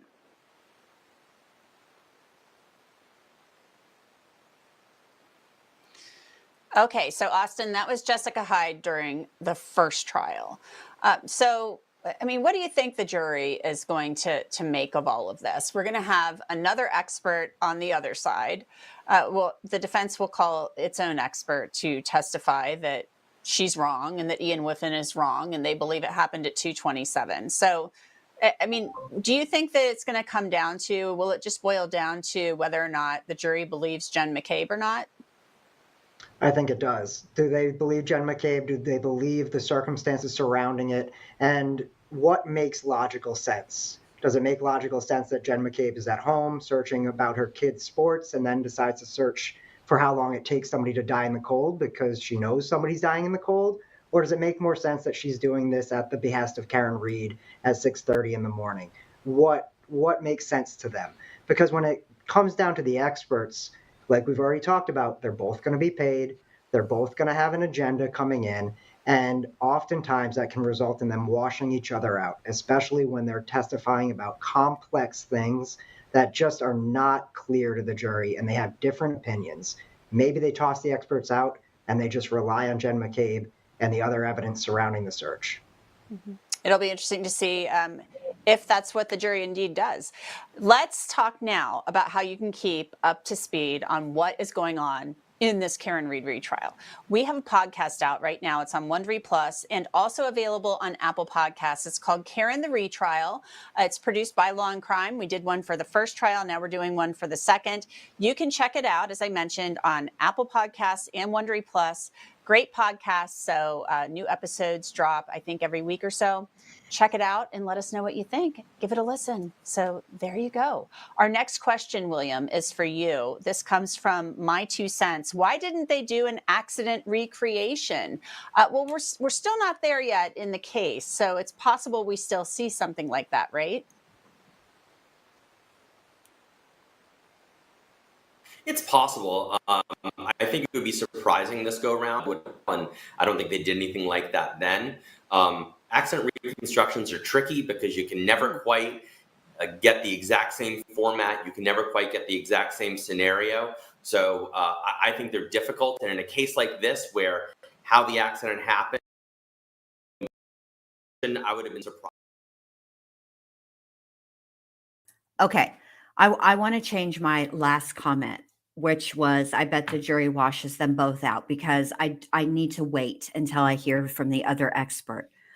I think that the way that this particular witness testifies, she testifies like a teacher, which is not in and of itself actually necessarily a bad thing. It's a lot of times, especially when it's complex things, it can be a very good thing. But she's very wordy. And the timing of her testimony, like the time of day, it's getting close to lunch. People are getting hungry, and we're not even being paid to listen to this stuff. We're just here for free of our own free will. Okay. And we were even kind of like, we didn't get it. So if the defense's witness is very affable and can take these very complex processes and break them down into their simplest, most easily digestible form and do it very succinctly, it's quite possible that the jury does not wash both of them out. And I wanted to point that out. Now, the next thing I want to do is to read to you guys the document that Mr. Alessi wanted to get in. I just need to turn this a little bit up so I can hear it in my ear so I know when they're back. Okay, I'm going to start at the very, very beginning. Miss Hyde testified that her personal, real-world scenario testing was the basis for her opinion that the methodology in this case is reliable. She testified that while she did not conduct new testing on Mr. Redacted's device, she used her notes and her data set from her personal testing.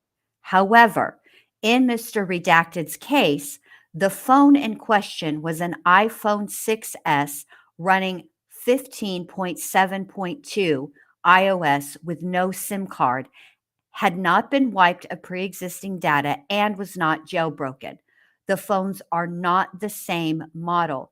The operating systems are not the same, and with the exception of neither phone having a SIM card, the other settings are not identical. So the argument being made in this paperwork is that she didn't recreate the testing under the same exact circumstances on both phones. Notably absent was testimony as to similarities or parallels that exist between the iPhone 6S and 7 models, which would explain yielding the same result. She did not testify as to any similarities or parallels between the operating system 15.7.2 and 15.8, which would explain why testing would yield the same results. While Ms. Hyde explained in her testing done for peer review purposes, she provided no correlation to explain or acknowledge differences or similarities in the devices. Moreover, she did not retain her notes, her data set, or the computer used to conduct her testing, which forms the basis of her opinions. She acknowledged that Apple is continually updating its operating systems and settings. Under the circumstances, the court is left to rely on or accept the ipse dixit opinion of the expert, which we've learned means because I said so. The issue raised in this case stems from the fact that Apple's algorithms are proprietary and the expert did not have access. While Ms. Hyde is certainly knowledgeable on the subject of significant locations data, she acknowledged limitations due to Apple's proprietary algorithms, such as she is unable to determine the specific sources of the location data which make up significant locations. She does not know the number of data points Apple is using for significant locations. She does not know the level of priority in the data points she used, and she has no idea how Apple generates a confidence score to the coordinates provided. These unknowns flow from the proprietary algorithms. The reliability of the methodology for the data provided is of paramount concern for both parties, as it should be. While the reliability inquiry for expert testimony is flexible, reliability cannot be presumed. When determining the reliability of proffered expert testimony, this is underlined, the trial court must focus on the principles and methodology, not on the conclusions they generate. However, and it cites some stuff. However, conclusions and methodology are not entirely distinct from one another. Thus, the trial court must consider the relationship between the methodology applied and the conclusion reached.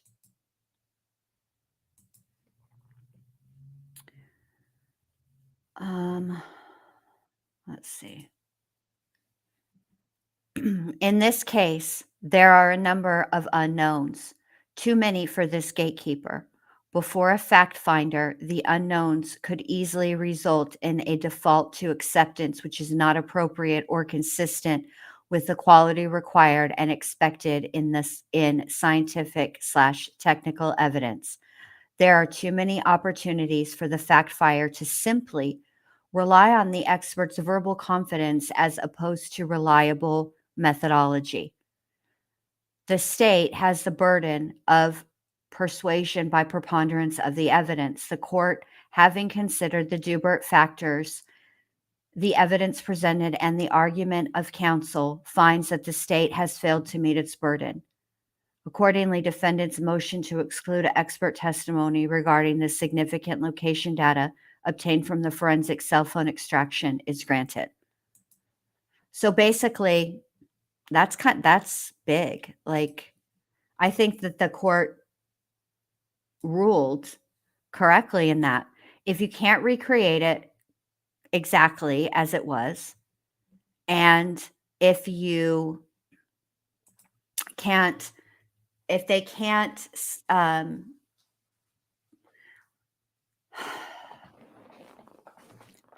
it's a lot for the fact finder, which would be a jury, right? Unless it's a bench trial. So, yeah. Is my mic okay now? Tosh, does it sound okay now? Because I was on another page, so a different window different tab was open, so I couldn't see. This is a good point too. Sissy's mom says, Jen says, I think Miss Hyde has the same problem that a lot of experts have. She explains things like she's talking to people that have studied this when she should be talking to John Q. Public. So my mic's okay now? I can't remember what I asked, so I don't understand the response, the yes response, whether it's messed up now or it was messed up then. Hold on a second.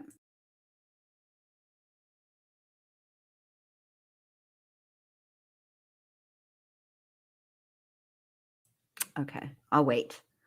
But yeah, she needs to explain it much more succinctly. You're not explaining to students in a class who are have a background already in a background knowledge of what you're talking about already. Like you have to explain it to somebody who, you know, has never heard this before. All right, let's see what they should be coming back any moment. Thank you guys. I appreciate that. But yeah, I just feel like, and that the benefit to going second, obviously, and hearing this testimony and being able to, and remember, the defense also has the juror from last trial too. And I'm really interested in what she told the defense team about how they perceived Miss Hyde's testimony, right? Because what you want to do ideally is prep your expert witness and ask the questions in such a way that they testify clearly and succinctly, that doesn't, in a way that doesn't lose the jury. So I'm really curious about what the former juror has told the defense about all of this, this testimony and stuff. That's very interesting to me. And the fact that they even have an ex-juror on their team is like huge for them. And it's interesting to me that a juror from the first trial reached out and felt compelled to help. Like that doesn't happen very often. Okay. Like it's rare. Usually jurors are like, okay, I was called for jury duty. I showed up. I got picked. I sat on the jury. I deliberated with the other 11 people or however many it is, depending on the trial, because it's changed now. But, you know what I mean? Anyway, and then said, you know what? I want to help. That doesn't happen a lot. I'm actually curious as to what the statistics really are on that. Like how often does that even happen? I would imagine that it's a very, very, very small percentage of time, truthfully. So yeah, Jen made a ton of calls in a 24-hour period. If the call history, which she is correct, if you have an iPhone, it says recent, and I can't remember now what it says on an Android anymore. I think recents. I actually think it actually might say call history or call log. I can't remember, but at any rate, MK.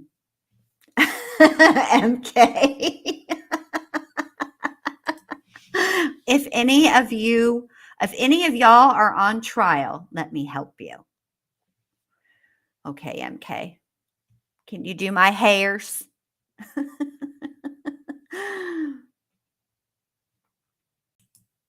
Oh, neat. Today is rough for the amount of interruptions I've had. Been listening, but away from the chat. Hey, good to see you, babe. I'm sorry you're being interrupted so much, but I hope you heard the part where I further explained my comment in chat, because we were in the chat talking about that very thing, that there's, that that a precedence needs to be set, and if that they need to use it to prosecute, that it says recent. Okay.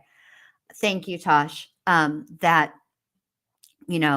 this is a potential Pandora's box of, we are, of trouble. Neat says, I heard you. We are so smart. We are so smart. This chat is smart. And you guys help me so much. You really do. All of you guys. I mean, I just appreciate you being here. Let's see. MK. Look at MK being a helperton. He says, sure, Jen Lou, I offer an array of services to help you win your case. Great. I not only do I need for you to do my hairs, I'm going to need for you to help me pick the outfit of the day. And I want you to be brutally honest. Even if my trial is not streamed or televised in any way, shape, or form, I need for you to be brutally honest as if it is being streamed. Because I can tell you right now, you can have an outfit in mind. You can put it on your body. You can look in the mirror and you can be like, damn, I look good, right? Then somebody takes a picture of you in that same outfit and you're like, damn, this was a bad choice. I need you to give me those types. Just be brutal. I can take it. I'm tough. All right, here we go. They're back. Bruh, come on. All right. Any moment, I think. I would never wear shoulder pads. I always feel like, and I know that I don't, like if I were to do the measurements, but I don't think that my shoulders need bulking up, which is what, in my opinion, shoulder pads offer. I just don't. Oh, not just MK or Neat Noodle. MK needs one more thing on his resume, respective to the dandelions, okay? Because his yard at one point looked like he was growing dandelions for profit, which means that he can, if he so chooses, grow dandelions for profit. However, should you not choose to, if you want to grow dandelions for profit, MK can advise you. However, should you not want to grow dandelions for profit and you're interested in getting rid of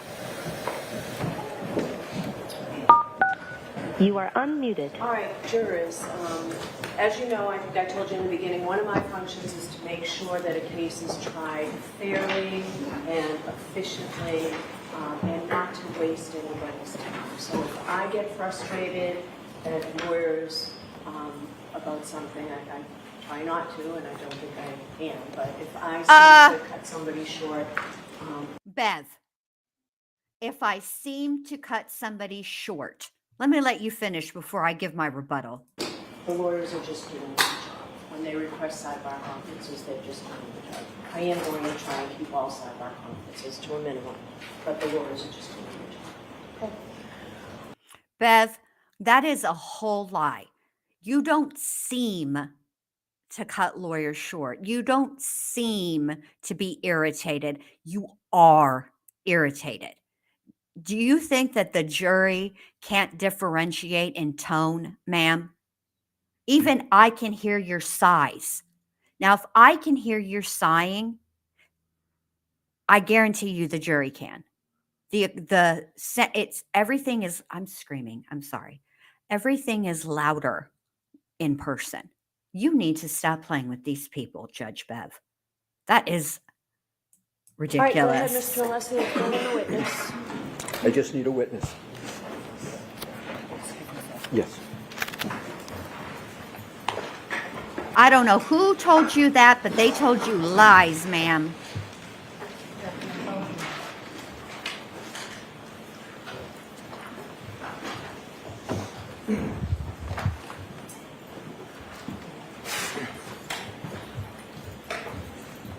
Certainly. Good afternoon. Afternoon, Your Honor. May I, Your Honor? Yes. Good afternoon, Ms. Hyde. Good afternoon. I notice you have some documents with you. Could you just state what is in front of you so I know that I might be able to help expedite this if I know what you have in front of you? Absolutely. I have the first digital forensic analysis report I completed for the previous trial. Do you have a date? You have several of them. I do. It's the first one. I apologize. This is the one, I believe it's May. I don't remember the May date of off the top of my head. 2023, May of perhaps? 2023, obviously. Then I have the second one. This was the one that was used in the pretrial motion. December 2024? December 20, yes, that's correct. Very nice. Then I have the third one. This is the final one regarding the phone that was identified as Ms. McCabe's. Yes. And then I have the fourth one, which is the phone of Mr. O'Keefe. And then I do have the opinion from State versus Huera, but if we don't need that, that's fine. Okay, very well. I appreciate you telling me that. In March, and you recall on your direct examination, Attorney Brennan asked you questions going to your experience and qualifications. Do you recall those questions? Yes, I do. You were involved in a case, is actually a murder trial in the state of Maryland in a case called State v. Herrera as recently as March of 2025, correct? Correction, it's an attempted murder. Attempted murder. And in that particular case, you had attempted to offer various opinions to the court, correct? I object. You have to move along from this case, from what you're talking about. You have to move along from that Maryland case. So with regard, do you recall another case from the state of Massachusetts, Arrington case, in which you submitted a pro se amicus? Do you recall that case? I do. And is it correct that in that case you submitted arguments on behalf of the prosecution in that case? I submitted an amicus brief, which is not on behalf of anybody. It's as a friend of the court. Right, but the Friends of the Court, you took a position in that, quote, Friends of the Court brief, correct? Took a position on the evidence. Right, and the position you took on the evidence was that the frequent location history data is reliable and should be used. Is that correct? The statement is that frequent. I do not have that amicus in front of me. It has been a year and a half since I've read it. But that amicus does discuss frequent location history records, and I want to be clear, it speaks to both bias on both sides and negative and positive of submitting it. It was an unbiased writing, and it was not specifically in support of the prosecution. So you are testifying in this case on behalf of the prosecution, correct? In this case, I was hired by the prosecution. Right. That's correct. And the prosecution is paying you for your services in this case, is that correct? Yes. And with regard to this case, you have been paid and have been on this case since May of 2023, correct? That is correct. With regard to the various reports that you have submitted in this case, you have mentioned one which is a report with regard to the iPhone of John O'Keefe. Is that correct? That is correct. And you have, in that report, you have made a statement, have you not, that from 12:20:50 a.m. on January 29th of 2022 and after, there is no indication of interaction with the device. Is that correct? There is no indication of user interaction with the device. There is all received until about 6:04 a.m. when there is again Apple Health data that picks up. I'll ask it again. And you can feel free to turn to page 1529 in that report. Page 15? Page 15, 1529. The report is Would you like the 50 page of the pages. report or the page NDA number at the bottom? I can do either Oh, way. I'm sorry. I thought you were saying page 15 in the report. No. It's I NDAO apologize. 1529 or page 7, whatever way. Page 7. Okay, Roger. Okay, so page 7, you see there's a heading interactive phone activity, correct? Yes.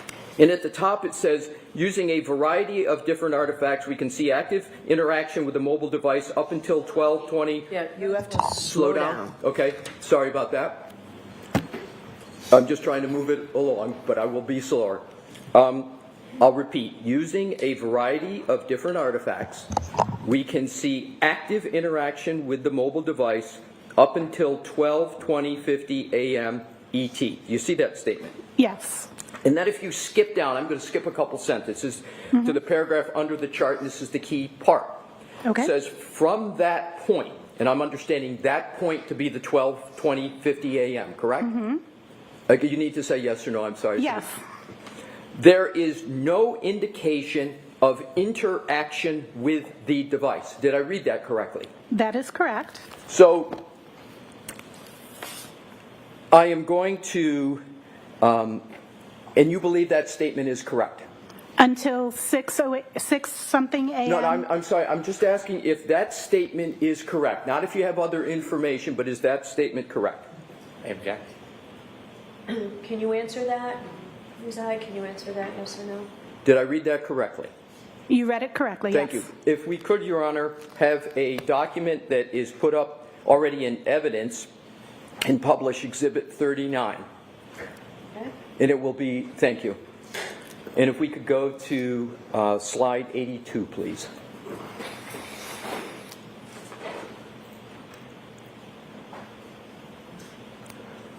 And Ms. Hyde, if I could draw your attention to the entry that is, it says 3209 under app lock, but we know that the 00 is a 12.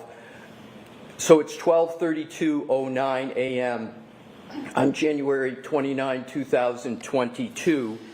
And I'm going to read what it says in red, and this is a timeline of Mr. Whiffen. You know Mr. Whiffen? I do know Mr. Whiffen.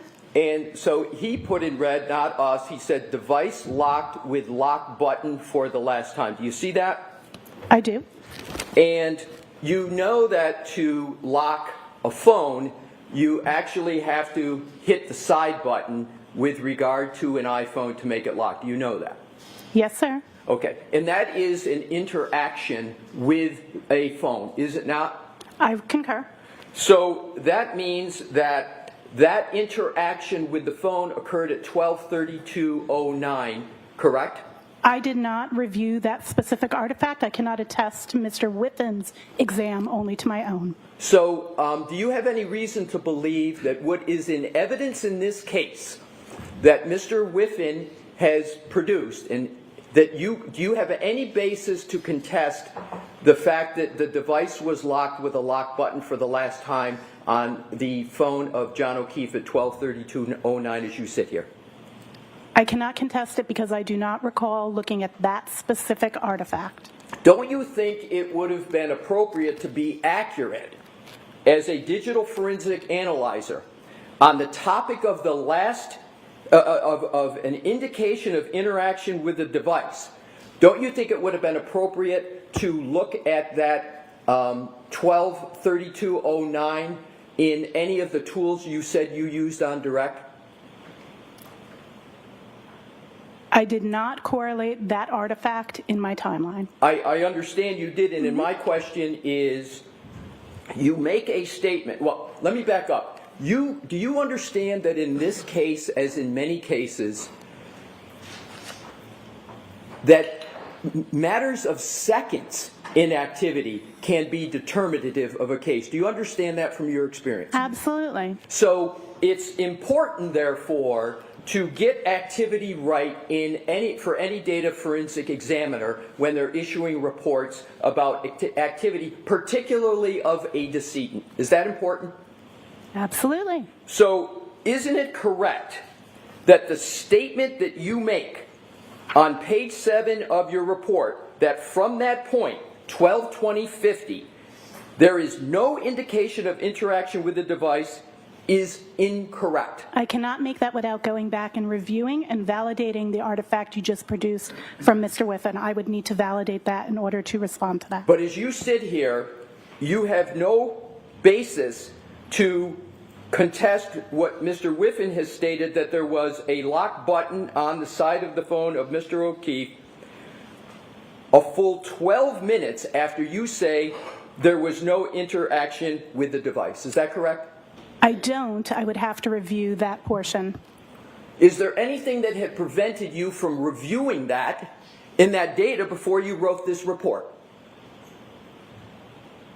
Not that I can think of. I would have to go and re-review that. My question is... I don't know if that artifact, I have not reviewed that artifact, so I cannot speak to an artifact I have not reviewed, and I did not, that is not my report, that's Mr. Whiffen's report, so I cannot speak to that without going back and reviewing that evidence. Isn't the interaction with the device, a lock button, readily available to you in the data that you have and had in your possession when you wrote this report?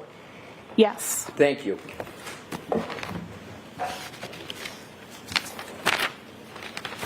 Translation, you could have, but you didn't.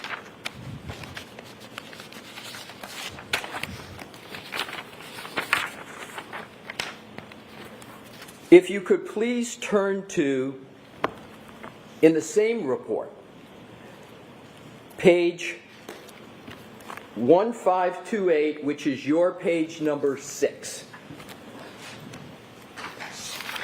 And I just want you, please, to go to the, just put a placeholder in that, and if you can now just go to the conclusion, which is your page 50.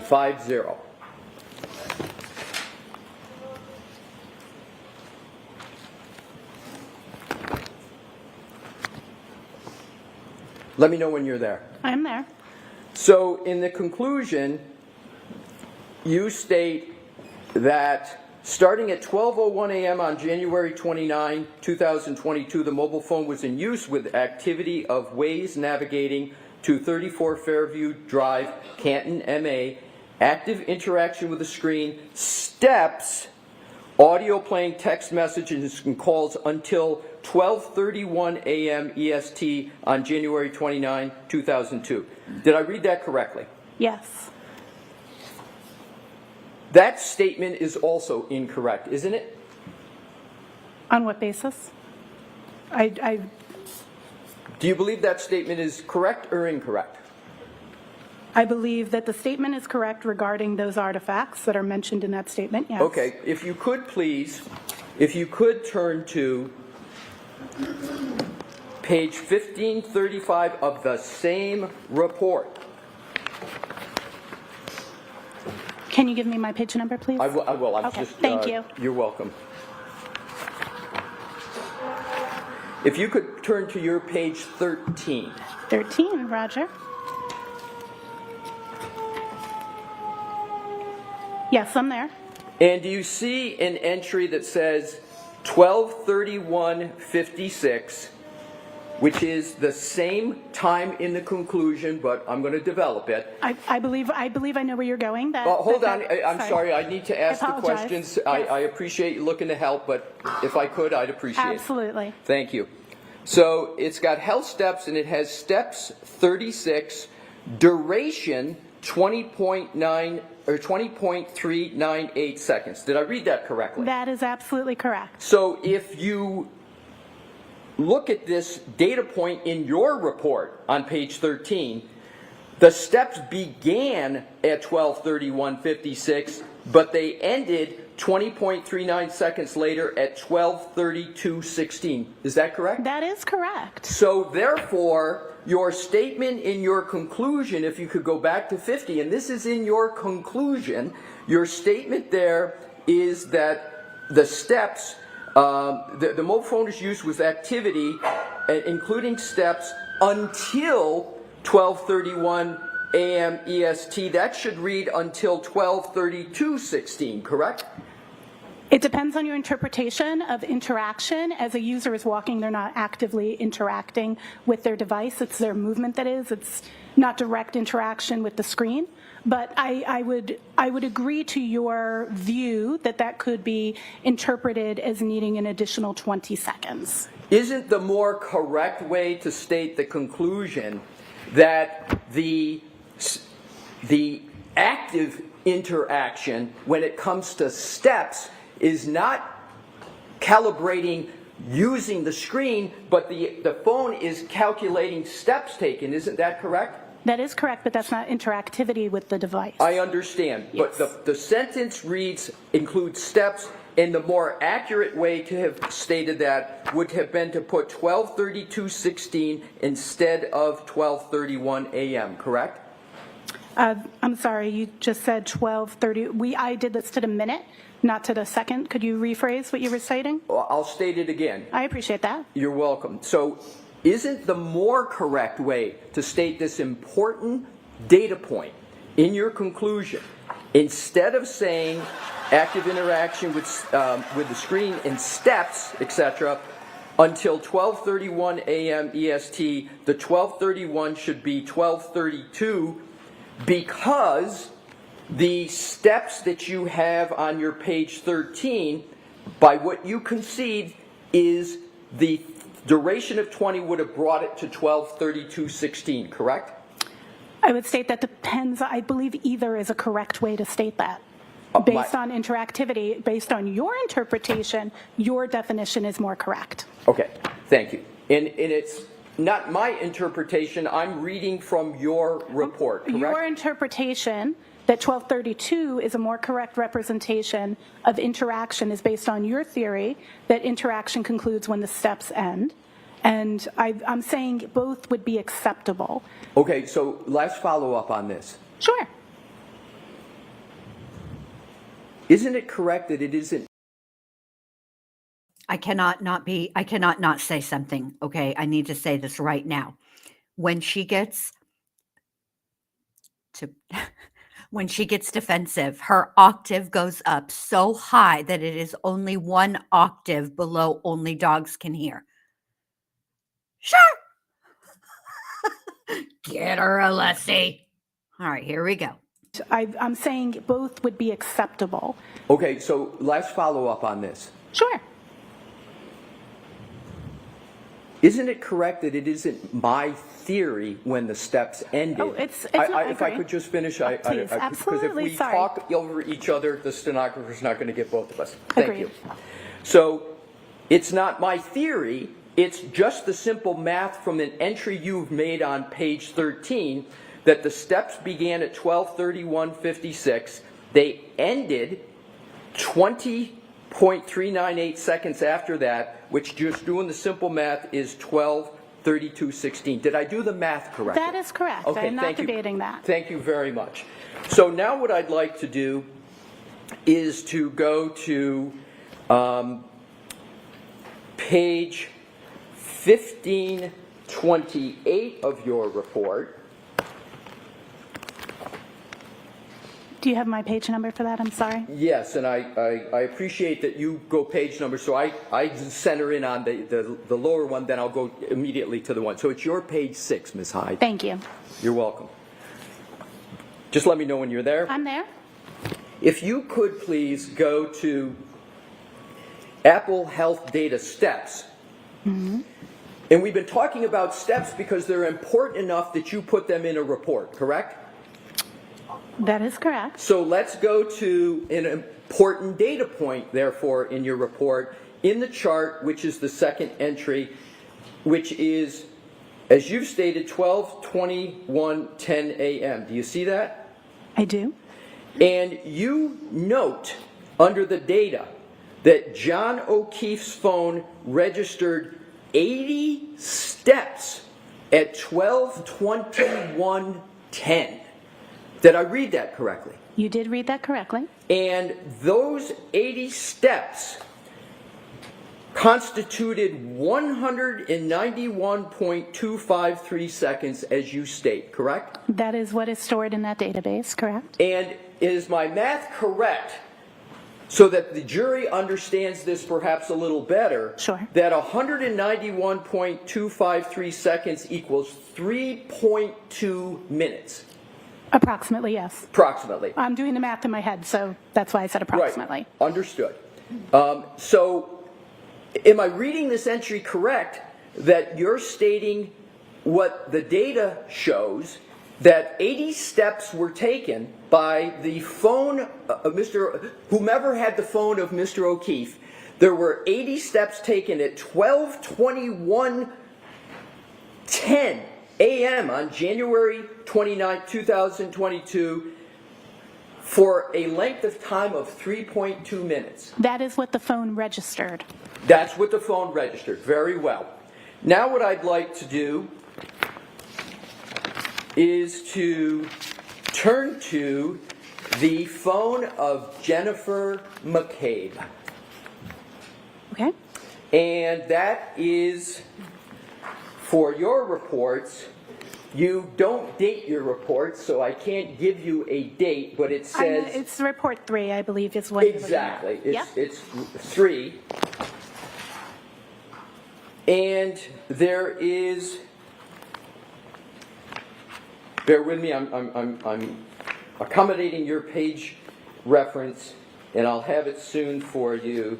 It is your page 7. And let me know when you are there. I am there.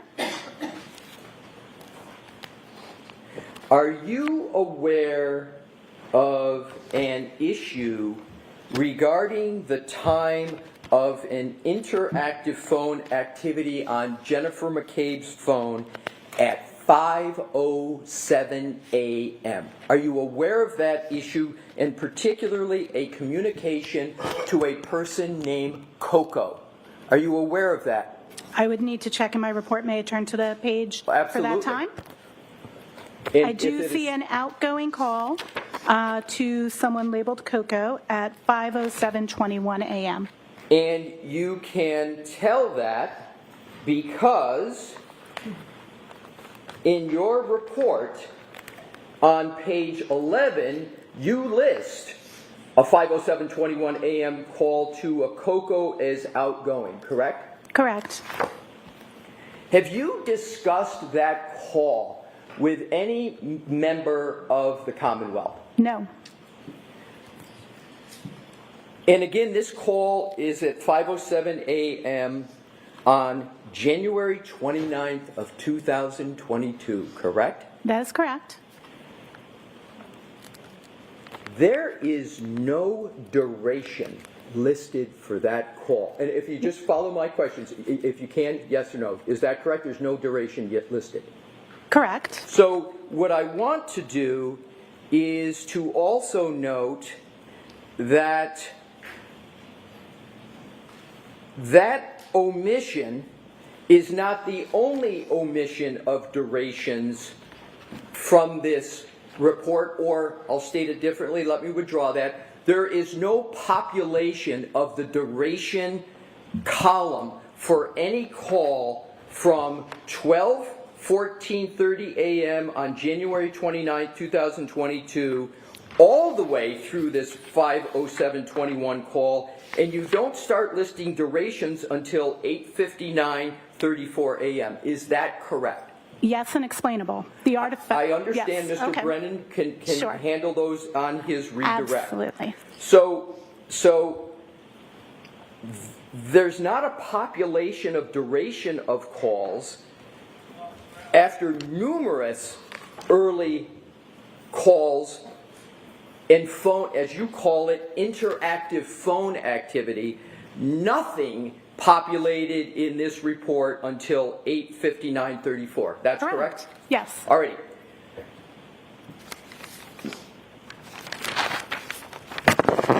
Now what I'd like to do is to turn to the 22740 artifact that was the subject of much discussion on direct. And I am going to refer to that as an artifact. Is that a parlance that is familiar to you? Yes. And if I refer to that as a timestamp also, Is that a parlance that's familiar to you? Absolutely. So I can refer to 22740 as a timestamp, and you would find that parlance acceptable? Yes. Thank you. So I'm going to do that. Just to keep it simple, I'm going to refer to it as a timestamp. Now, you've been on this case working for the Commonwealth since May of 2023, correct? May 4th, 2023, that is correct. So you've been on this case for 2 years, correct? Not actively the entire time. But you started on this case in May 2023. You issued a report in Correct. May of 2023, correct? Correct. You issued a report in December of 2024, correct? Correct, after being rehired in November. Right. And you issued more reports in 2025, correct? That is correct. So all of that activity has been on this case, correct? All on this case, that is correct. And that's been all on behalf of the prosecution, correct? That is correct. None of that work has been done on behalf of the defense, correct? That is correct. So let us now go to the timestamp of 22740. Your opinions on what is the meaning of that timestamp have varied from May of 2023 until today. Is that correct? No, that is incorrect. Let's cover that issue. Sure. Let's turn to your May 2023 report. Isn't it correct that the report and your findings were pursuant to a request from Detective Lieutenant Brian Tully? Correct. And how many interactions have you had with Lieutenant Detective Brian Tully on this case approximately? I really don't know. I'd have to go look back at email and call logs. Is it more than 5? Yes. Is it more than 10? Yes. Is it more than 20? I don't know. So somewhere between 10 and 20, would that be fair? Again, I'd have to review my call logs. I'm not But going it to was test. more than 10. More than 10, I'm sure. So the issue was your use of various forensic tools that revealed a timestamp, 2:27:40 a.m. timestamp on January 29, 2022. Is that correct? Is that a fair characterization of an issue you looked at? Correct. So if you could go to page 5 of that report. And I would ask that you go to the last paragraph that starts with "in the instance of the Google search," and let me know when you're there. I'm there. So it reads, "In the instance of the Google search, house long to die in cold, that was recovered from the write-ahead log associated with the X-Browser State DB SQLite database with the timestamp of 2:27:40 a.m. was marked by Celebrite as having this timestamp and being deleted." Did I read that correctly? Fair. Yes. So you use the words that Google search, "house long to die in cold," was associated with the timestamp of 2:27:40 a.m. Isn't that what your words are in this report? In that database, they are associated. That is correct. Right. And in terms of page 3, if you could go back, of your report, under relevant findings. Mm-hmm. It starts with, "There were 2 searches of interest that took place on the iOS device," and we're talking about Jennifer McCabe's device, correct? The device that was identified to me as Jennifer McCabe's. Yes. That's identified to you as Jennifer McCabe. And it's what you talked about on direct examination as her device, Absolutely, right? yes. It's not a mystery as to whose it is. It's not like you don't know, right? In direct, I also use the phrase "identified to me as Jennifer McCabe's." Right, but your conclusion is the device you've been working on and analyzing for 2 years is the device of Jennifer McCabe. That is how it was identified to me. Do you have a different conclusion as to whose device it is? I always am very, very careful that I did not assess the ownership. That was information that was given to me, not information that I personally assessed. So are you uncertain as to whether the device you've been working on for 2 years is the phone of Jennifer McCabe? The device that I have been working on for 2 years is the device that was identified to me by the Massachusetts State Police, Detective Tolley, as belonging to Jennifer McCabe when I began working and received that device, as stated in the evidence analyzed section on this same page. So let's go, and we're talking about, again, to get back to the center of gravity, we're talking about a timestamp of 2:27:40 a.m., correct? That is correct. And when you issued your first report in May of 2023, the timestamp you were looking at was 2:27:40 a.m., January 29, correct? I was looking at multiple timestamps associated with the same 2 searches. Right. So what I'd like to do, you said multiple timestamps. What times are in the multiple category? What I was tasked to do was to look at the times, the search, the Google search history, I'm sorry, not Google search history, the Safari history, which includes Google searches, associated with those 2 search terms within that 12-hour period. That was the particular task, not the task of looking at the 227, just for clarity. Right, and I appreciate that, but my question wasn't that. My question was, I thought I heard you on direct examination, which is why I repeated the question, what I thought I heard on direct, but I'll ask you the question. Sure. You looked at and talked about on direct 2 potential times for a Safari search, which includes Google, one of which was 2:27:40 and the other one was 6:23 a.m. Is that correct? I analyzed the meaning of those 2 timestamps. Right, so we're just talking about 2 times, 2:27:40 and then 6:23. Is that correct? So you are only talking then about the one that we're also talking about 6:24 a.m. Okay, so we Eastern time for clarity, because some of these records are in UTC, some are in local. Fair enough. So you've got 2:27:40, you've got 6:23, and you got 6:24 that you were looking at, correct? There are other timestamps that exist in the realm of what I was looking at, but those ones, correct, are the ones that are relevant in this report. Exactly, and that's what we're talking about. Okay, We're just talking about this report. Yes. And so if you look under relevant findings, at the very bottom paragraph, you say, second sentence, a Google search for how long to die cold at approximately 11:23 a.m., and then how long TIDIE in cold took place at 11:24. That is in UTC. I apologize for not having the time stamp format there, but that is the UTC time. The UTC time equivalent in Eastern Local Time would be 6:23 and 6:24. So to be clear, in your report, you wrote 11:23 a.m. and 11:24, and you didn't put UTC next to it, Correct. did you? They should. You are correct. That should say UTC. That is a typo. And there's a significant difference between 11:23 and 2:27:40, correct?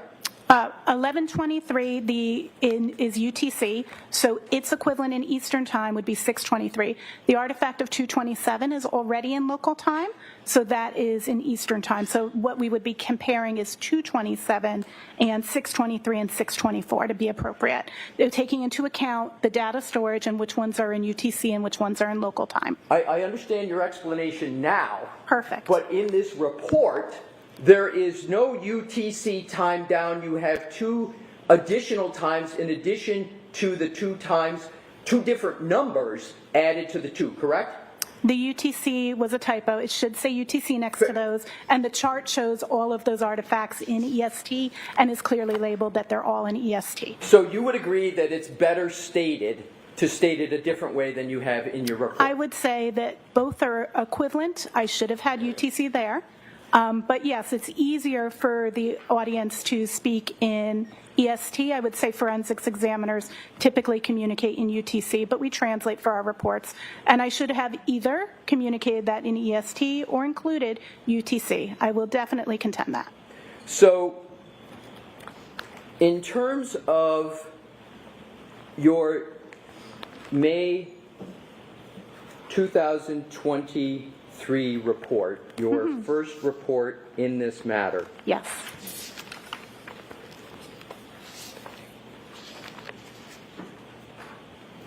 You, on page 5, in the sentence underneath the block paragraph, state, in the instance of the Google search, house long to die in cold that was recovered from the right-ahead log associated with.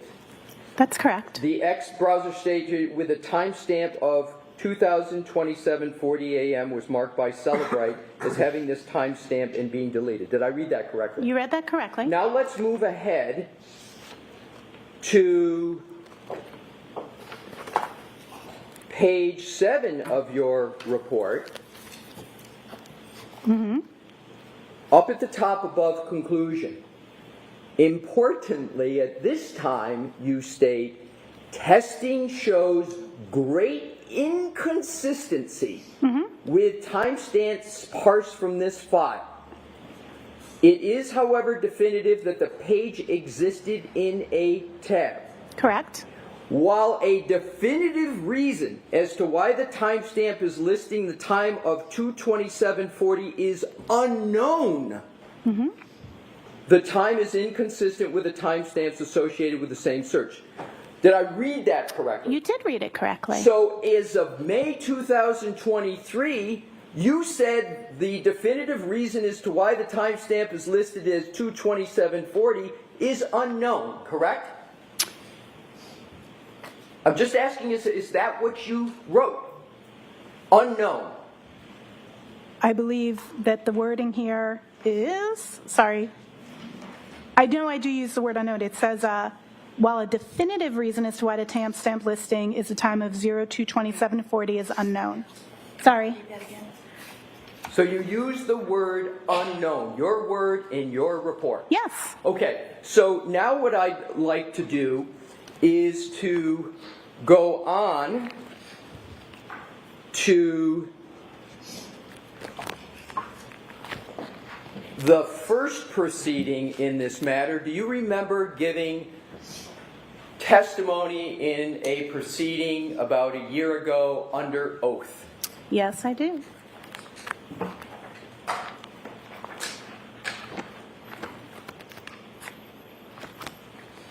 I am now going to go to that testimony, and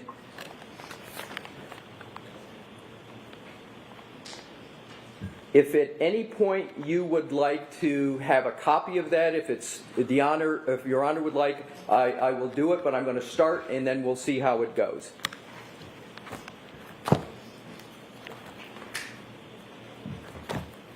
So, bear with me a moment. Do you recall in that testimony stating that you processed the image in several forensic tools? I used Celebrite Physical Analyzer, and then you list many other tools. Do you remember giving that testimony? We have a page. I'm sorry, Mr. Brennan, I thought I'd given it 1-12.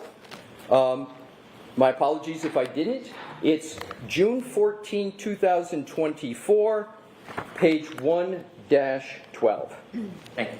You're welcome.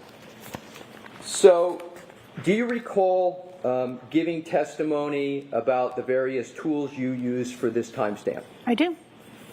And do you recall stating that those tools were commonly used digital forensic tools that are very standard?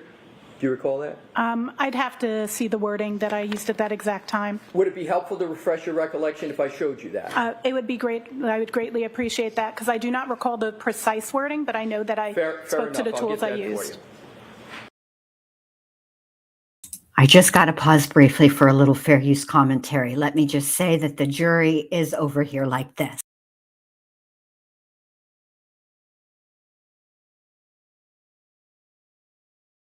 That is all. Let's keep going. May I approach, Your Honor? Yes, Mr. Lessie, you offered a transcript. Do you have the whole transcript? I have the whole transcript of that. Helps. It might speed things along. Agreed. Okay. We have one, I'll provide it to Ms. Hyde. Ms. Hyde, I'm going to leave you a transcript. Thank you, I appreciate it. Listen, I don't give a rat's fat kneecap, Miss Hyde. How many times you say So, thank you? Hold ma'am, on, would you Mr. like to Alessi. say- I do not want to interrupt you. I don't care how many times you say thank you.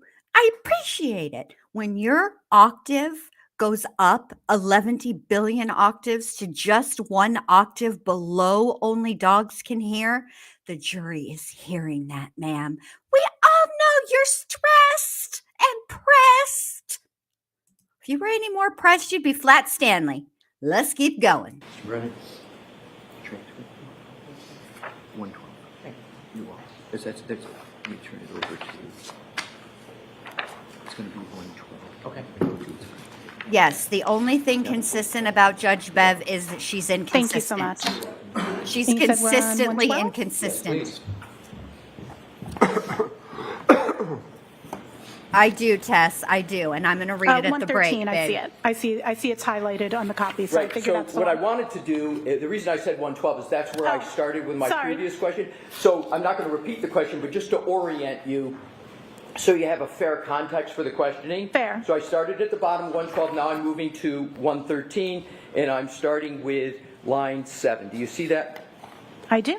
And it says, yes, they are commonly used digital forensic tools that are very standard for other forensic examiners to use on mobile exploitation. Did I read that correctly? That is correct. And then if you go down to line 22, you testified in that proceeding, so it's important to use multiple tools so you can see the results from different different data sets, and be able to compare those results and enhance those with manual analysis. Did I read that correctly? You did, that's correct. And then going up to page 114, line 5. Slow down a little bit, Mr. Alessi. I will, Your Honor, thank you. Yeah, that's very, very typical for me to process with multiple tools to ensure that I'm getting the most complete interpretation from forensic tools. Translation. This is like when you play MASH and you don't get the result, or let me give a better example. When you used to play the game True Love, right? And you have to calculate how much true love you have with your intended using the letters that spell out true love with the letters that they use to spell their name, and you don't get the desired results. So you either add their last name or you subtract their last name. That's what she did.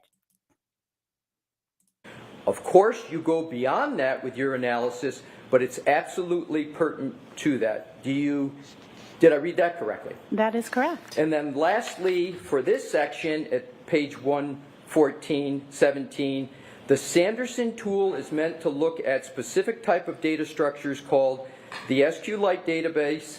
XQLite databases are very nuanced, and this particular tool allows you to take that database and explore it at a deeper level than the other forensic tools allow. Did I read that correctly? Yes, you did. Thank you. Now if we can go to page 124 of the very same testimony.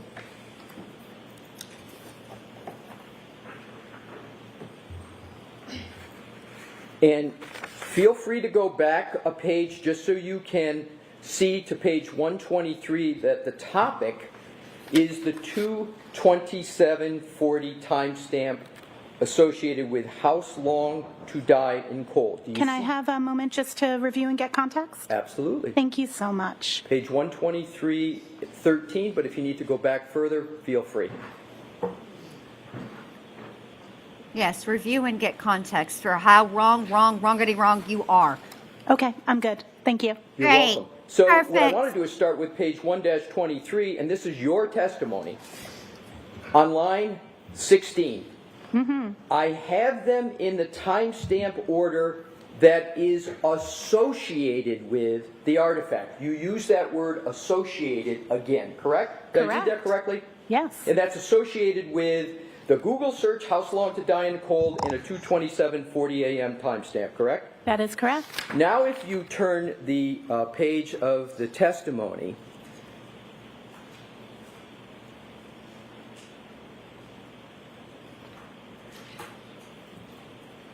you state back then that On page 124, line 1, the browser state DB is an artifact that speaks to when tabs are moved. So when you're using your browser and you open different tabs, you may have a search that this time pertains to the time that the tab moved. It could be lots of things. Did I read that correctly? You did. Not one thing, you said it could be lots of things, correct? That is correct. And then you go on in line 10, and you talk more, and then you go down to the bottom. You go down to line 20, and you testified, we cannot tell by this particular artifact what time that search occurred. Did Absolutely. I read that correctly? That specifically pertaining to that particular artifact that in browser state DB, that does not tell us what time a search occurred. That is correct. Right. So you stated, and it was your statement then, we cannot tell by this particular artifact what time that search occurred, correct? That particular artifact. Okay, so now let's keep going. Mm-hmm.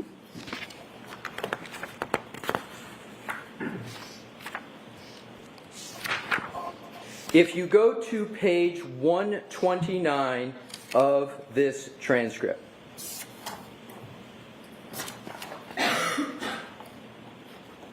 I'm there. at the top, Sure. line 1, 227 isn't necessarily one time when the tab was closed. That's in my report. I say it's undetermined.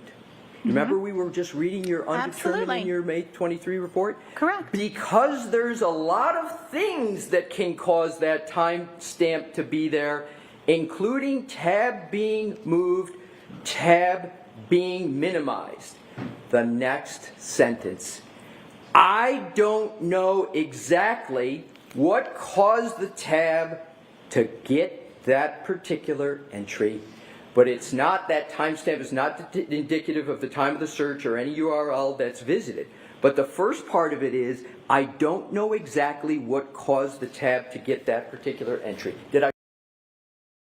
If you don't know exactly what caused that to happen, then how can you testify to a reasonable degree of certainty that the search was not performed at 2:27:40, but rather 6:24 a.m.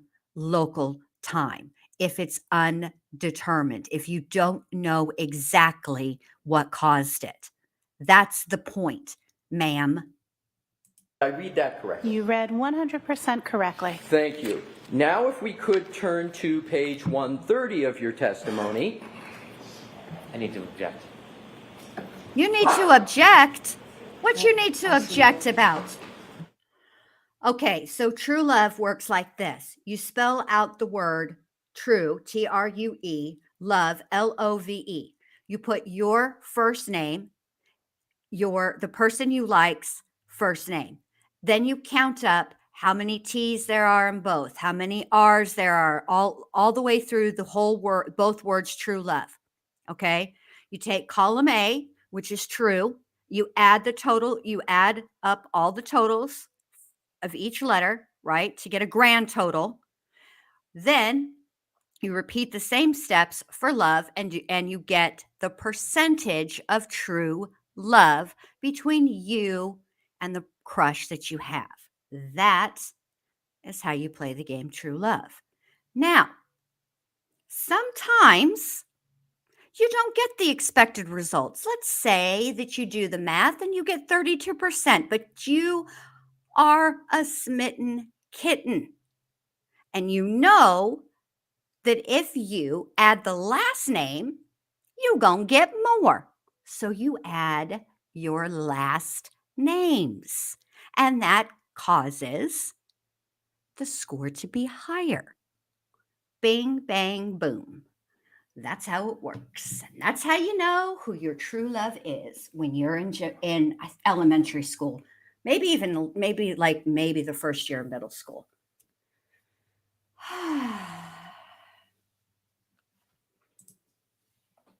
According to, this is what's going on X, which let me just say this, the internet remains undefeated.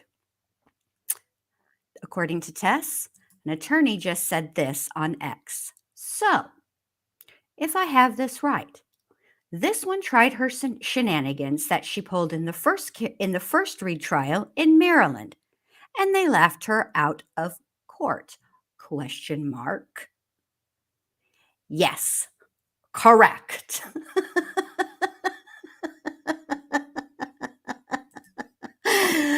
You are Bill Nye ain't got nothing on you, Jen Lou. That's also correct.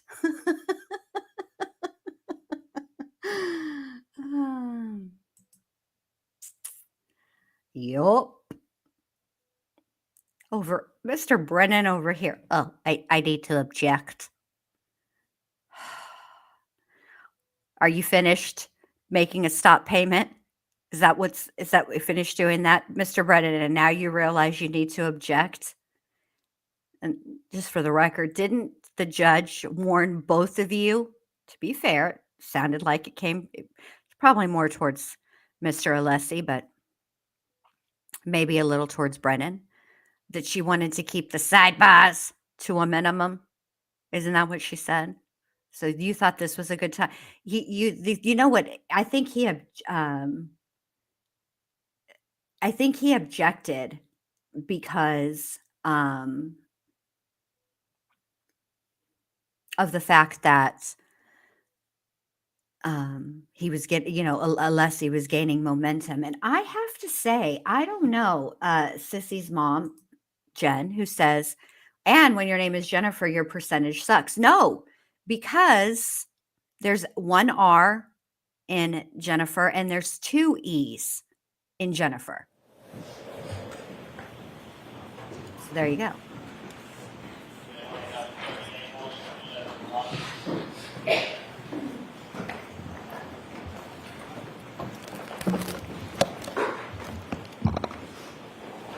Did you have a moment to collect yourself, Ms. Hyde? Thank you for your patience, Ms. Hyde. Absolutely, sir. What I'd like to do is to go back to your testimony in the first proceeding, and we can go back to page 1-30. I am there. Thank you. So I am going to go back just because there's been some time and give some context. So we're talking about the 2:27:40 a.m. timestamp, correct, at this page location? We've been talking about that for several pages. Yes, that's correct. You're absolutely correct. We've been talking about it for several pages. And bear with me, I think this may be either the second to last or the last. Just to finish up on our conversation during the sidebar, Kelly says, had I known about this game, maybe I wouldn't have ruined my life with that a-hole that left me alone with a baby at 16. My whole life has been a lie. Well, I based who I would date and wouldn't date on that very percentage. Ain't never steered me wrong. I'm just teasing. The guy that I had the most score with back in the day was super toxic, and I couldn't get enough. Let's keep going. There you testified with regard, this was when you're referring to an artifact. You've agreed that timestamp is a fair synonym. You say on line 5, that means it wasn't in the regular database, it was in the write-ahead log. And to Celebrite's credit, that tool actually parsed the write-ahead log and displayed it where the other tools did not. So did I read that correctly, number one? You read it correctly. So am I correct that here what you're stating is Celebrite was actually showing the 2:27:40 a.m. timestamp at that time during your testimony in the first on that date? That is correct, okay, yes. so I just wanted to establish that, and Absolutely. You were giving Celebrite credit for actually showing that timestamp at that time of 2:27:40 at the time of your testimony back in June of 2024, correct? That is correct. Okay, so now let's go to page 1-36. 136, you said? 136, yes. Thank you.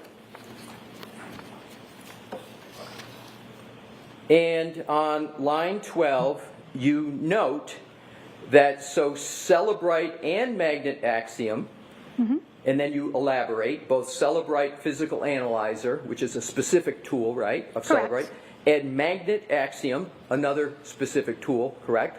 Correct. Both have file system viewers that then have SQLite database viewers. And you, skipping down to line 17, you talk about they don't allow for deep analysis of the write-ahead logs, which is why in my analysis I use the specialized Sanderson forensic browser for SQLite, correct? I read That that is correct. So is it fair to say that what you did up to this point in June of 2024, with regard to the 2:27:40 a.m. timestamp on January 29, 2022, you applied a variety of tools to analyze the issue of when did the Google search occur that you use the words associated with a Safari Google search, house long to die in the cold? There's a little bit of wording I would correct there if that's okay. Right, but so let me see if I can ask the question That'd be great. a different, more simple way. Thank you. You're welcome. So you used a variety of tools to analyze that house long to die in the cold search, correct? Plus manual analysis and testing, yes. Plus manual analysis and testing. Alrighty, now let's leave the testimony. Okay. And let's go to your next report. And your next report is December 2024. Do I have the it correct. chronology correct, Ms. Hyde? That is correct. So in December of 2024, just approximately 6 months ago, you issued another report, correct? That is correct. And you got the request for that report also from the Norfolk District Attorneys, correct? That is correct. And you state in regard, well, that report regarded the analysis of the same timestamp, correct? Correct. To 2:27:40 timestamp. And in that report, under relevant findings, you state, and this is December of 2024, so it's from your May 2023 report, it's approximately a year and a half. Is that approximately from your May 23rd report? Approximately a year and a half? Yes. So a year and a half after what we just reviewed in your May 23rd report, and then just months after the testimony of June, right? So about 6 months after your 6 months later. June testimony that we just went through, you went and looked at this issue again, correct? That is correct. And isn't it correct that when you were asked to look at the same timestamp in December of 2024, that Celebrite removed the timestamp from their tools? Celebrite did remove that timestamp from the tool. That is correct. Okay. And that timestamp was the subject of extensive reports and testimony that you participated in the first proceeding, correct? That is correct. And even though that timestamp, 2:27:40 a.m., that showed up in Celebrite tools, magnet forensic axiom showed up, that was removed by Celebrite, correct? Celebrite no longer reports it. The evidence is still in the data. I want to be clear, just that it doesn't change the data. They just removed it from their automated parsing and reporting. Right, so they removed it from their automated parsing and reporting, correct? Yes, they did. That is. Did they remove it because it's been interpreted wrong? And so they corrected when it's retrieved in the report because it's interpreted incorrectly and is problematic, that they changed the algorithm that goes to fetch those results and all of that? I wonder. That's correct.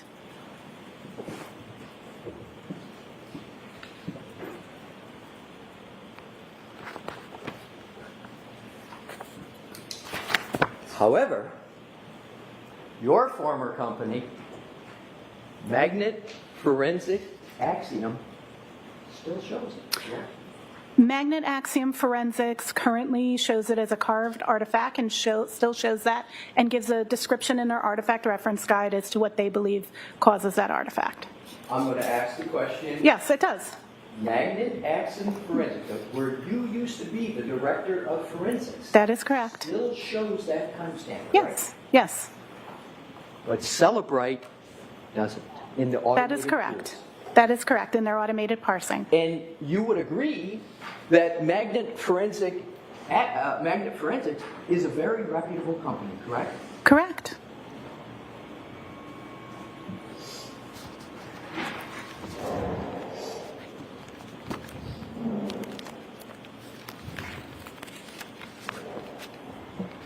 So why was it removed? Let's go back to your December 2024 report. Do you recall just moments ago when we went through your testimony in June of 2024 in the first proceeding where you stated various times how it was, I'll use the term best practices, to use multiple tools to analyze the timestamp? Correct.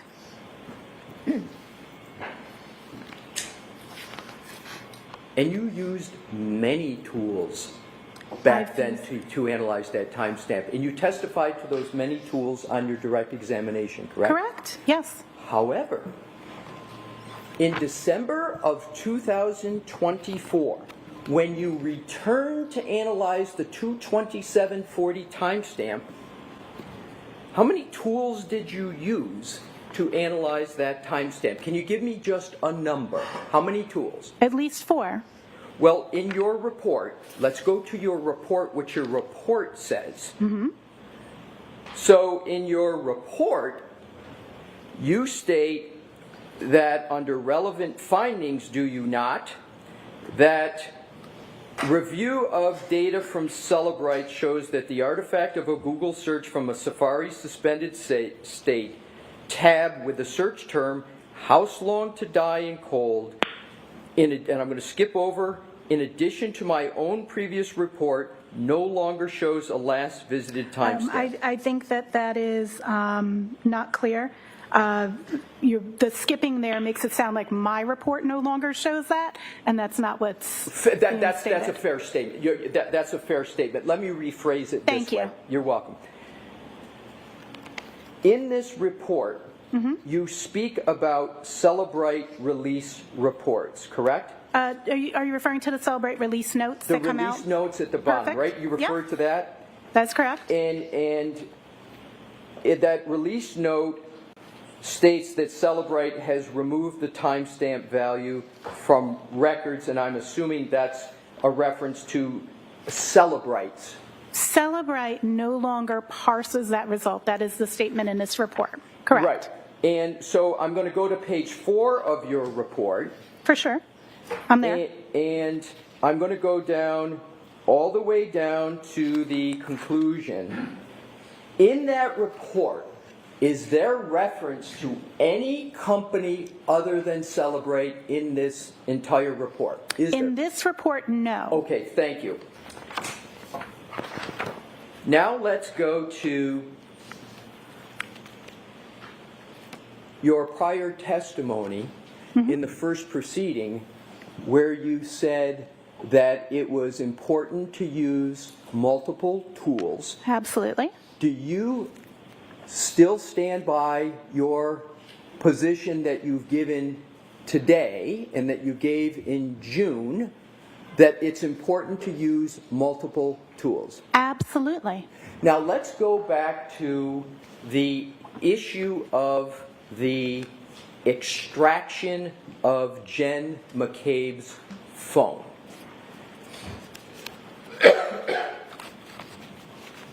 And what I want to do is to cover a concept and see if I've got this correctly. Are you familiar with the phrase Apple source codes? I'm sorry, can you please repeat? Absolutely. No worries, sir. Are you familiar with the phrase Apple source codes? Apple's source code? Absolutely, yes. And isn't it a fact that Apple keeps its source codes proprietary, meaning very few people have access to it? That's correct. It is closed source is the term we would use. Closed source. That would be the term of art, correct? And they keep it so close that they call it closed source. And it's not just Apple. Lots of tools are closed source. That just means that the code isn't available like it would be for the tool I mentioned earlier, iLeap. That's an open source tool. Anyone can look at the code. For Apple, we cannot go look at the code that makes your phone run. That's correct.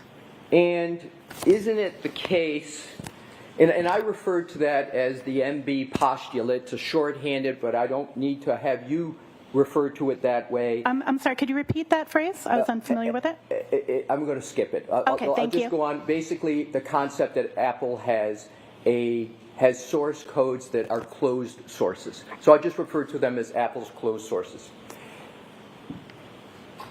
Wouldn't the best information about when a search occurred, what it's associated with, wouldn't the best information be in the Apple source code to answer that question?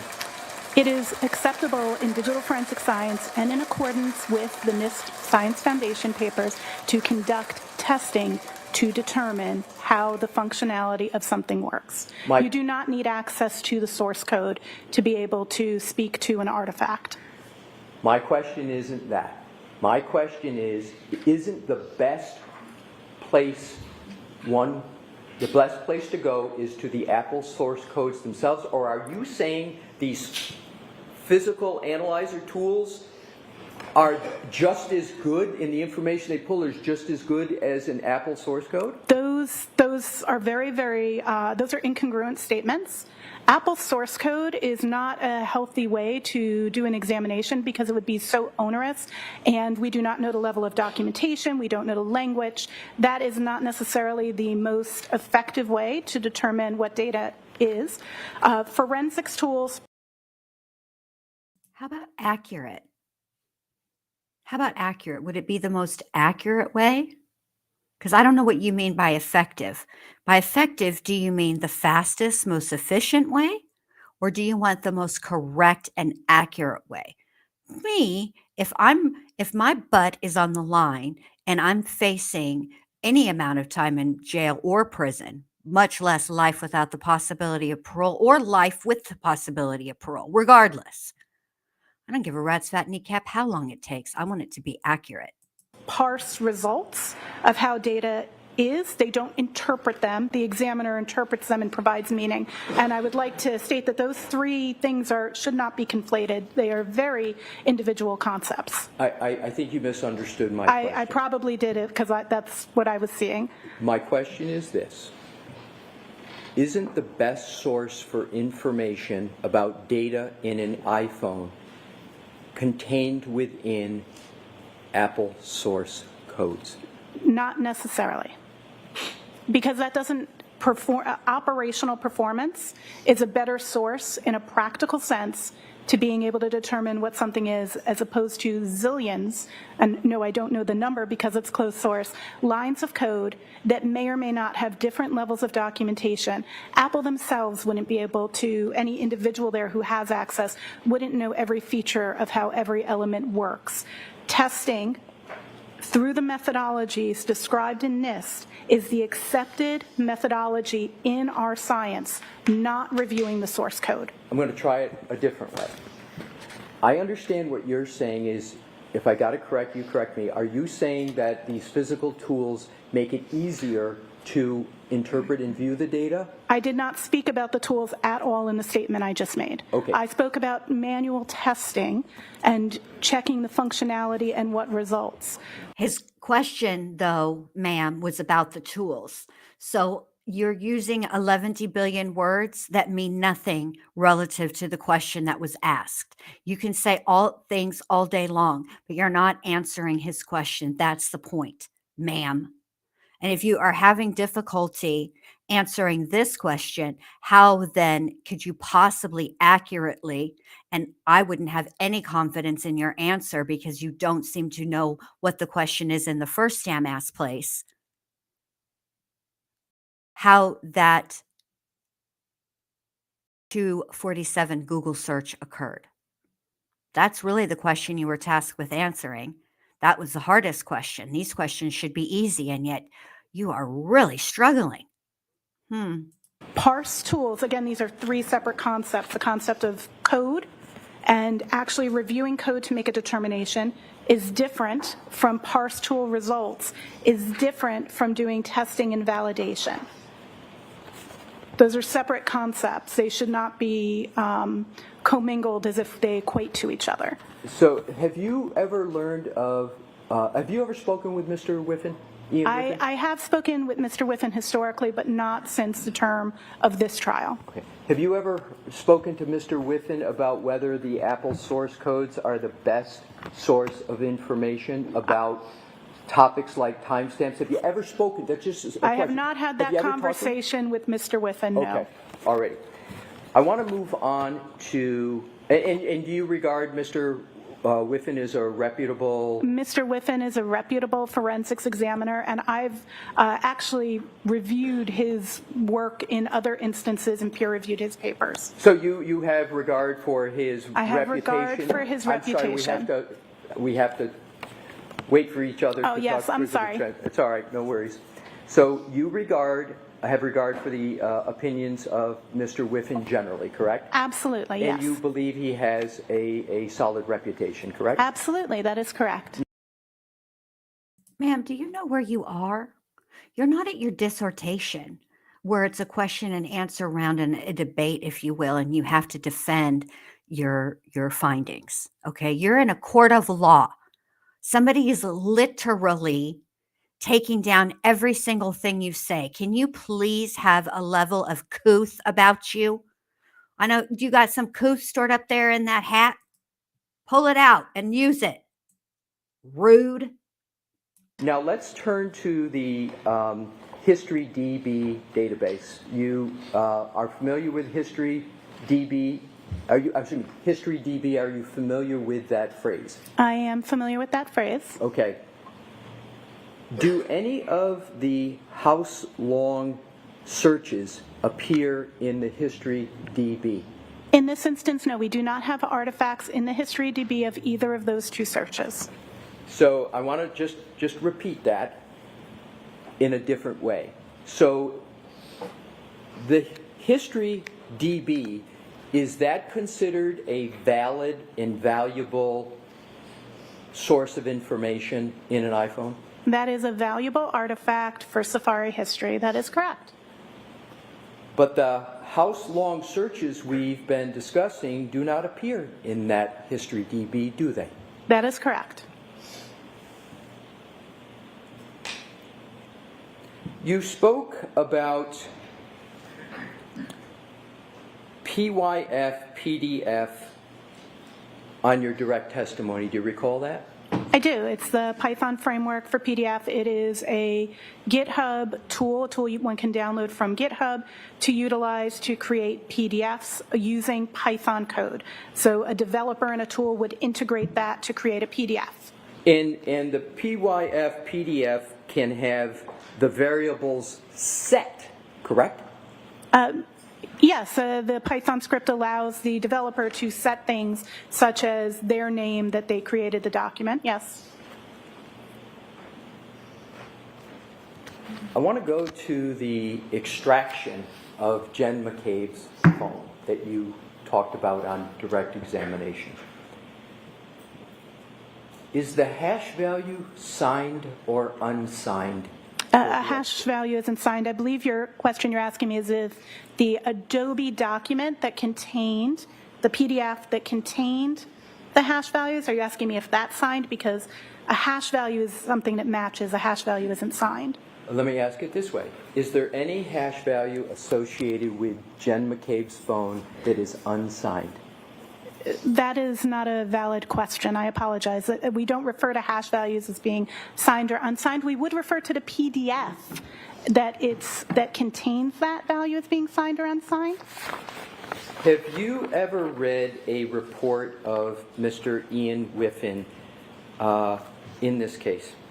I have, but I have to be clear, I have not read all of Ian's reports. I've only read some, so I don't know if...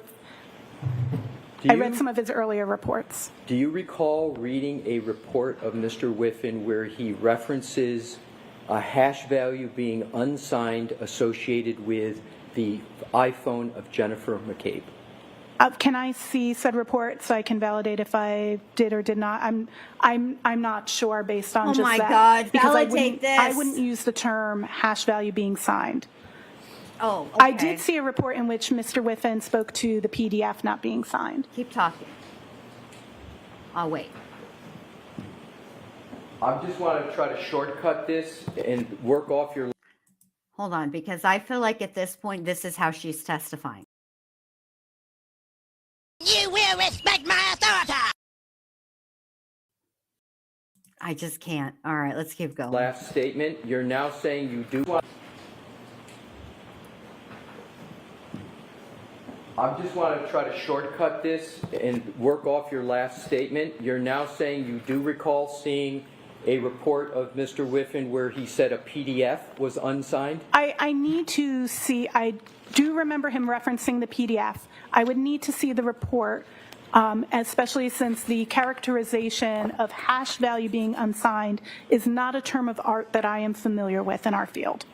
Let me ask if you agree or disagree with this statement.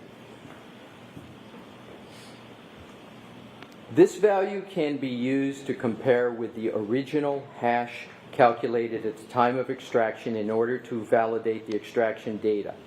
However, this requires authentication of the original hash value, which is not possible with gray key extractions, as the PDF containing the extraction hash value is unsigned. Therefore, this hash value could be used as a suggestion of authentication, but cannot be guaranteed 100%. Do you agree or disagree? His statement there says the PDF is unsigned, not that the hash value is unsigned. Right, but it's nonetheless unsigned, correct? The PDF is not signed. That is a correct statement. Gray key PDFs that purport that value are not an Adobe signed document. Do you know the history of the extraction of Jen McCabe's phone? It's yes or no? Can you provide more clarity? What do you mean? Do you mean from the time the image was made? Do you mean from the time the device was received? Because I don't know the information pertaining to the receipt of the device into evidence, and then when I only have the documentation of the image forward. So I want to be clear about what period we're talking about. It's an excellent point, and I am going to follow up with some questions. Okay. Oh, In Mr. an Alessi, extraction- hold on. I love it when he talks slow and quiet because you know he finna go in. Whew. Doesn't the extraction from a phone start with the raw data, raw image? You tell me, when someone brings a phone in, what's the first step that gets taken in order to do a full file extraction? What's the first step? It depends. There's got to be steps with regard to network isolation. I need to know if the device is AFU or BFU at that point. So I don't have that information from this case, if that is the question. I get from the image forward. So what I'd like to do, and this may be my last section of questioning, I'd like you to describe the ideal situation as to getting the most reliable data from an iPhone from the start. What's the most reliable way to do it? I would say the most reliable way is following the recently released SWIG-DE Scientific Working Group on Digital Evidence come into the device. I'm not saying that's in accordance with best practice. I'm saying that that's what I see based off of what you just had me review in the data. It sounds like you're trying to justify... Oh, I'm not if trying to right or justify. wrong, you tell me. It sounds like you're trying to justify the fact it wasn't secured. Am I correct? Or No, you're incorrect. I'm just stating we have, you asked if we had more data or less data. We actually have more data with it not being Faraday. But no, best practice would be to Faraday. That I wasn't my 100% question. agree. My question wasn't, is there more or less data? My question was simply, doesn't your own report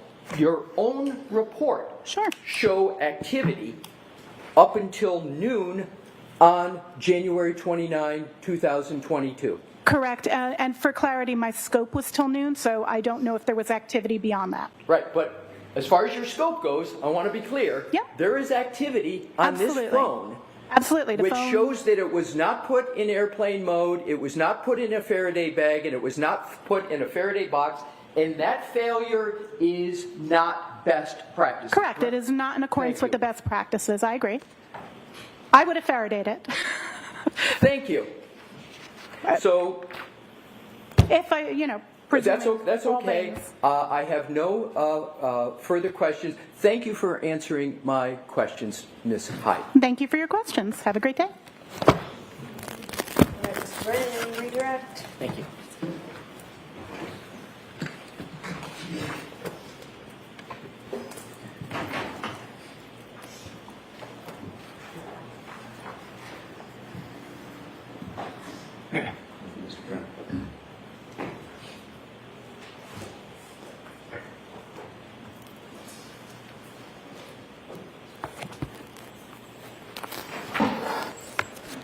Of course.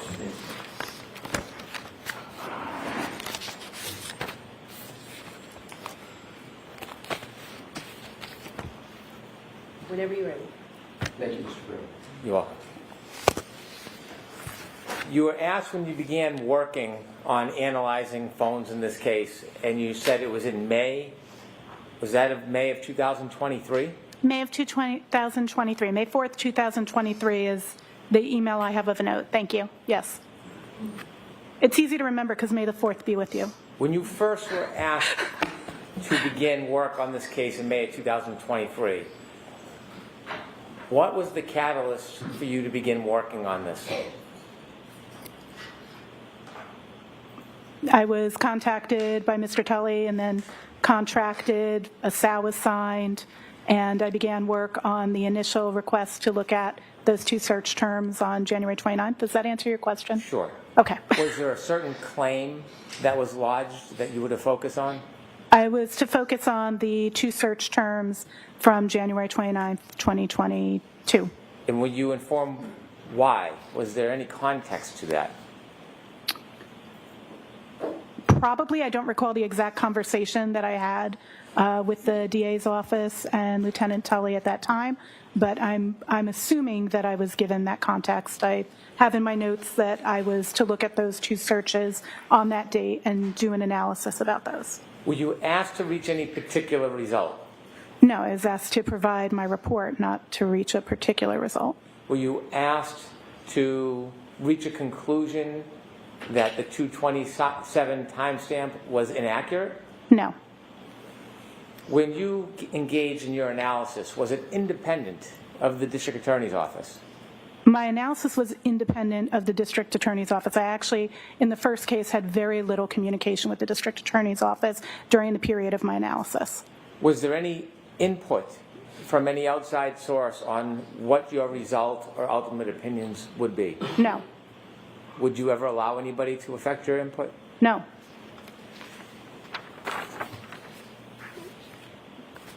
Throughout the course of your efforts with this phone, have there been changes to software? Absolutely. As mentioned on direct, software updates are near monthly. I want to ask you about changes to the Celebrate software. You were asked about certain reports you wrote. Were the reports that you wrote relative to different requests for analysis? Yes. The report regarding report number 3, regarding changes to Celebrate software, was that report limited to the timestamp change, or was it to include other efforts? The scope of that report, may I review what I have documented as Please. the scope? I believe we're talking about report 2. That's the one about the Celebrate change. Yes. And I have the request was to understand changes made in the newer version of Celebrate Physical Analyzer to artifacts pertaining to the timeline of a particular Google search on January 29, 2022, namely How's Long to Die in Cold. When you looked at the Celebrate software and report, was the timestamp characterization changed or removed? Yes, it was removed. That timestamp in the version starting in May of 2024, Celebrite actually removed that, and they put a release note stating that it was due to the ambiguity and potential for misconstruing the meaning of that data. Was there any other releases informing other reasons why that was changed other than the potential that somebody could misconstrue, misinterpret, or distort the information? Can I read Celebrite's own statement? Please. Celebrite's statement To yourself. to myself? Okay, roger that. Thank you. I appreciate that.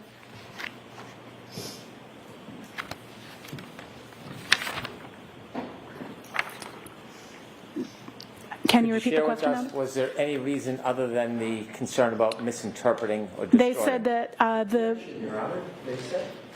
So what's your understanding? my understanding is that it is not a reliable timestamp, and that is why Celebrite removed it.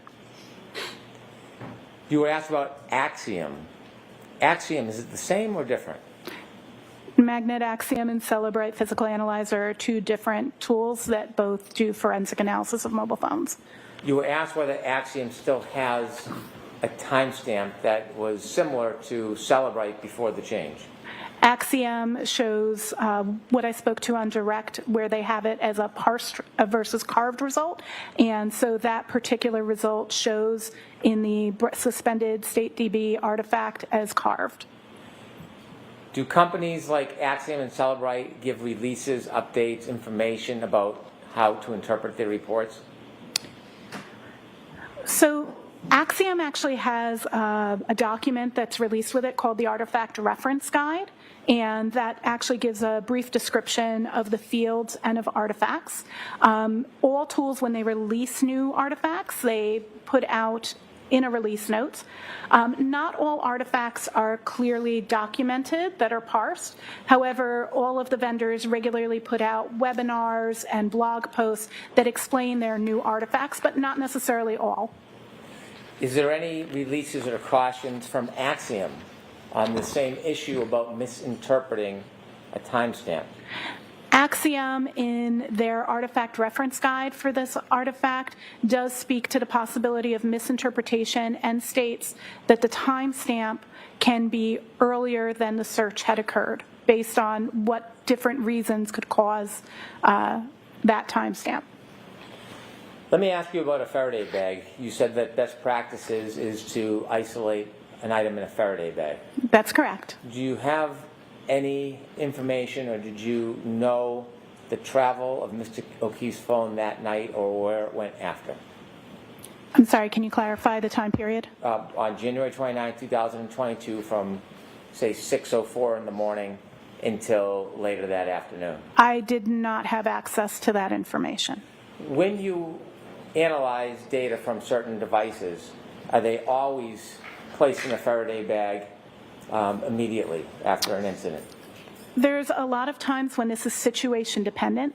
An example of when you would not put something in a Faraday bag is when you have a deceased victim and you're going to be using their biometrics to possibly unlock the device. Because a Faraday bag is enclosed and then can't be opened, if your intent, if you don't have the password, is to use a deceased person's fingerprint to unlock the phone, we don't want to put the person's finger in the Faraday bag, so usually those phones would not be Faradayed, but they would typically have airplane mode enabled or SIM card removed. But no, SIM card removed doesn't actually work on iOS, so I won't get into that. Understanding or having the opinion that this item was not placed in a Faraday bag at 6:04 in the morning, does that in any way affect your opinions about the data that you analyzed on this phone and the conclusions that you reached regarding Mr. O'Keefe's phone? It does not have any impact on the conclusions other than the fact that it wasn't Faradayed and more data came in. So we have additional data. You were asked a very specific question about History DB, and it was simply whether or not How's Long to Die in Cold, whether it appeared in History DB. That isolated question, does that provide any context for you and your analysis and conclusions about How Long to Die in Cold and that it occurred at 6:23 and 6:24 the next morning? The absence of the history DB artifact doesn't mean that that search didn't occur at that time. We have multiple corroborating artifacts, which is usually what we look for, 2 artifacts that demonstrate is like very good. You don't necessarily need that, but in this instance, we have both from the Mobile Safari PLIS, which tracks the history, as well as the Knowledge C DB. So we do have 2 artifacts showing that those searches were done at that time. Of course, 6 seconds apart for the difference between the Knowledge C and the Mobile Safari PLIS.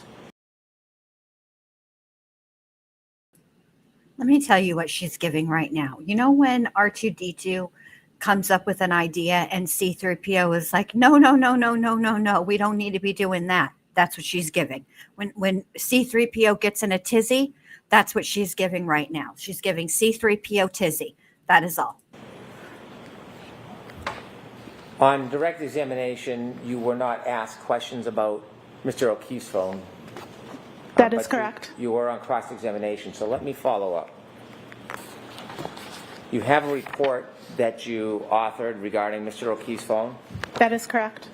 And you had an opportunity to look at the healthcare data for January 29, 2022. That is correct. Page 6 of your report. Thank you. You noted that there were steps that began at 12:11:09 a.m. Is that accurate? That is accurate. And the way healthcare data works, do you have an understanding whether steps means a person actually took a number of steps, or does it mean something else? Steps doesn't necessarily mean that you took a number of steps. It's based on the motion of the device. So it could be steps, it could be you're carrying it, it could be that you're in some other kind of motion, you could be on a bicycle, you could, any number of things. And the number of steps is based on the presumed gait, based on the input into the Apple Health app in terms of gender and height. So it determines a gait and then prescribes a number of steps, but it is possible for other things to cause steps to occur. You were asked specifically if you saw that there were reported movement or health steps at 12:21:10 a.m. and specifically pointed out to you notation or characterization of 80 steps. Is that accurate? That is what's stored in the database. I try to clarify, as I did for you, sir, that that's what's stored in the database. I'm not saying that 80 steps were taken. And by the way, in addition to the healthcare analysis, you did some analysis on the movement of a car, didn't you? For Ms. Your Honor. I'm going to deny that question. What? Can these health steps occur if somebody's holding a phone while traveling in a car? As mentioned in my report, it's caused by motion. It could be various motions that could cause it. You could be using an elliptical, you could be in a vehicle, you could be on a bicycle. It's not necessarily steps taken. Based on your analysis of Mr. O'Keefe's phone and the report that was pointed out to you on cross-examination, and do you have information or opinion where Mr. O'Keefe's phone was located around 12:21:10 while those steps registered? Objection, Your Honor. So, that's beyond the scope of the cross. It was pointed out to you at 12:21:10 there was a registered 80 steps. Is that accurate? That is correct. Okay. And then you were also asked about the last healthcare data, the last movements of this phone. And it was pointed out that began at 12:31:56 for 20 seconds? That's correct. Per the data in the database. And is that the last movement of Mr. O'Keefe's phone that evening before 6:04 that you saw when you analyzed the entire data in the phone? May I have one moment to review? Yes.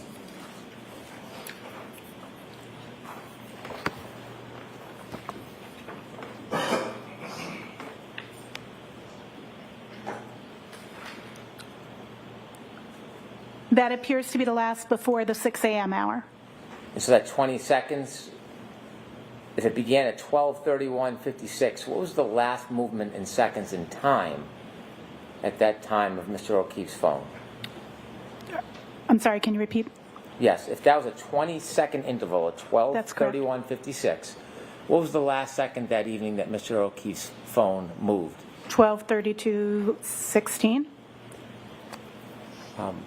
And then when you analyze the phone and were asked about these times, is there any movement between that last movement and 6:04:01? Between the 12:32? Yes, 12:32:16 and 6:04:01. Any movement of that phone whatsoever?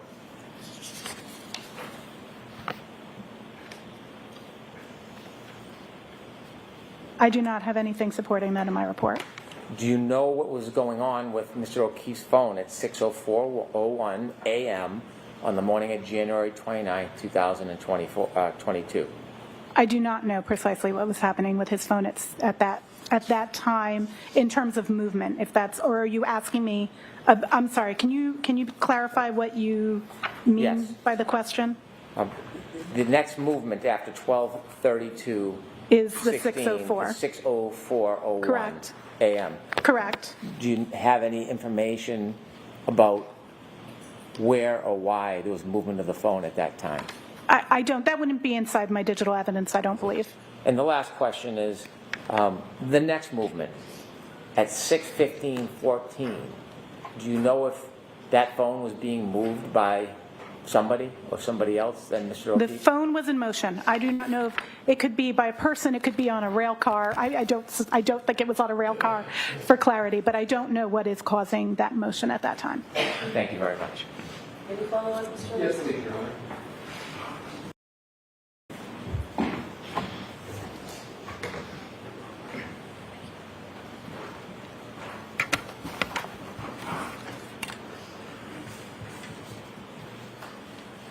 I have a moment, Your Honor. Yes. Excuse me, please.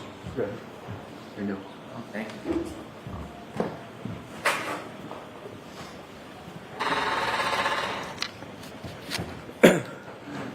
Ms. Hyde, you were asked questions by Mr. Brennan just moments ago about Celebrate and release notes. Do you recall those questions? Yes. And did Celebrate, beyond stating that their opinion was the 2:20:40 a.m. timestamp was not reliable, did they give any reason at all for why they concluded it was not reliable in that? I'm sorry, we'll wait for the...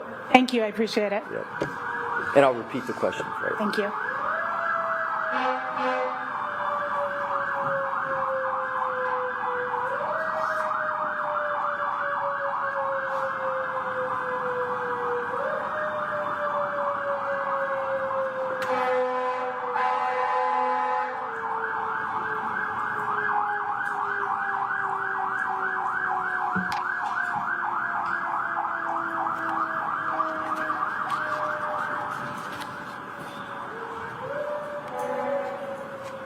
May I, Your Honor? Thank you.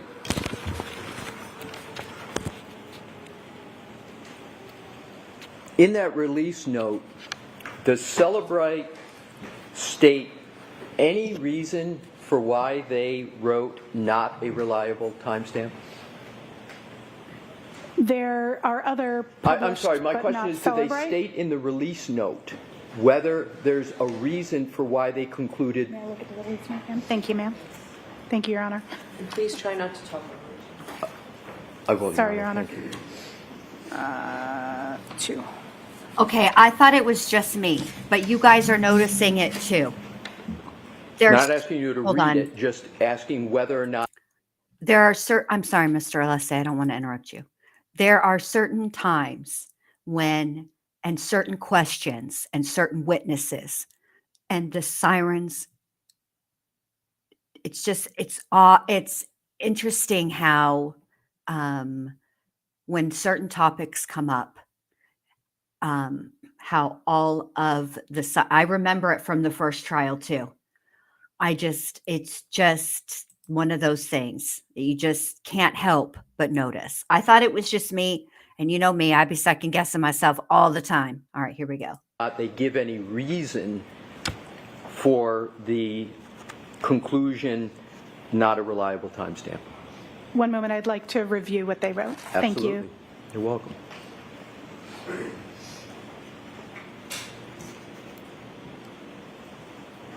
Yes, they do. Oh my gosh, oh my gosh, oh my gosh, doesn't mean anything. But remember earlier today when I said I wish just one witness who was reading silently to themselves mouthed the words, "She did it." I'm rewinding.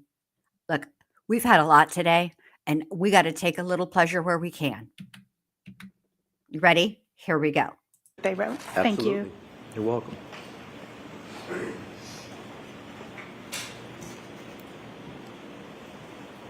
Yes, they do. They state that further research since is the reason that they're doing it, that there's further research. Did they state what that research is? They don't, but All right, but they don't state what the further research is. that is correct. They All right, state now that what I'd like it's to do is unreliable. Move on to Axiom. You were Yes, asked thank questions you. by Attorney Brennan. Thank you for mentioning that little last point, that it's unreliable. And you referred to Axiom as using a different parlance with the timestamp of carved, correct? Celebrate uses this deleted demarcation or recovered demarcation. Axiom does not do that at all. They speak to how they recovered the artifact, be it that it was parsed. When I say parsed, I mean the item was where it was expected to be in the algorithm, found it, located it, and said it's here, versus carved, which is when they have to go into an unexpected area, such as slack space, which would be the areas that are not yet used or were previously used to extract the data from that. So Axiom actually recovers the timestamp, but Celebrite does not. Is that correct? Is that correct? Yes, Okay. currently, previously, when we did the first case. Right, but currently, It's the opposite. Celebrite doesn't, but Axiom does. Axiom recovers 2:27:40 a.m., correct? Timestamp? That is the timestamp that they show for that artifact. Exactly. So now I'd like to go back to the next topic, our discussion about Mr. O'Keefe's phone and secured or not. You talked about one example of maybe needing to use a biometric to unlock a phone, and that might be a reason, as I understand it, as to why someone might not put it in a Faraday bag or box. Do I have that correct? Correct. Okay, do you know whether the passcode was immediately provided on the phone of Mr. O'Keefe? I do not have that information. Assume that the passcode was immediately provided for the phone of Mr. O'Keefe. Can you think of any other reason why that phone wouldn't be put in airplane mode, Faraday bag, or Faraday box? Best practice would be to put it in a Faraday bag. Okay. Sorry. And that phone was obviously not put in. I can't let that go. I cannot let that go. I'm sorry. You guys, watch this. Are you ready? Watch what she does. Phone wouldn't be put in airplane mode, Faraday bag, or Faraday box? Best practice would be to put it in a Faraday bag. Okay. Sorry. She just apologized to Mr. Brennan because, as we know, if the camera had panned out, Mr. Brennan is sitting over in this general vicinity. Wow. Wow. And that phone was obviously not put in airplane mode, Faraday box, or Faraday Hold bag on. after 6:04 a.m. Tess didn't get to see it. Let me rewind it for Tess. Okay, Tess, watch after she gives her response about the Faraday bag. Okay? For the phone of Mr. O'Keefe. Can you think of any other reason why that phone wouldn't be put in airplane mode, Faraday bag, or Faraday box? Best practice would be to put it in a Faraday bag. Okay. Sorry. And that phone was obviously not put in airplane mode, Faraday box, or Faraday bag after 6:04 a.m. on January 29, 2022, correct? Correct. Now let's go to, Well, I don't know if at some point past 12 o'clock. My report only goes to noon, so just for clarity, I don't know fair enough. anything past noon. fair enough, but from 6:04 a.m. until approximately noon on January 29, 2022, at least that time, that phone is not in airplane mode in a Faraday bag or a Faraday box, correct? It would appear such. Because I didn't analyze past that, I don't know if it had been potentially Faradayed and then it broke Faraday and got data, but I don't suspect that based on this. It appears that that data was live.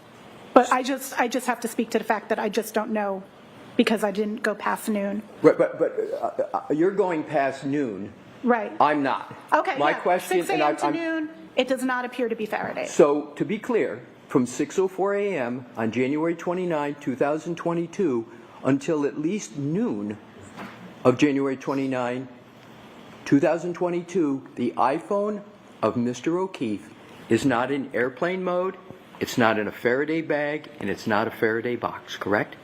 Unless it was in a broken Faraday bag, like they put it and it was failing. But it does not appear to have Oh been my placed in a God. Faraday bag. All right. Do you need to, seriously, you just apologized for telling the truth to the prosecutor, who retained you.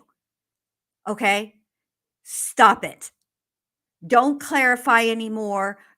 Let me just say this, your credibility, ma'am, that ship has sailed, and it is at the bottom of the ocean with the Nina, the Pinta, the Santa Maria, and the Titanic. My God. I'm just being honest. You should test your Faraday bags. They go bad. I use Dr. Katz's testing methodology, but in 100%, it appears to have been receiving signal for that entire period and not in a Faraday bag, which would be best practice unless biometrics were needed. So let's now go to hopefully what are the last two categories of questions. With regard to the iPhone of Jen McCabe,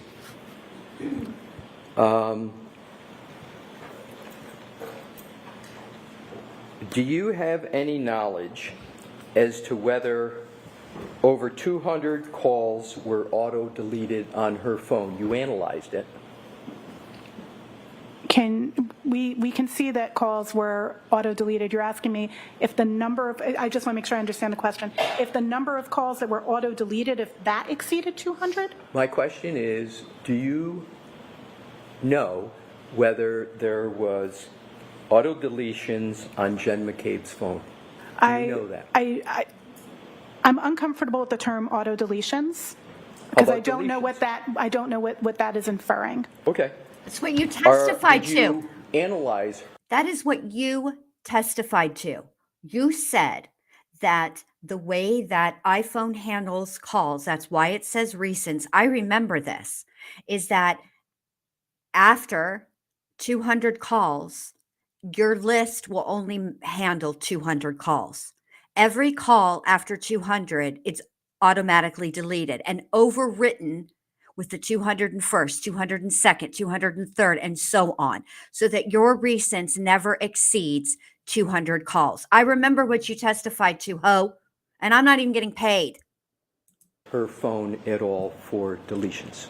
I analyzed her phone to see if there had been deletions of call logs, and what I found was that there were records that were removed by the system and not recoverable from that database, but were recoverable from biomes. Understood. Now what I'd like to do is to address your answer in response to Mr. Brennan's questions, where you said that the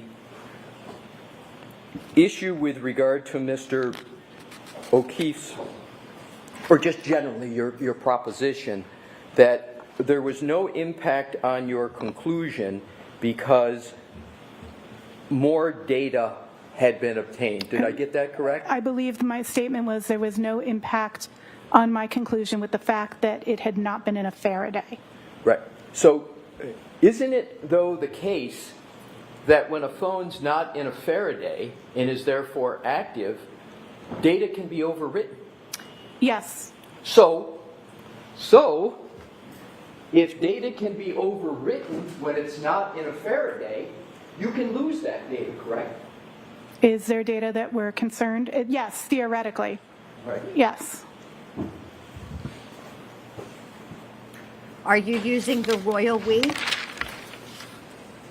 Just answer the question. You're not You at lectern. talked about, in response to Attorney Brennan, the 12/31/56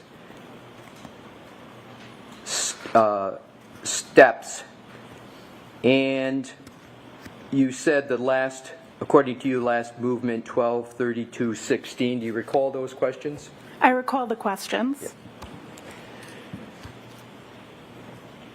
To boil it down, isn't it correct that that phone was moving at that time? May I check the timestamp again? Absolutely. I apologize. There's no. a lot of timestamps going back and forth. Please do. Ding, fries are done. 12/31/56. Is that Yeah, the? that's the start. Yeah. Would you like an apple Oh pie yes, with this one there that? definitely is. Jesus. Yes. So, does it matter what kind of movement? Hold on, I'm going to rewind this because Neat Noodle says she is going to go home and cry. I feel a little bad for her. Girl, bye. She going to cry in the car. That's where she going to cry, in the car. She ain't even going to wait till she gets home. I don't feel bad for somebody who comes in as arrogant as she. Movement, but that phone was. Please do. 12/31/56. Is that Yeah, the? that's the start. Yep. Oh yes, this one there definitely is. Yes. So, does it matter what kind of movement, but that phone was moving starting at 12/31/56 and still moving until 12/32/16 a.m. on January 29, 2022, correct? Yes. Thank you. Appreciate again you answering my questions. Thank you. All right, Ms. Hyde, you're all set. Thank you, Your Honor.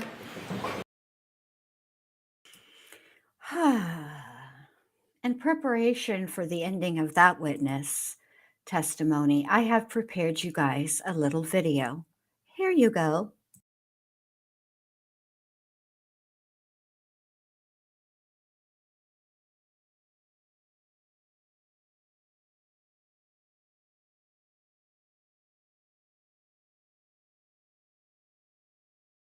That's all.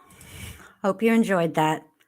All right, see counsel about scheduling. Oh, here we go. Judge Bev is done. Judge Bev is like, nope, we out. Why is my chat not coming up? There we go. I'm telling you guys, she gonna cry in the car. Hey, Jesse, what's up? We're gonna skip this. While they're at sidebar. Hey there, no, Jesse. Stop trying to play with me, Jesse. Either I'm going down, Jen, or you are. People.com/LC Live by clicking the link below or scanning the QR code on screen.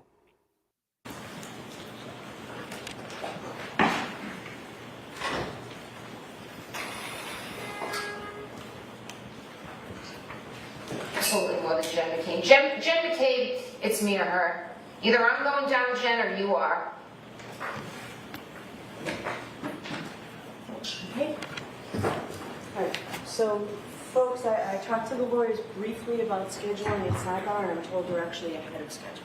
So with that, rather than beginning a witness who's probably going to take a while, we may as well let you go and enjoy the rest of this beautiful afternoon. So we're on schedule, ahead of schedule. We'll reevaluate that tomorrow, and I will see the lawyers at sidebar as the jurors want about to talk a little bit about scheduling. Okay, same cautions, please. Do not discuss this case with anyone. Don't do any independent research or investigation into this case. If you happen to see, hear, or read anything about this case, please disregard it and let us know, and be very careful with your social media use. We'll see you tomorrow morning. Thank you. All rise to the court, please. Okay. No close to follow me. So fantastic. I think because of the little the Jesse Weber clip for Morgan and Morgan. We don't get to hear anything about this clip, but let me just put this out here, okay? This is some clip that, because they mentioned Jen McCabe today, we get to hear what Karen thought of Jen McCabe in 2024. So here we go. This is a completely out of context clip. And by out of context, this is why I'm annoyed with this line of BS coming from the prosecutor, okay?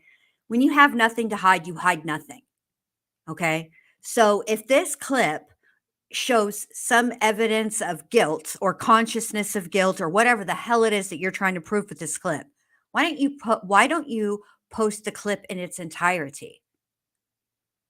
I don't like that. I would imagine the reason they're not allowed to post the clip, the question that precedes the answer, is because that's probably some friggin' hearsay situation. But I think that it's problematic. It means nothing. This clip. Absolutely more than Jen McCabe. Jen McCabe, it's me or her. Either I'm going down, Jen, or you are. Either I'm going down, Jen, or you are. I mean, what does that prove? And to Tessa's point, hold on a second. There's 2 points Tess makes that are fantastic points that I'm not going to end this live until I say them. Tess says, "Oh, more clips to leave the jury with." Okay. We still have heard no evidence about how John was hit by a car. And I would further state, we've also not heard any evidence about how John was hit by a car and the person driving the car was Karen Reed. Lord Jesus. Hold on a second. Where's the other one? Here it is. The Commonwealth is doing more to defend Jen McCabe than show how Karen is guilty, in my opinion. Agreed, Tess. Agreed. They're working so hard to prove that Jen McCabe didn't do this that they haven't even started to lay the foundation that the first point that they need to prove, right, is that John O'Keefe was hit by a vehicle. That's number one. Let's start there. We have heard no evidence of that. Okay. Step 2 would be proving that the car that struck John O'Keefe was Karen Reed's car, and that Karen Reed was driving that car at the time that it struck John O'Keefe. The third thing we need to prove is that John O'Keefe subsequently died as a result of being struck by Karen Reed's car while Karen Reed was driving the cock-a-doodle car. And we've heard nothing about that. Nothing. Where is that? It's ridiculous. I'm over it. But listen, I appreciate you guys all being here. This was some really good testimony. Mr. Alessi, I continue to heart you. And tomorrow, I will be back at 7:55 a.m. Central Standard Time, 8:55 a.m. Eastern Standard Time. And I will also have a prepared clip for every single time Alessi crosses a witness that will include the Mortal Kombat words, "finish him" or "finish her." Until I see you, I hope to see you all in Alex Erickson's chat. Remember, tonight is her interview with Guilty of Crime, Guilty of Crime is the channel who interviewed Stephen Stern's parents, Deb and Christopher Stearns. And please be there. I think this is going to be a fantastic interview. I think it's going to be informative. I think Deb and Christopher Stearns have received a buttload of criticism, some justified. Okay. But I also think that hearing from the person who spoke to them and getting a sense of maybe what their headspace was, because remember, the last interview that they gave was through text. It wasn't verbal, so it's very difficult to read tone in text. So I think that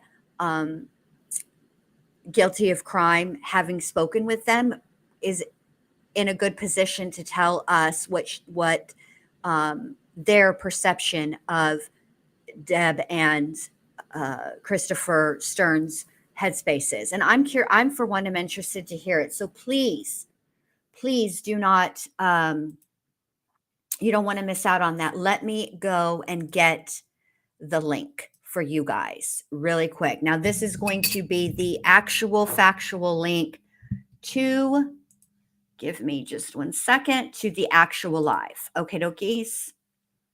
Here it is. Let me copy it really quickly. Here it is. I'm putting it in the chat right now. There you go. That's the live. All right. Until 6 o'clock p.m. Central, 7 o'clock Eastern, unless it's moved. I haven't looked. Let me just make sure. Hold on. Yeah, 6 p.m. I will see you over in Alex Erickson's chat. Thank you guys for being here. I appreciate it so much. If you haven't done so, hey, give your girl a thumbs up or thumbs down. I mean, maybe I got out of hand today. I don't know. I probably did. And maybe it just wasn't, your cup of tea. I get it. All right, you guys. Thank you for being here. I'll see you guys all in Allie's chat. Have a great rest of your afternoon, and ta-ta for now. Bye.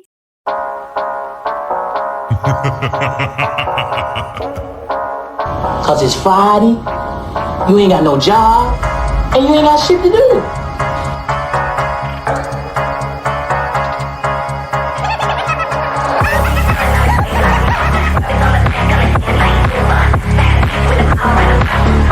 Well, fuck you.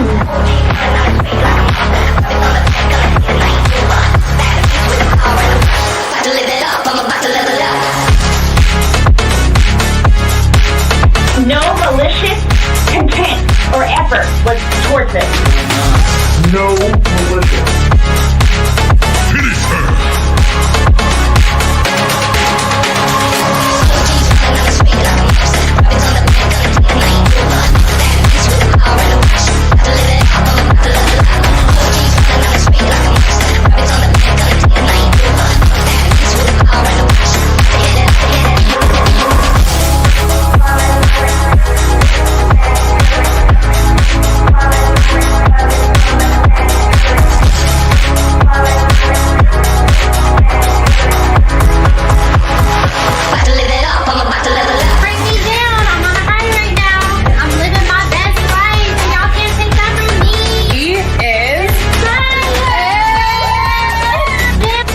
Minutes later.